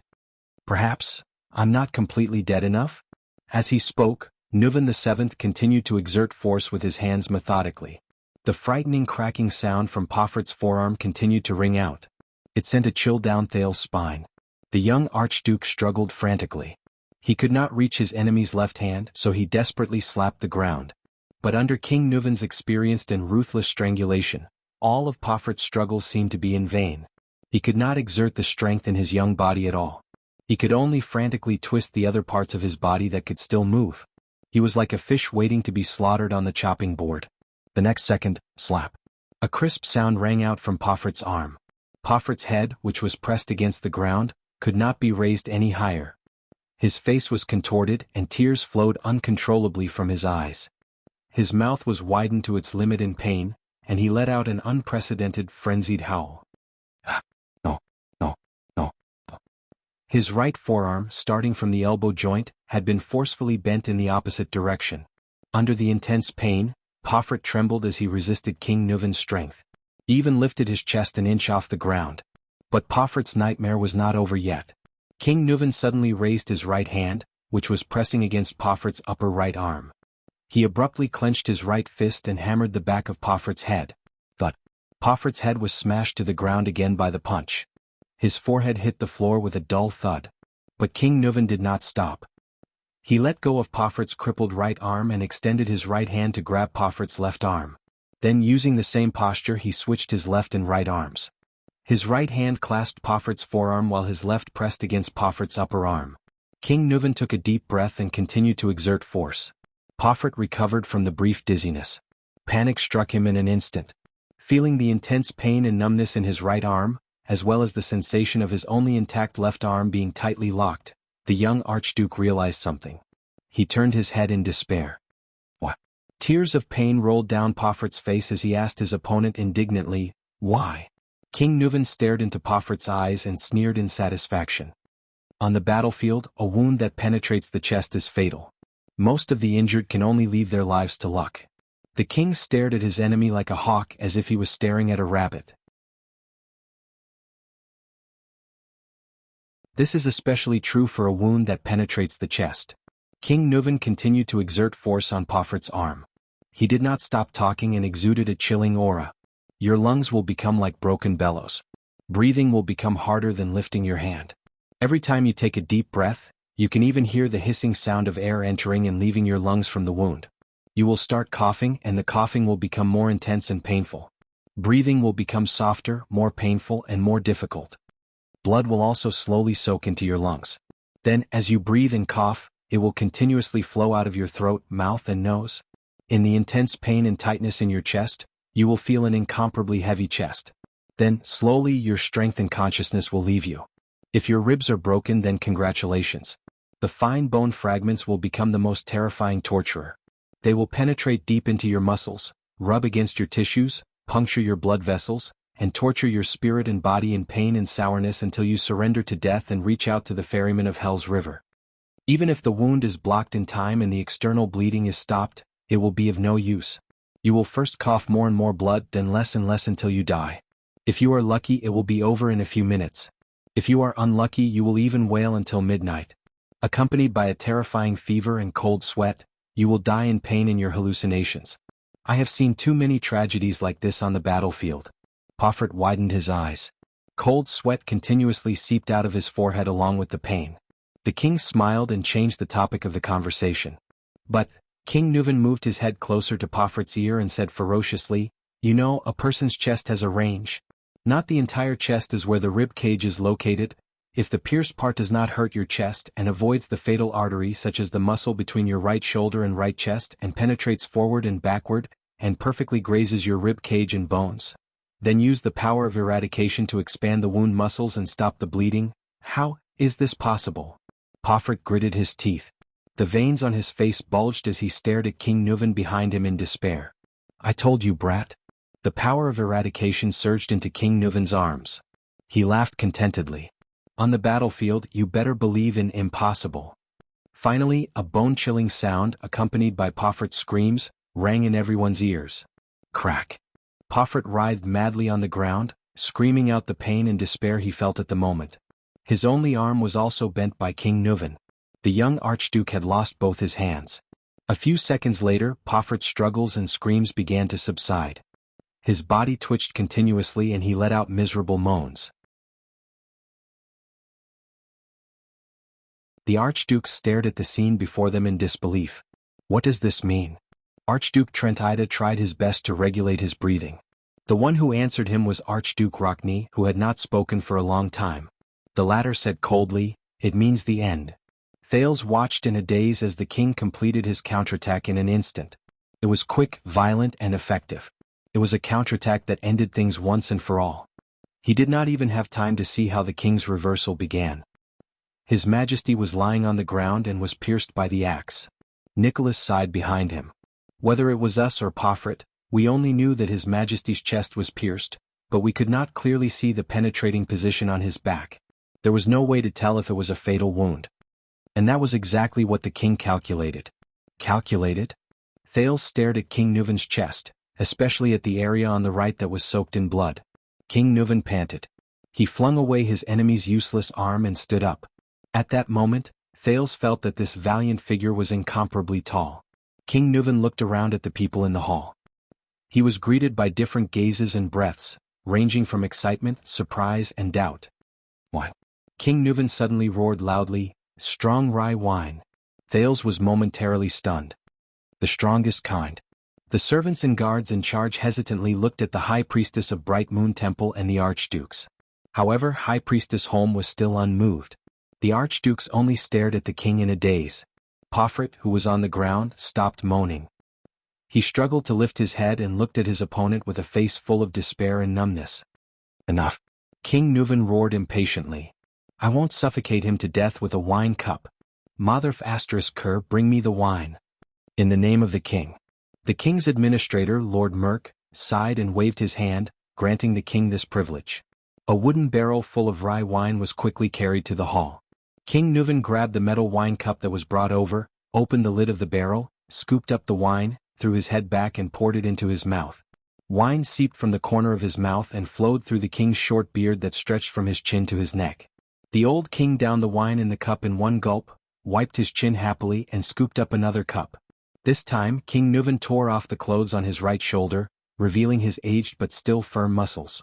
The wounds caused by the axe just now were obvious. There was one on his chest and one on his back, but they were all away from the center of his chest and even close to his shoulders. The wounds had already been filled up by the compression of his muscles. Gritting his teeth, King Nuvan raised the wine cup and poured the wine on his wounds. The muscles on his right shoulder trembled and shivered under the strong wine. However, King Nuvan's expression was as cold and indifferent as usual. It was as if the wine that had soaked his wounds was not strong wine. Everyone in the hall watched this scene in silence. No one interrupted him. On the ground beside him, Archduke Pofrit, whose arms were broken, growled in a low voice. Once again, his eyes were filled with indignation and hatred. He used his head to prop up his upper body and tried to get up with the help of his knees. What welcomed him was a heavy, merciless kick from King Nuvan on the Archduke's back, forcing Pofrit back to the ground. Pofrit first let out a painful groan, then his groan turned into an indignant roar. "No, how did you do it?" The young Archduke's face was gloomy. He glared at King Nuvan as if he wanted to dig a piece of flesh out of him. "Did you think you could pierce my chest with the axe so easily?" King Nuvan's expression remained the same. He scooped up another cup of wine and drank it in one gulp. "Brat, I lured you to stab me. My strength is not as good as yours, neither is my endurance. In a battle with a great axe I would lose sooner or later." King Nuvan stepped on Pofrit's back and spat at him in disdain. But even a supreme-class elite, once he lets down his guard. King Nuvan's eyes shone brightly. "You're useless." Pofrit's eyes widened. He pressed his face against the ground and his lips trembled. Once again he let out an indecipherable roar. It was filled with desolation and pain. "I'll give you a piece of advice. Before you break your enemy's neck, don't relax." King Nuvan slowly exhaled. Feeling his exhaustion and fatigue, he said in a cold tone, "This is the most valuable experience we've gained in thousands of years of bloody battles with the orcs." King Nuvan raised his head again and drank the third cup of wine in one gulp. Behind Thales, Putray asked faintly, "Is this what the army often talks about, the so-called fighting instinct of a warrior?" "Instinct?" Nicholas, the Star Killer, replied with a cold chuckle. "This is a battle tactic. From the beginning to the end, the duel went according to His Majesty's calculations and rhythm. It went according to the pace he planned." Putray revealed a puzzled expression. From the beginning, His Majesty lured Pofrit to stab him with the tip of his axe instead of slashing him with the blade. The Star Killer crossed his arms. There seemed to be a smile in his eyes. His Majesty seemed to be passively defending with his axe, unable to counterattack and retreating step by step. In fact, with every blow they exchanged, the distance between them unknowingly shortened. When His Majesty fell in the end, the distance between him and Pofrit was so close that they were face to face. It no longer allowed Pofrit to slash him with the blade of his axe. Thales thought of something. He looked at the distance between the two men in the field and the position of the two great axes. Pofrit was led by His Majesty to end the duel with the thrust of the axe. The leader of the White Blade Guards replied faintly. His Majesty, on the other hand, was lying on the ground. He used both hands to control his opponent's axe to stab into the muscle gap between his chest and his shoulder blade. That was an injury His Majesty inflicted himself. It would bring him terrifying pain, but it was definitely not a fatal blow. Thales took a deep breath and looked at King Nuvan in the field. A shrewd and ruthless hunter, huh? The only thing left to do was to wait for his opponent, who had been incited into a frenzy by his words, to think that he had won the duel. Putray added to the Star Killer's answer in a sentimental tone. Then he would seize the opportunity to take advantage of an opening that could completely restrain Pofrit's advantage in endurance and strength, and launch a decisive counterattack.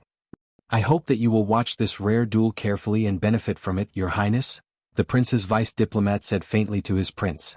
Thales could only shake his head slowly. Pofrit claimed that he understood His Majesty's fighting style from his grandfather, but he did not understand anything at all. Nicholas' pale face shone in the firelight. "This is the real, fierce counterattack, subduing the enemy with one strike." "Deep impression," the Marquis of Camus Union exclaimed by the side. "You are not surprised by this, are you?" Nicholas nodded slowly.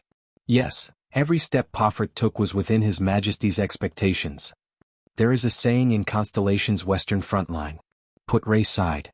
"On the battlefield, even a dying veteran is 10,000 times stronger than a rookie with boundless strength." "A veteran meets a rookie." The leader of the king's personal guards snorted coldly. "The outcome of this duel, from the beginning,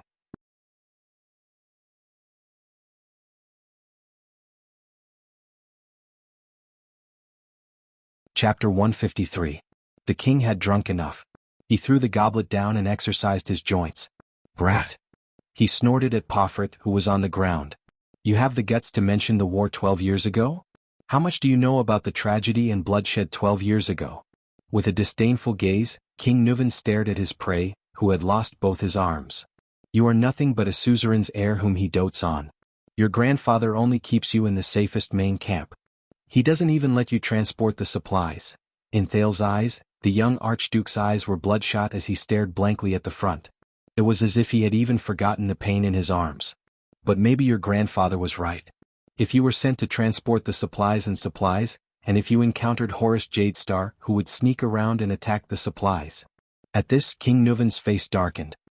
F*ck, then there wouldn't be so many F*king problems. A few seconds later, Pomfret, who was pinned to the ground, let out an indecipherable laugh. As for the so-called shock you received in the war. Bullshit. King Nuvan suppressed his anger until he could no longer suppress it. Without Dragon Cloud City, without the Walton family, you are nothing. He let go of Pomfret's foot and kicked Pomfret's stomach. Thales frowned. He remembered his time in Abandoned House, the days when he was punched and kicked from time to time. After suffering the kick, Pomfret curled up and moaned in pain. And you shouldn't have gone after Mariah. King Nuvan lowered his head and growled with a pained expression. He thought you were his friend. Despicable traitor. Hypocritical coward. The enraged King Nuvan kicked Pomfret's chest again. Thud. The dull sound was clear. Pomfret curled up again. Under the heavy blow he could not help but cough. Pomfret's cough gradually eased. Then his curled-up body stretched out again. His two folded arms looked extremely hideous. The Archduke laughed strangely as if he was crying. Ha ha ha. Pomfret suppressed his laughter, but in Thales's ears, it sounded so miserable and tragic. King Nuvan's expression became increasingly hostile. He looked at his enemy and gritted his teeth. His expression was terrifying. The young Archduke abruptly stopped laughing. He raised his head and glared at King Nuvan with eyes brimming with anger. That's right, I did it. Pomfret glared fiercely at the old king. Panting, he said, Mariah only told me about his secret mission, to visit Constellation and renew the treaty. What an honor. You admit it? King Nuvan's expression was solemn. His eyes burned with hatred and pain. You only have the guts to be a man when you're facing death, don't you? Yes, I don't have to waste any effort at all. I can use his trust in me to deceive him into going to Constellation. Pomfret responded to the king with a mocking smile. Including his itinerary, arrangements, plans, and even the members of the diplomat group. King Nuvan kicked Pomfret's abdomen again. Pomfret rolled away from King Nuvan's side in pain. Just because you feel that you've been treated unfairly? King Nuvan sneered. His voice suddenly rose. You killed my son and betrayed your friend. The so-called status in Beacon Illumination City is just an excuse you're looking for your selfishness and indifference. You can even betray your own father. What else can't you do? Pomfret groaned in pain from his broken arms. His forehead was drenched in cold sweat, but when he heard the king's words, he lifted his head from the ground with difficulty and chuckled. Unfair. Pomfret's laughter was strange and maniacal. My God, you really, you don't even blush. You're indeed our born king. Unfair? Ah. The next moment, Pomfret's expression changed. He looked at the four archdukes. Stop pretending. All of you. The young archduke's words were filled with anger. Alcius Trentida Rockney let go? Do you dare to swear to your ancestors that you're not grateful or happy for what I've done? Do you dare to slap your chest and say that you're not glad or happy about Mariah's death and the Walton family's loss of power and decline? The archdukes chose to respond with silence. Even the craftiest Trentida did not make a sound at this moment. Thales felt that the atmosphere in the hall had become very tense, as if the scope of the duel had expanded beyond the two of them. King Nuvan did not say a word. Step by step he slowly walked towards Pomfret. Panting, Pomfret shrugged his shoulders and struggled to crawl on the ground. Thales looked at the struggling archduke on the ground. He did not feel the slightest relief from the truth being revealed or the vengeance being avenged. All that was left was an indescribable sorrow. The 10 archdukes, Pomfret gritted his teeth and said as he struggled to crawl, the 10 archdukes, after your death, will fairly and justly choose the king, right? King Nuvan stopped in his tracks. With his back facing King Nuvan, Pomfret crawled to the center of the hall. He tried his best to turn over and face King Nuvan.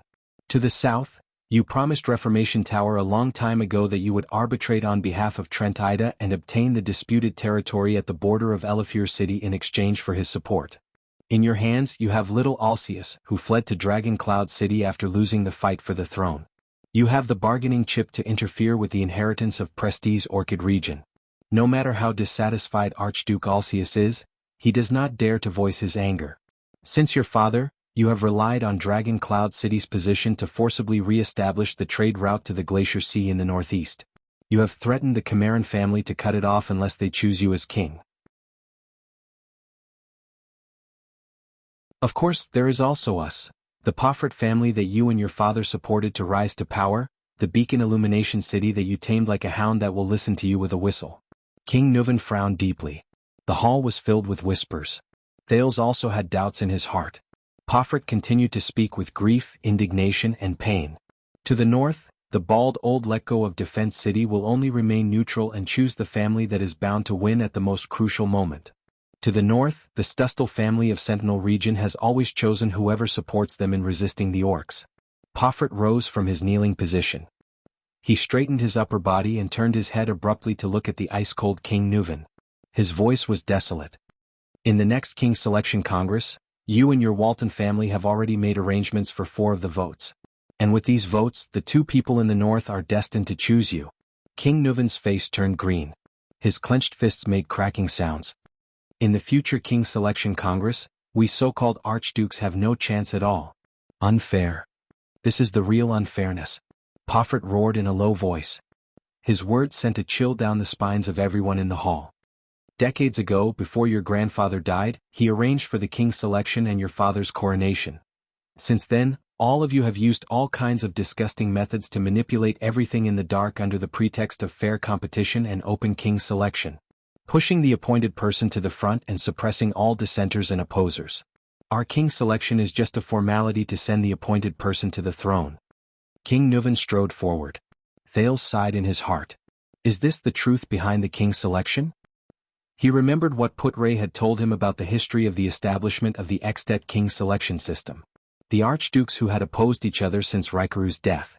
Poffret's face was filled with disgust as he stared at his livid opponent. From then on, the Archduke Walton of Dragon Cloud City disappeared. There was only King Walton of Extet. Bah! He gritted his teeth as if he wanted to bite King Nuvan into pieces. Don't you know why we call you the Born King? It's not because you are a genius or powerful. It's because you were destined to be the common elected king of Extet since you were born. You Motherf * king born king. What disgusts me the most is that you still have the cheek to proudly claim that Extet is governed by a joint king selection system? Poffret's face was dragged across the cold floor tiles. He began to lose control of his emotions. Under the suppression of the Waltons, what difference is there between us and the rotten hereditary royal family of Constellation and the tyrannical system of the Empire?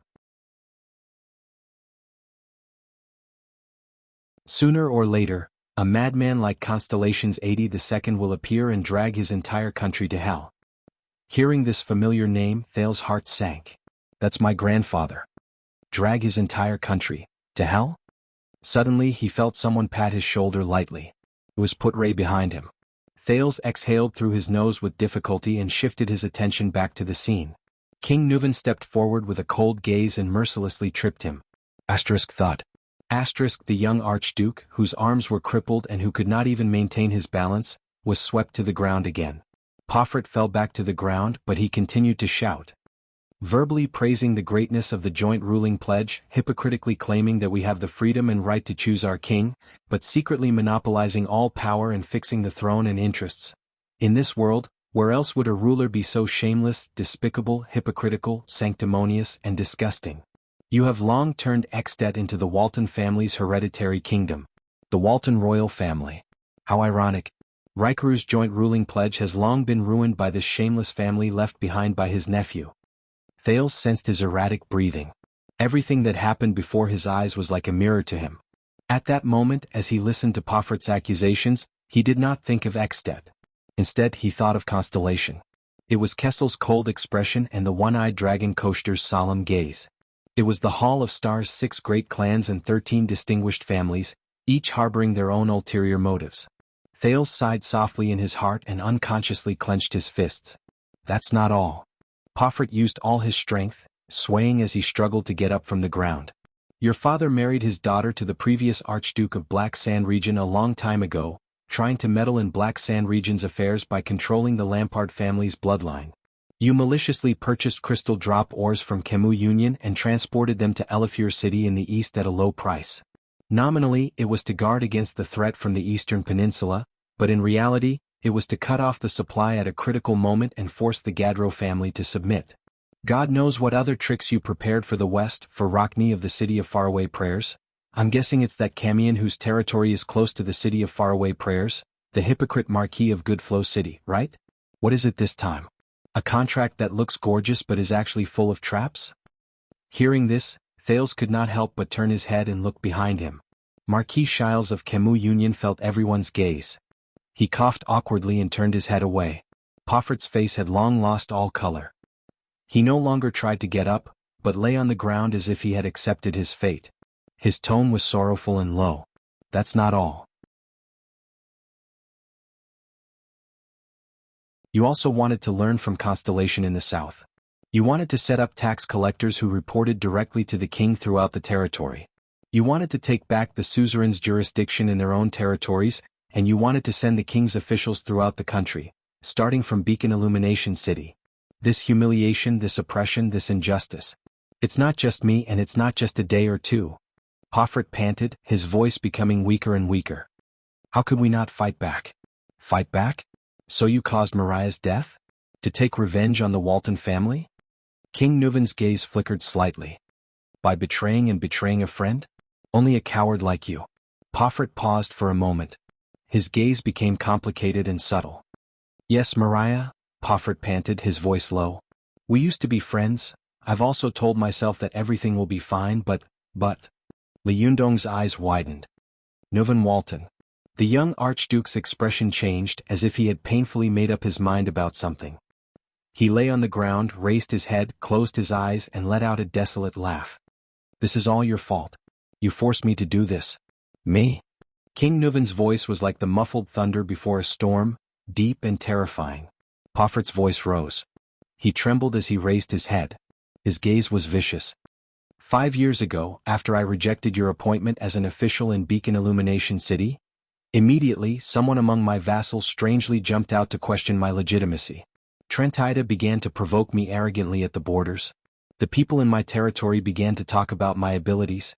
Soon, my vassals began to rebel, the people began to resist taxes, and the territory was in chaos.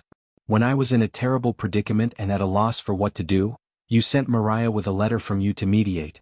As I read your hypocritical and pretentious letter of comfort, I raised my head and looked at Mariah, who was standing in front of me. I listened to him mention our past with a silly smile on his face. Only then did I understand that we were never friends. I'm just a dog of Dragon Cloud City. And don't you know what kind of person Mariah is? The veins on Poffert's face bulged. His brown hair stuck to his forehead, making him look ferocious and pathetic. I've had enough of the silly smile on that good-for-nothing's face. In his mind, the whole world is so beautiful. Poffert's eyes were bloodshot. He struggled to get up with all his might and roared madly at everyone in the Hall of Heroes. That's a naive, weak, hesitant, incompetent, short-sighted, and unambitious good-for-nothing. Ha ha ha. Under King Nuven's gloomy face, Poffert's upper body shook and he laughed wildly. He laughed so hard that tears almost came out of his eyes. Did you know, that fellow, that good-for-nothing Mariah? His biggest dream was actually to become an adventurous mercenary, to travel the world. Ah, mercenary, adventurous. Ah, right, he even fell in love with a prostitute. A coquettish slut. And he even said that he wanted to marry her. Thales shook his head. Thales shook his head. He remembered what King Nuven had said about Prince Mariah when he first met King Nuven and the Archdukes. Pofert laughed so hard that tears almost came out of his eyes. King Nuven furrowed his eyebrows tightly. Pofert laughed in a morbid manner. He rolled on the ground in pain and agitated emotions. Snot and tears streamed down his face.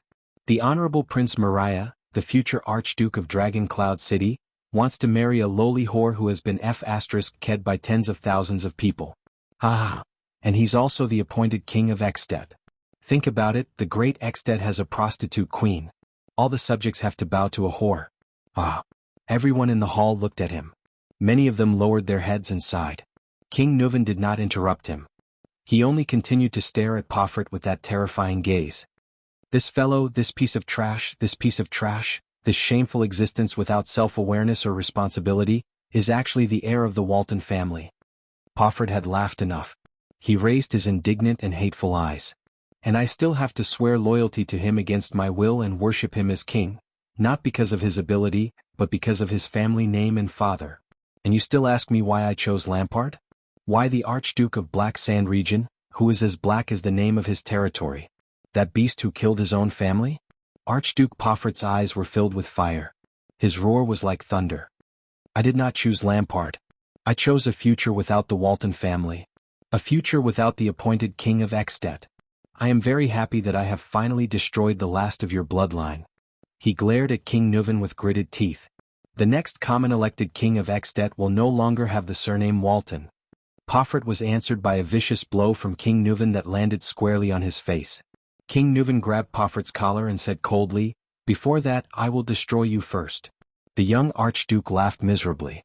He shook his head, turned around and looked to the side. Thales Jadestar.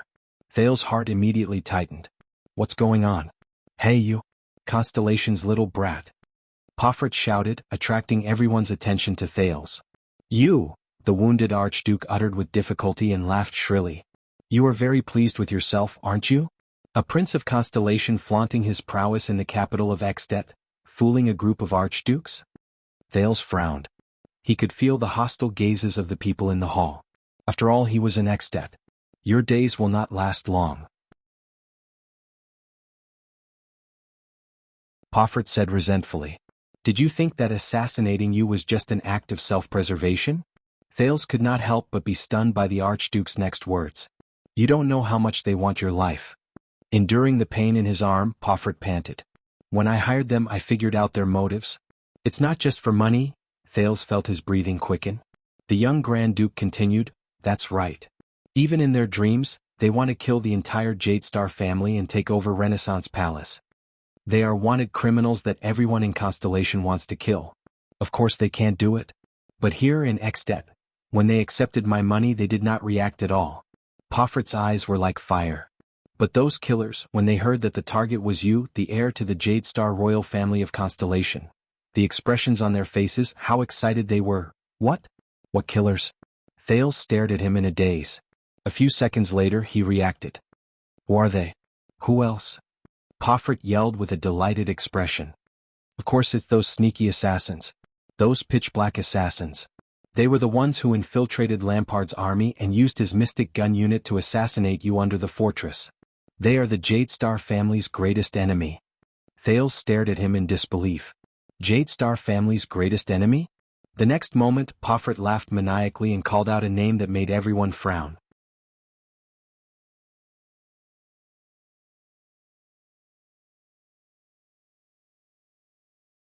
Chapter 154. Thales was stunned for a full 10 seconds. Shadow Shield. He heard Gilbert describe this name before. It appeared together with the Charlton family's name in the tragedy of the Bloody Year. The direct murderer of the Jadestar royal family. He remembered the small stone jars in the Jadestar family tomb in Renaissance Palace. From the king's eldest son, Midier, to Horace, to the twin princes, Bancroft and Herman. And the youngest princess, Constance Jadestar. But Shadow Shield. Thales stared at Pofert in disbelief. Assassinate me? How could? His thoughts were quickly interrupted. Enough. King Nuvan's voice rang in the hall. As long as I am in Dragon Cloud City, the king threw Pofert down with a gloomy face, I will not allow such a despicable assassination to happen again. Pofert sneered and hissed a word through his teeth, tyrant. King Nuvan narrowed his eyes and looked at his helpless enemy. And it all. Pofert curled his lips and his expression was cold. I will watch from the bottom of Hell's River how your family is destroyed. End it all. King Nuvan gently clenched his fists and was silent for a few seconds. His eyes were filled with complicated emotions. Finally, King Nuvan closed his eyes and exhaled through his nostrils. The duel is not over, but I can give you a chance. Under everyone's gaze, the old king opened his eyes and said flatly, Admit defeat to me now. Now admit defeat and admit to your crimes. Confess to the conspiracy between you and Lampard. You can still earn your life back. Poffert was completely stunned. What? What? But you will spend the rest of your life in prison. Your younger brother will inherit Beacon Illumination City, and Poffert will still rule that land. Other than you, Beacon Illumination City will not be punished. The old king's gaze was sharp. What do you think? Everyone in the hall was stunned. Poffert stared blankly at the king. I killed your last son, he said absent-mindedly. Yes. King Nuven's gaze darkened. You killed my son. Poffert's gaze gradually changed as he looked at the king. Thales saw struggle and pain in it. The young archduke lowered his head, breathing rapidly. Thales pondered over the king's choice. At that moment, Putre whispered into his ear, if he agrees, if Beacon Illumination City still wants to rule it stably in the future, it must never make an enemy out of the Walton family. Thales nodded in realization. Nicholas snorted coldly by the side. After a few seconds, Poffert slowly raised his head. A bitter smile appeared on his desolate face. Really? Yes, King Nuven said flatly. As long as you say that word, you can continue to breathe the air of Northland. The hall was silent for a moment. But not long after, Poffert, who was lying on the ground, stopped smiling. His face was like ice and his eyes were like steel. His expression seemed to be covered with cold snow that would not melt for 1,000 years. The young duke looked the king in the eye. Poffert gritted his teeth, but said another word resolutely and decisively, yes. Absolutely not. Thales shook his head. This is Northland, Nicholas said softly behind Thales. Being forgiven by the enemy is also a form of humiliation. King Nuven sighed. But he immediately raised his head and flashed a gentle smile at Poffert. Good boy. The old king smiled with a complicated expression. Suddenly, Poffert kicked the ground with his left leg and struggled to get up from the ground. With a roar, he charged towards King Nuven. What welcomed him was a gentle kick from the old king that hit his calf bone. Thud. Poffert lost his balance again and fell to the ground face down. Poffert let out a final howl of indignation. King Nuven shook his head slowly. He stood up and knelt down on Poffert's back. Then he reached out with both hands and grabbed Poffert's head tightly, lifting him to a place where the 4 archdukes could see. The 4 archdukes, Alcius, Trentida, Rockne and Letko, all stared at their king with solemn expressions. The next moment, the common elected king of Extet, Nuven Walton VII, roared loudly in his old but heroic voice. Look! His roar echoed in the hall. King Nuven's face was filled with anger. He roared loudly. This is the enemy of the Walton family. Poffert's face was mournful, but he smiled as if he had been released. As many people inhaled, the old king twisted his hands forcefully. Crack. The crisp sound of a neck bone breaking reached Thales' ears. Plop. Poffert fell to the ground.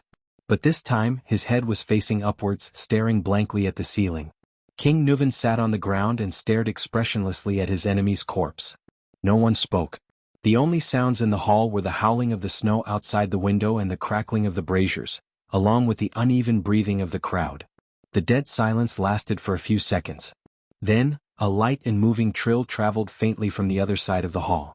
Death. It's just a long-awaited homecoming. High Priestess Holm of Bright Moon Temple said flatly. She crossed her arms again and lowered her body. The eyes on her veil slowly closed. The winner has been decided. The holy duel. The end. As soon as she finished speaking, the High Priestess of Bright Moon Temple turned and left. The Red Witch smiled and turned to follow her. In the hall, many people finally exhaled slowly. It's over. With a wave of Lord Merk's hand, the servants and guards hurried to catch up. The doctors and healers who had been on standby rushed to King Nuven's side and bandaged the wounds on his chest and face. The king's vassals and the 4 archdukes left the spectating area. They left absent-mindedly with different moods. I was wrong. I can't brag about this duel for a year. Marquis Shiles sighed. It's enough for me to brag about for a lifetime. Nicholas glanced at him coldly and walked down the field. He began to instruct the White Blade Guards to deal with the aftermath. It's been a complicated day, my dear Highness. Shiles adjusted his hat and bowed politely to Thales. Forgive me for taking my leave. I have to go back immediately to estimate the possible business losses we might suffer in Beacon Illumination City. I hope it doesn't exceed the returns King Nuven has given us. Thales shrugged and watched the Camion leave. It's been a fruitful day. Thales turned around and said sarcastically in a low voice, "We have to talk, Putre, about Shadow Shield." Not only that, but he also had many other things, including many doubts, that he wanted to ask this experienced and knowledgeable deputy. "I agree." Putre nodded cautiously and solemnly. "At this moment, the four of you." The old king's aged voice came from afar. "Do you have any opinions about this duel?" King Nuvan raised his head. His gaze pierced through the crowd and fixed on the four archdukes. The hall fell silent again. Everyone looked at the four archdukes. The archdukes had different expressions, but Thales could feel the solemnity and vigilance on their faces. After all, a colleague had just died here. No. The one who answered the king was the cold Archduke Rockne. He only said softly, "This is a holy duel. It is a righteous vengeance. It is fair and just." Hoffert also confessed to his crimes. Trentida was still smiling. Alcius did not say a word. Letko looked elsewhere, his expression indecipherable. King Nuvan stared at the long-haired archduke for a few seconds and suddenly sneered. "It'd be strange if you didn't." King Nuvan sneered. "Your dissatisfaction has been going on for a long time, right?" Thales suddenly felt the atmosphere in the hall become tense again. Until King Nuvan's next words. "You don't have to worry anymore." King Nuvan sighed slowly. "I will send a messenger crow tomorrow. The Archduke of Beacon Illumination City has died gloriously in the duel. Beacon Illumination City will be inherited by this fellow's younger brother. He must have been looking forward to it for a long time." The archdukes were slightly stunned. "The Walton family has no hope in the next king selection," the old king said desolately with his head bowed. "We don't have a candidate who has enough prestige and legitimacy." Archduke Alcius frowned. "Your Majesty," King Nuvan did not stop talking and interrupted Alcius. "But at least, before I die, I can still do one last thing for my family in Dragon Cloud City." He raised his head. His gaze was piercingly cold. The archdukes shuddered. "Such as?" Archduke Alcius asked softly in his most cautious manner. King Nuvan smiled. "War," the old king said softly. "It's going to be the new year soon. After next spring, I will enlist Dragon Cloud City's army." Hearing this, Thales felt a chill in his heart. "No way?" The four archdukes held their breaths. Constellation. Archduke Alcius glanced at Thales with an unfriendly expression, causing him to shudder in fear. Fortunately, King Nuvan's next words made the Prince of Constellation exhale. "No. I want to go for a stroll in Black Sand region." King Nuvan, who was sitting in the middle of the hall under the care of a healer, patted his thigh in a relaxed manner. "To visit my dear nephew, Chapman Lampard." The archdukes frowned. So did Thales. "I miss him." The old king's eyes shone brightly. "I miss him to death." Archduke Alcius and Archduke Trentida, whose territories were near Black Sand region, frowned simultaneously. "But I don't like being alone. I don't want to go alone." King Nuvan stared at the four archdukes with a sharp gaze. "What do you say?" The four archdukes did not speak. Until the king's second sentence. "After visiting him, shall we discuss the king's selection?" the old king said meaningfully. The four archdukes glanced at each other. This time they quickly made a decision. "Defense City will respond with all its troops. We will always stand on the king's side." The bald Archduke Letko was the first to sigh. Archduke Alcius nodded solemnly. "Prestige Orchid region has no objections. We will also send reinforcements. This is a legitimate revenge, a warning to those who are plotting in secret." Archduke Rockne's eyes shone. "The city of faraway prayers is willing to send reinforcements. Since all of you have said so, if Reformation Tower still doesn't send troops," Trentida said in annoyance, "I won't even be able to walk out of Dragon Cloud City." Hearing this, Thales criticized in his heart, "The king will take the lead and help you eliminate a competitor." "Why not?" King Nuvan looked at them and laughed out loud. At this moment, Archduke Alcius could not help but ask, "What about Black Sand region? Are you going to let Chapman's son inherit the Archduke's position?" King Nuvan stopped laughing and shook his head gently. "I have a candidate in mind. He's definitely a good candidate for the Archduke's position." He stretched his newly bandaged right arm. "Castellan Lampard. Chapman's uncle. He used to be the captain of my personal guards." Thales was stunned. He thought of the sturdy old man in Hero Tavern. "I heard that he has no interest in power and that he hates his family," Archduke Rockne said flatly. "Yes." King Nuvan laughed softly. "But it's not up to him. The archdukes were slightly stunned. "All right." The old king pushed the doctor aside and stood up boldly. He shouted angrily, "Everyone go up. The banquet is still going on." King Nuvan looked around at everyone and laughed. "Don't spoil the mood." The four archdukes looked at each other. With different expressions on their faces, they bowed and left. The members of the king's imperial conference also left. Thales noticed that when everyone turned around, the old king's smile disappeared from his face. "All of you should leave too."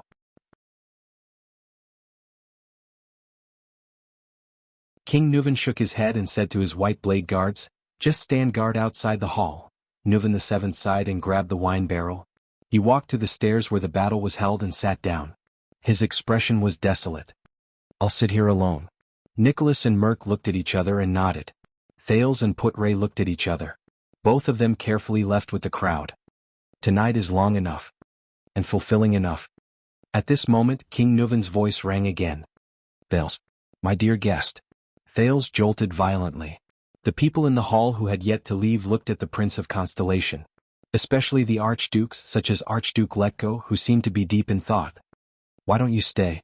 King Nuvan patted the stairs beside him. His expression was calm. "I still have to thank you properly. Shall we have a drink together?" Thales opened his mouth and looked at the king awkwardly. What a joke. After I offended a bunch of archdukes, after you broke an archduke's neck, after you forced the other archdukes to join the war with you? You want me to have a drink with you? What I need to do now is to disappear quickly and keep a low profile. Once the time is up, I'll return to my country immediately. Even if you want to attract hatred, you can't do it this way. He turned around and looked at Putre. The latter shook his head slightly. "It's an honor to drink with you, but I'm only 7 years old." Thales turned to look at King Nuvan. He said politely and embarrassedly, "And I'm very tired, but..." Bulsh *T 7 years old. King Nuvan interrupted him with a displeased expression and raised his wine glass to the second prince. "When my father brought me to drink for the first time, I was only 5 years old. As the future king, how can I not know how to drink?" Thales looked dazed. He was ready to find another excuse. "Or do you want to reject the king of Extet's invitation?" King Nuvan revealed a contemplative look. "Even you, like that fellow lying on the ground, look down on a king who doesn't have much time left?" The atmosphere in the hall became strange again. Thales' heart suddenly raced. He could only lower his head and sigh. Then he turned around and took a step forward. Under Putre's worry, Nicholas' frown, Shile's smile, and the four archdukes' peculiar gazes.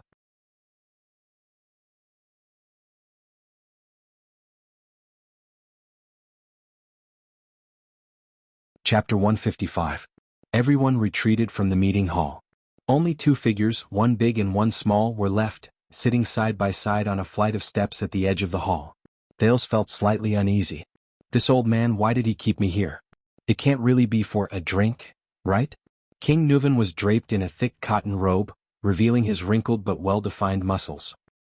He looked at the bandages on his body with an unpleasant expression and raised his goblet. "I'm old after all." King Nuvan gulped down a mouthful of wine and moved his left arm. A pained expression appeared on his face. "In the past, I could have fought a battle of this intensity for a day and a night, but now..." The old king snorted coldly and poured the rest of the wine down his throat. Thales did not speak. He was trying his best to calm his slightly nervous breathing. It was not that he did not have the experience of being alone with a king. In fact, his nominal father, King Kessel of Constellation, gave him more pressure. However, when Thales sat next to Nuvan VII, he always felt extremely uneasy, especially when the smell of the mixture of potion and blood wafted into his nostrils. Perhaps it was because King Nuvan had just killed someone with his own hands. Perhaps it was because the old king had lost all his blood relatives and lived alone in the unpredictable world. Perhaps it was because, "Your plan is very risky." Thales' thoughts were interrupted. King Nuvan scooped up another goblet of wine from the wine barrel and slowly said in his old voice, "If the murderer, Pofret, faced with such a situation, remained calm and did not react at all, what would you do?" Thales exhaled. "What should I do? There is still a way." The Prince of Constellation tried his best to put on a warm smile. "Then you can announce to the archdukes that you want to bring them along to meet Chapman Lampard openly and sincerely, shake hands and make peace. I guess the murderer will definitely not be willing to go. He knows that if you and Lampard combine the information you have, it will be enough to force him into a corner." King Nuvan swirled the wine goblet in his hand and listened quietly. Of course there is no need to take such a risk. We can completely set up the plan slowly and reveal the two pieces of information to the archdukes bit by bit. Thales shrugged. But there is no other way. Marquis Shiles Bamra informed me that the two archdukes will be leaving in the morning. We only have one night left. We can only think of a way during the banquet. At this moment, King Nuvan suddenly snorted. The laughter went on for several seconds. The old king's cryptic smile stunned Thales and he stopped talking. Suddenly a thought flashed in Thales' mind. It couldn't be. Wait, don't tell me? Thales looked at King Nuvan with an incredulous expression mixed with surprise and dissatisfaction. You? King Nuvan tilted his head and looked at Thales with a playful expression. Hidden in his green eyes was an emotionless, cold, and scrutinizing gaze. Thales felt a chill run down his spine. Thales thought it through. None of the archdukes wanted to leave, right? Thales closed his eyes and heaved a long sigh in indignation. That was false information you deliberately gave us. As Grand Dukes, it's impossible for them to just take a quick look at me before leaving. A bit of appropriate urging. King Nuvan nodded nonchalantly. It seems to be very effective. An appropriate urge? Very effective? Thales recalled how panicked and flustered he was today, and he resisted the urge to ridicule them. He adjusted his emotions. After all, this was Heroic Spirit Palace, and the Prince of Constellation was just a weak guest. But I have to say... King Nuvan put down his wine cup and stared at Thales. His gaze was complicated. Well done. Thales was slightly startled. Thank you, but... Thales turned his head and snorted softly. That plan was actually thought of by Putre, my vice diplomat and instructor.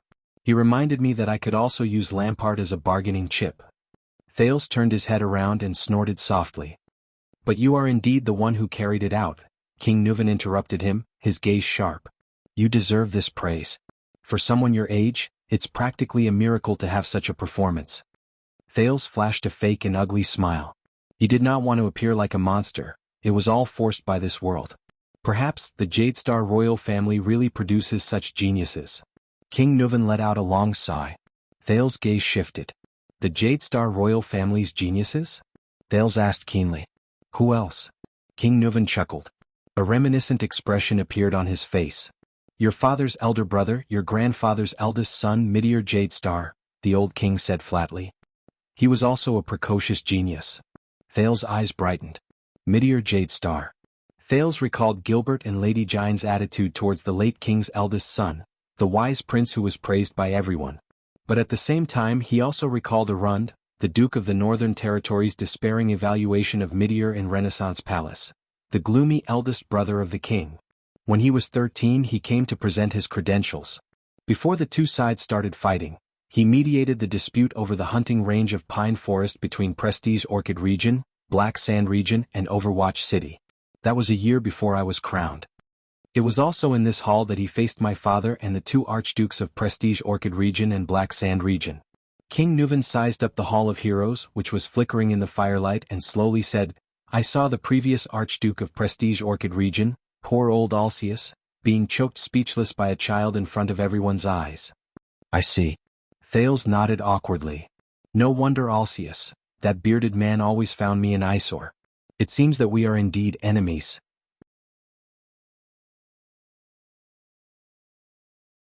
Yes, I guess. King Nuvan smiled. My father passed away a year later, and Midir also played a part in it. Thales awkwardly did not reply. Dino, in the past, a strange so-called genius like you would have made me extremely fearful? The old king tightened his robe again. His gaze was subtle. Especially when you are the first, no, the only heir to the throne of Constellation. Thales frowned slightly. King Nuvan's gaze made him a little uncomfortable. Midir's death was really a pity? I have always been curious about what kind of king a man like him would become. King Nuvan sighed, turned his head and stared straight at Thales. But you still have a chance. And a great chance. I believe that once you are crowned king, Constellation will be reborn. King Nuvan's gaze began to become fierce. Extet will welcome a terrifying opponent. Thales quivered. His nerves, which had just relaxed, tensed up again. No way. What are you talking about? What is this guy trying to do? He could not figure out King Nuvan's intentions.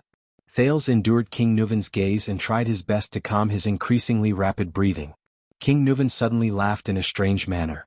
You don't have to be so nervous, he said flatly. His tone was filled with the unique dignity of a king.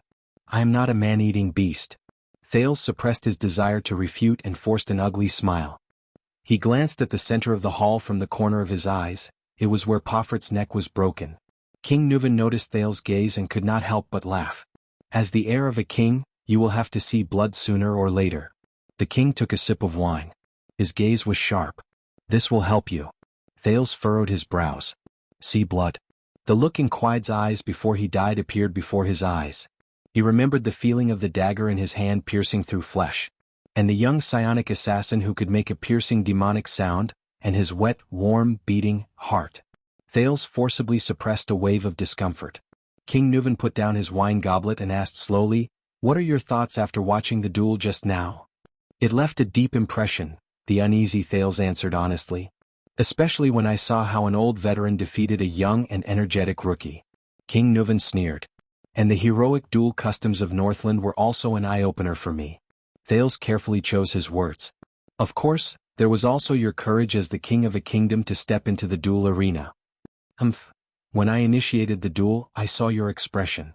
King Nuvan stared at Thales with a profound gaze. "You didn't think much of it, did you?" Thales was slightly startled. King Nuvan continued to stare at him intently. "All right." Thales took a deep breath and said sheepishly, "You know, considering your age, after all, this matter concerns such a large kingdom. What if something goes wrong?" A few seconds later. Under Thales' nervous gaze, King Nuvan suddenly said something out of the blue. "You know, the Walton family and the Jadestar family's relationship and connection started a long time ago." Thales was puzzled.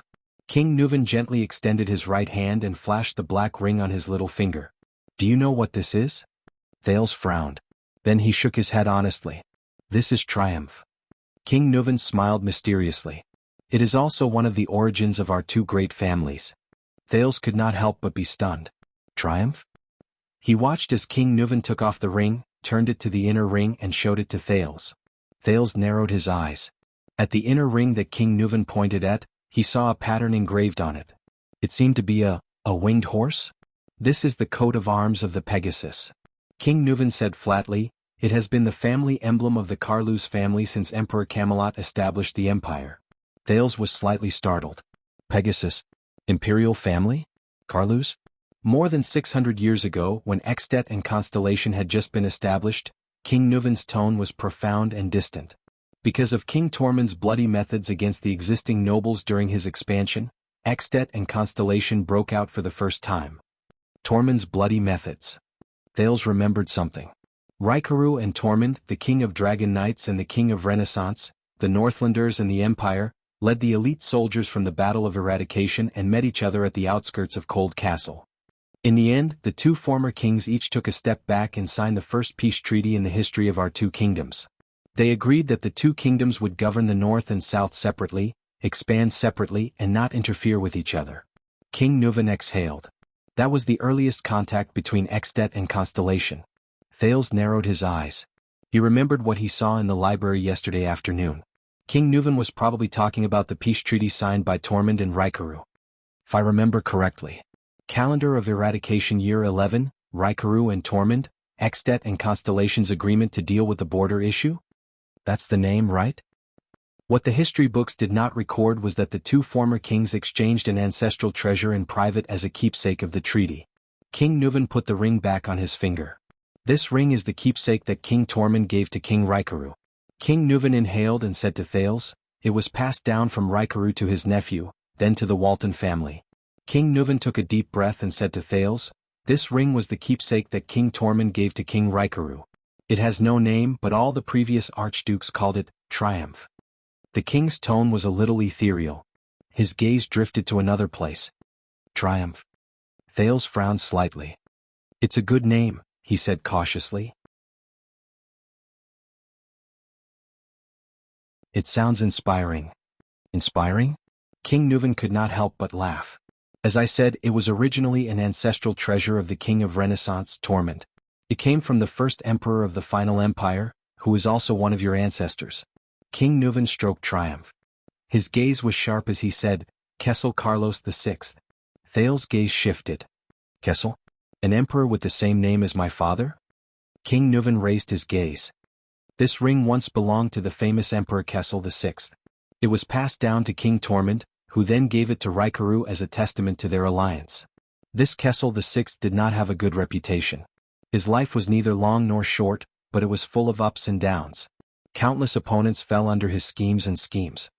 King Nuvan inhaled and said solemnly, and his greatest achievement was to restore the prestige of the Carlus imperial family during the chaos after the collapse of the ancient empire.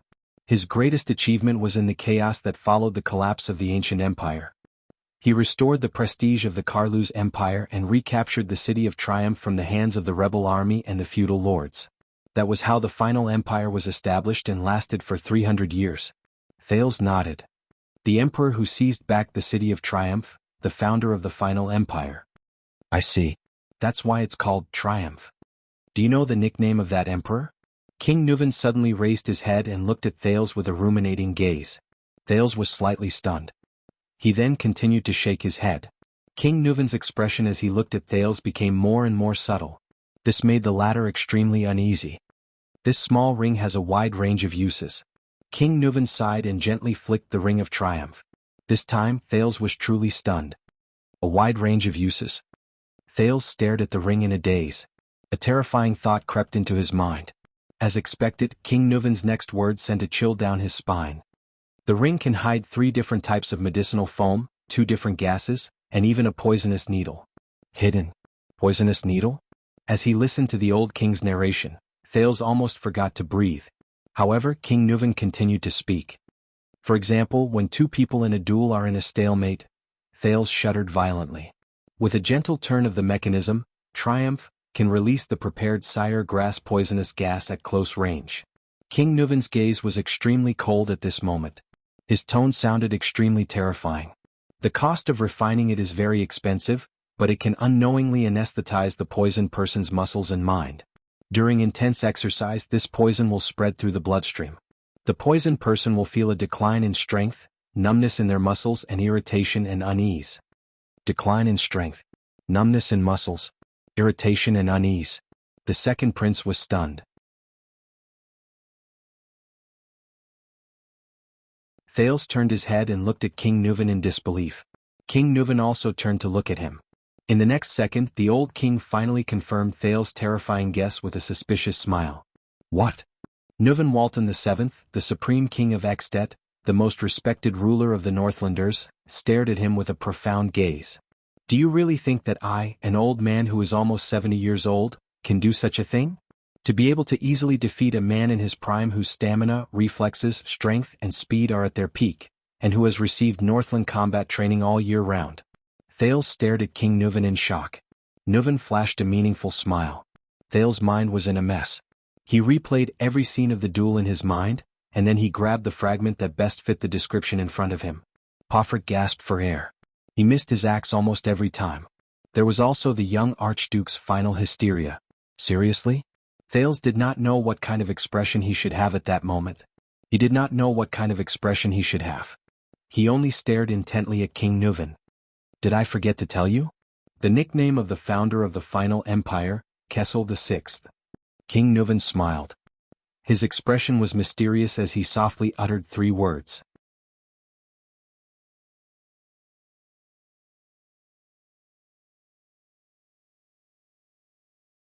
Chapter 156. Thales stared at the black ring with an unpleasant expression on his face. It was the triumphant return of the Emperor of Poison. He did not know what emotions he should use to face this matter. The ups and downs of the duel, the brilliant reversal at the end, the duel that could be said to determine the fate of the 2 kingdoms. Actually, a few seconds later he said with difficulty, "So, in the duel you triumphantly returned like this?" King Nuvan smiled softly. His gaze was cunning and pleased. As you said, he returned Thales' words to the second prince, word for word. After all, this matter concerns such a large kingdom. What if something goes wrong? Thales' thoughts were in a mess. The image of Nuvan VII that he had just built up in his heart from that duel was a heroic, old, and heroic image of Nuvan VII. It collapsed with a loud bang. What replaced it was an old, scheming, and cunning king who was twirling the ring behind the long table. Remember young Thales, King Nuvan said meaningfully, A king should never be hot-headed, replace rationality with impulsiveness, and resort to an uncertain gamble for the sake of pleasure. You are not only yourself but also the entire kingdom. Thales ignored his words. His brain was spinning rapidly at that moment. After a long while, Thales recovered from the shock and tried his best to grasp a few clues from his chaotic thoughts. Based on his understanding of Northland along the way, once this secret was leaked, King Nuvan would become the target of thousands of curses. This was enough to destroy the reputation of the Walton family, end the rule of Dragon Cloud City, and even endanger the dignity of the entire Extet and all Northlanders. But Thales turned his head and looked at King Nuvan, who was silent and had a complicated expression on his face. He asked in disbelief, "Why tell me? Shouldn't this be a top secret that will rot in my stomach forever and be brought to my grave? Do you know how serious this secret is?"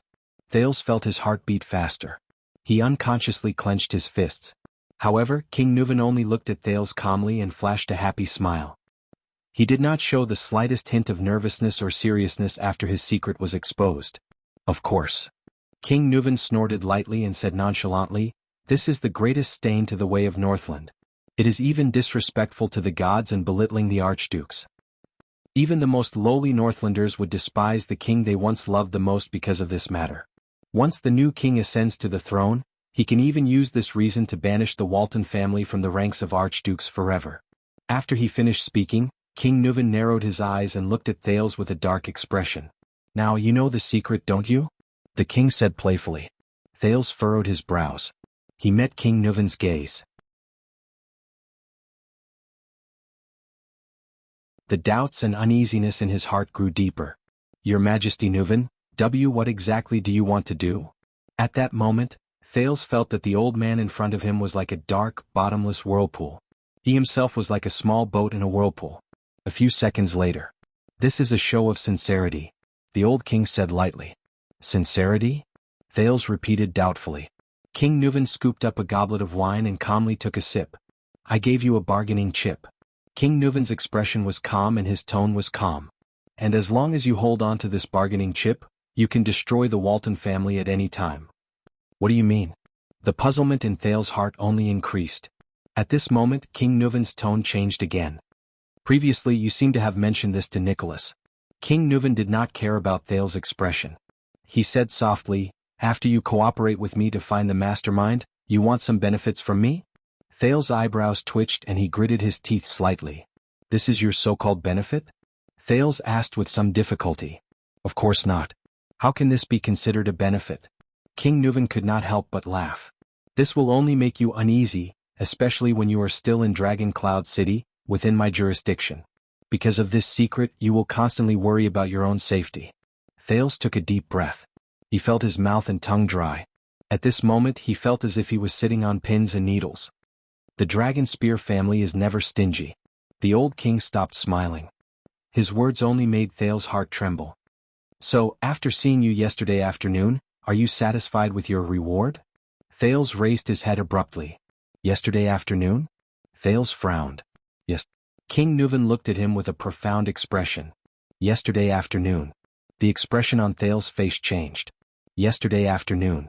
After he came out of the Hall of Heroes he got lost in Heroic Spirit Palace, then, under Thales' incredulous gaze the old king stroked the ring on his finger and said slowly, "Why? Do you think a foreign prince who has just arrived here, to be able to wander around my Heroic Spirit Palace freely and unfettered?" King Nuvan glanced at Thales. His eyes flashed. "And coincidentally wandered into Raikaru's library?" Thales' heart skipped a beat. He stood rooted to the ground, stupefied. "Merc lured you there on purpose," King Nuvan said calmly and flatly. "So, you have met my granddaughter, Thales?" In the next second, Thales sat on the stairs in a daze, listening to the calm King Nuvan say softly, "Your future wife, and the queen." The hall became quiet again. Thales stood rooted to the ground, dumbfounded. The scene in the library appeared in his mind. The unruly and capricious little princess who beat and scolded her servants at will, Alex Walton. But then, another figure that left an even deeper impression appeared. The unkempt little girl with a pair of black-rimmed glasses, her face covered in dust, lying on the ground reading a book. Little rascal. King Nuvan did not speak again. He calmly took another sip of wine. Thales spent a whole minute sorting out the current situation. What? What's going on? Thales' breathing quickened. He raised his head. What do you mean by this? King Nuvan inhaled softly and raised his head to look at the fireplace on the other side of the hall. He looked at the shelf on the fireplace. The ferocious weapon passed down from Raikaru the hero to the Walton family. The Soul Slayer pike. Among the lies you told Alceus and the others, at least one of them was right. King Nuvan's eyes burned with an unknown emotion. For the continuation of the Walton family, the old king turned his head. His sharp gaze was fixed on Thales. His expression was firm. I have to bet on a strong man, a future king. Thales' face was pale. He clenched his fists tighter and tighter. He suddenly figured something out. King Nuvan did not speak. He was waiting for Thales' response. The Walton family is dying, Thales said quietly after a while. You want to use marriage to force the Jadestar royal family and Constellation to ensure the continuation of the Dragon Spear family? You want me to marry your granddaughter? Thales subconsciously raised his voice. You want me to let Constellation take over this burden? King Nuvan held his wine cup and stared at the Soul Slayer pike. He snorted lightly as if he did not care. Oh. The king's old voice rang again. What I am giving you is a once-in-a-lifetime opportunity. A bargaining chip that you cannot refuse. Thales suddenly shuddered. Think about what you can get. King Nuvan's eyes were deep and cold. As blood relatives of the Archduke of Dragon Cloud City by marriage, the supreme royal family of Constellation. From then on, you can intervene in Extet's internal affairs. At that moment, Thales felt a chill in his heart. One of you and my granddaughter's descendants will inherit the Walton surname and power, and become the future Archduke of Dragon Cloud City. King Nuvan's tone was cold, as if he was talking about something that had nothing to do with him. And you, Thales Jadestar, you will do what Meteor IV and Chara the hero could not do with their combined strength. You will become the supreme king of Constellation. King Nuvan's expression did not change. He said something that made Thales' heart flutter. You will also become the regent of Dragon Cloud City, the first territory in Extet. Thales stared at King Nuvan in a daze. Even if he had memories that were incompatible with the rest of the people in this world, even if his brain was working frantically, he could not immediately react to this news. And before that, the old king's expression was unprecedentedly serious. If you still want to hold the Walton family as a bargaining chip, still want to use Dragon Cloud City to restrict Extet. Thales exhaled dejectedly and continued King Nuvan's words. Constellation and I must do our best to ensure the Walton family's rule and status in Dragon Cloud City, and protect the Dragon Spear family from dying out in Extet, right? King Nuvan revealed a satisfied smile. If the future king intends to use the reason of no male heir to deprive the Walton family of its power, he will have to think twice, Nuvan VII continued. The shield of the Western Peninsula's attitude in the south is that he is moving your cheese. King Nuvan revealed a determined gaze. What you need to do is to show the existence of Constellation and maintain the rule of the Walton family. Even if there is only one little girl left, and no matter how much the other archdukes oppose her, you will be able to obtain the greatest bargaining chip and advantage when you face Extet in the future. This will also strengthen the Jadestar family's weight and status in the country at the same time, and increase the royal family's prestige, given your current situation. Thales suddenly remembered the conversation between them when he first arrived at Mindy's Hall, when Gilbert used a scheme to set up an alliance between him and Serena Corleone. Thales subconsciously repeated Gilbert's words in a low voice, using benefits to win over allies. This is the essence of politics. I can still live for another 8 or 9 years. By then, Constellation should have begun to recover its strength. King Nuvan nodded approvingly. After that, the last direct descendant of the Walton family, my granddaughter, your wife, will be under your protection. Thales did not speak for a long time. Marriage alliance. Constellation and Extet. Jadestar and Walton. What if I say no? He raised his head coldly and looked at King Nuvan. What if I don't want to be dragged into this dangerous quagmire? Those who dance with the dragon often have their lives hanging by a thread. Also, the second prince said flatly, so far, those who want to form an alliance with me have either caused me great harm or were harmed by me. Thales remembered what Zayn Covendier told him on the day he left for the north. If you are in the same boat as a jackal, you will run the risk of your boat capsizing. King Nuvan stared at him. There was a strange and indistinguishable color in his green eyes. Thales stared back at the king without showing any sign of weakness. This has nothing to do with your wishes. Finally, the old king nodded slowly. The messenger crow carrying the king's warrant will fly to Eternal Star City tomorrow. Your father will decide on this matter. Thales could not help but tremble. What if my father also doesn't agree? Thales gritted his teeth and heard his own hoarse voice. Doesn't agree to drag Constellation into this quagmire?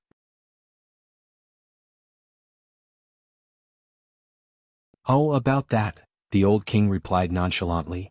I gave you the secret of triumph, didn't I? Thales' pupils shrank and he stared at him in a daze. Constellation can use this bargaining chip to destroy the Walton family at any time. This is enough to win his trust. King Nuvan slowly enunciated his words in his old but powerful voice. When you discover a treasure, you may be worried that it is a trap and give it up. But when you have the ability to destroy it at the same time, will you still be convinced by your own concerns and choose to give it up? Thales was momentarily speechless. In the face of such a king of Extet, faced with such a situation, even someone as slick as him felt that he could not handle it. His instincts also told him that King Kessel would definitely agree to such an alliance. But the effectiveness of triumph, as a bargaining chip, will gradually fade with your death. Thales took a deep breath and followed the old king's words. The benefits of using triumph will become smaller and smaller. In comparison, Kessel, my father will definitely be more inclined towards the benefits that can be brought about by a marriage alliance, and will be more inclined to support the Walton family and ensure the Walton family's position. And obtain a nail that has been nailed into the kingdom of the great dragon, reversing Constellation's decline after the bloody year. King Nuvan raised his eyebrows. He scooped up another goblet of wine from the wine barrel and poured it down his throat. I guess the nobles in Extet will not be happy, Thales said dejectedly. Including every archduke. Of course not. Every one of them can't wait to see the Walton family decline. King Nuvan's eyes flashed. He put down the wine goblet and wiped his mouth. But I am the king of Extet, and I will remove the last obstacle for our cooperation, King Nuvan answered him calmly. The men of military age in Dragon Cloud City will not be at peace for the next few years. Getting rid of Lampard is just the beginning. Thales instantly figured it out. From Nicholas probing to the king's so-called test. So, Thales sighed when he said this. You've already planned everything out. Don't lump me together with those shameless, scheming scum. King Nuvan snorted in dissatisfaction. This is not a conspiracy but, to use a Far Eastern term, an overt plot that you can't refuse. Yes. Thales lowered his head. An indescribable sense of loss rose from the bottom of his heart. All these schemes, conspiracies and overt plots, or something like that. All of you are very good at this. Just like the first time he met King Kessel in Mindy's Hall, Thales once again felt the helplessness and powerlessness of having one's fate and choices firmly in the hands of others. The powerlessness of going with the flow and drifting with the wind. King Nuvan stared at him quietly.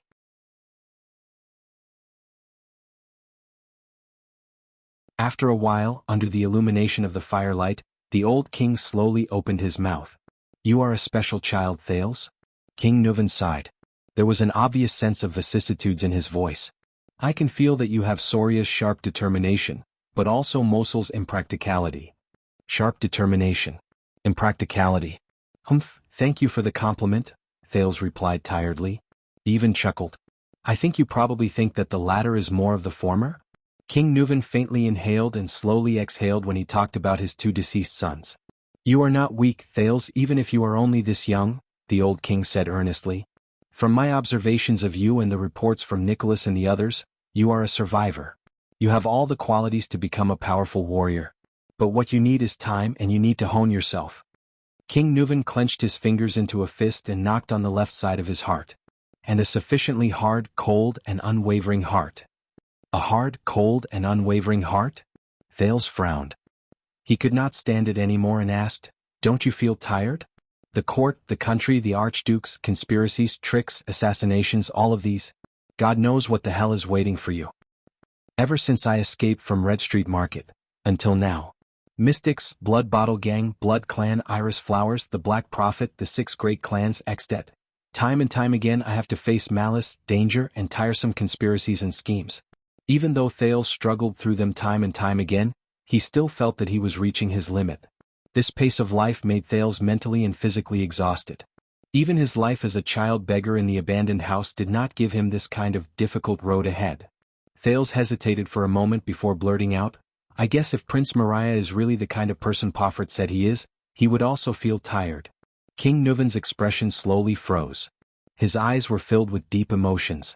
There was a few seconds of silence. It's normal for you to feel tired. Everyone feels tired, King Nuvan finally spoke slowly. But for us, when you feel tired and want to stop or even want to give up, you will feel. He clutched his injured shoulder and panted heavily in pain. Whether it's the pain of being swept into the tide and losing control of yourself, or the pain your enemies give you when they see that you are weak and easy to bully. King Nuvan pursed his lips as if he was recalling something. That kind of pain that penetrates deep into your bones pushes you back to the tired battlefield. You will continue to go back and forth between exhaustion and pain until you get used to it. This is what we are born to carry, not just us, the old king continued expressionlessly. Before he became an archduke, Alcius was poisoned twice by his half-brother. Trentida married the daughter of a mountain barbarian tribe leader just to open up a wasteland in the Sighing Mountain for his barren Reformation Tower. The old bald Letko once reluctantly married off his youngest daughter to Kemu Union in order to maintain his finances until she died miserably in a foreign land. On the day Rockne became an archduke, he personally ordered the execution of 6 domineering counts and viscounts in his territory. They were all his father's most trusted people when he was alive, and Lampard was a ruthless existence who stabbed his own brother's heart in front of everyone to seize the archduke's position. But time and time again they all returned in pain and exhaustion. You too? Returned from pain and exhaustion? Thales lowered his gaze. Like your son? King Nuvan did not speak for a whole 10 seconds. After a moment of silence, King Nuvan raised his head and stared at the famous Soul Slayer Pike. Do you know Soria? My eldest son, the man most likely to inherit this position. He died 12 years ago. Thales was slightly stunned. Lady Alex's father? He hesitated and carefully asked, I heard from Lord Merk that he died in a hunting accident. No. This time, King Nuvan quickly interrupted the second prince. His face was ashen. An accident is just what we say to the outside world. Thales frowned slightly and held his breath again. During the hunt, he died of an assassination with ulterior motives, the old king said in a normal tone. To be precise, it was an assassin from Constellation. You're tuning in to the Han Lee's Wuxia Chronicles YouTube channel. We're so grateful for your support and don't forget to subscribe to join us on this incredible journey through captivating stories. Your generosity through donations truly makes a world of difference, as it's the primary source of revenue that allows me to expand and enhance this channel for you. Thank you from the bottom of my heart for being a part of this adventure.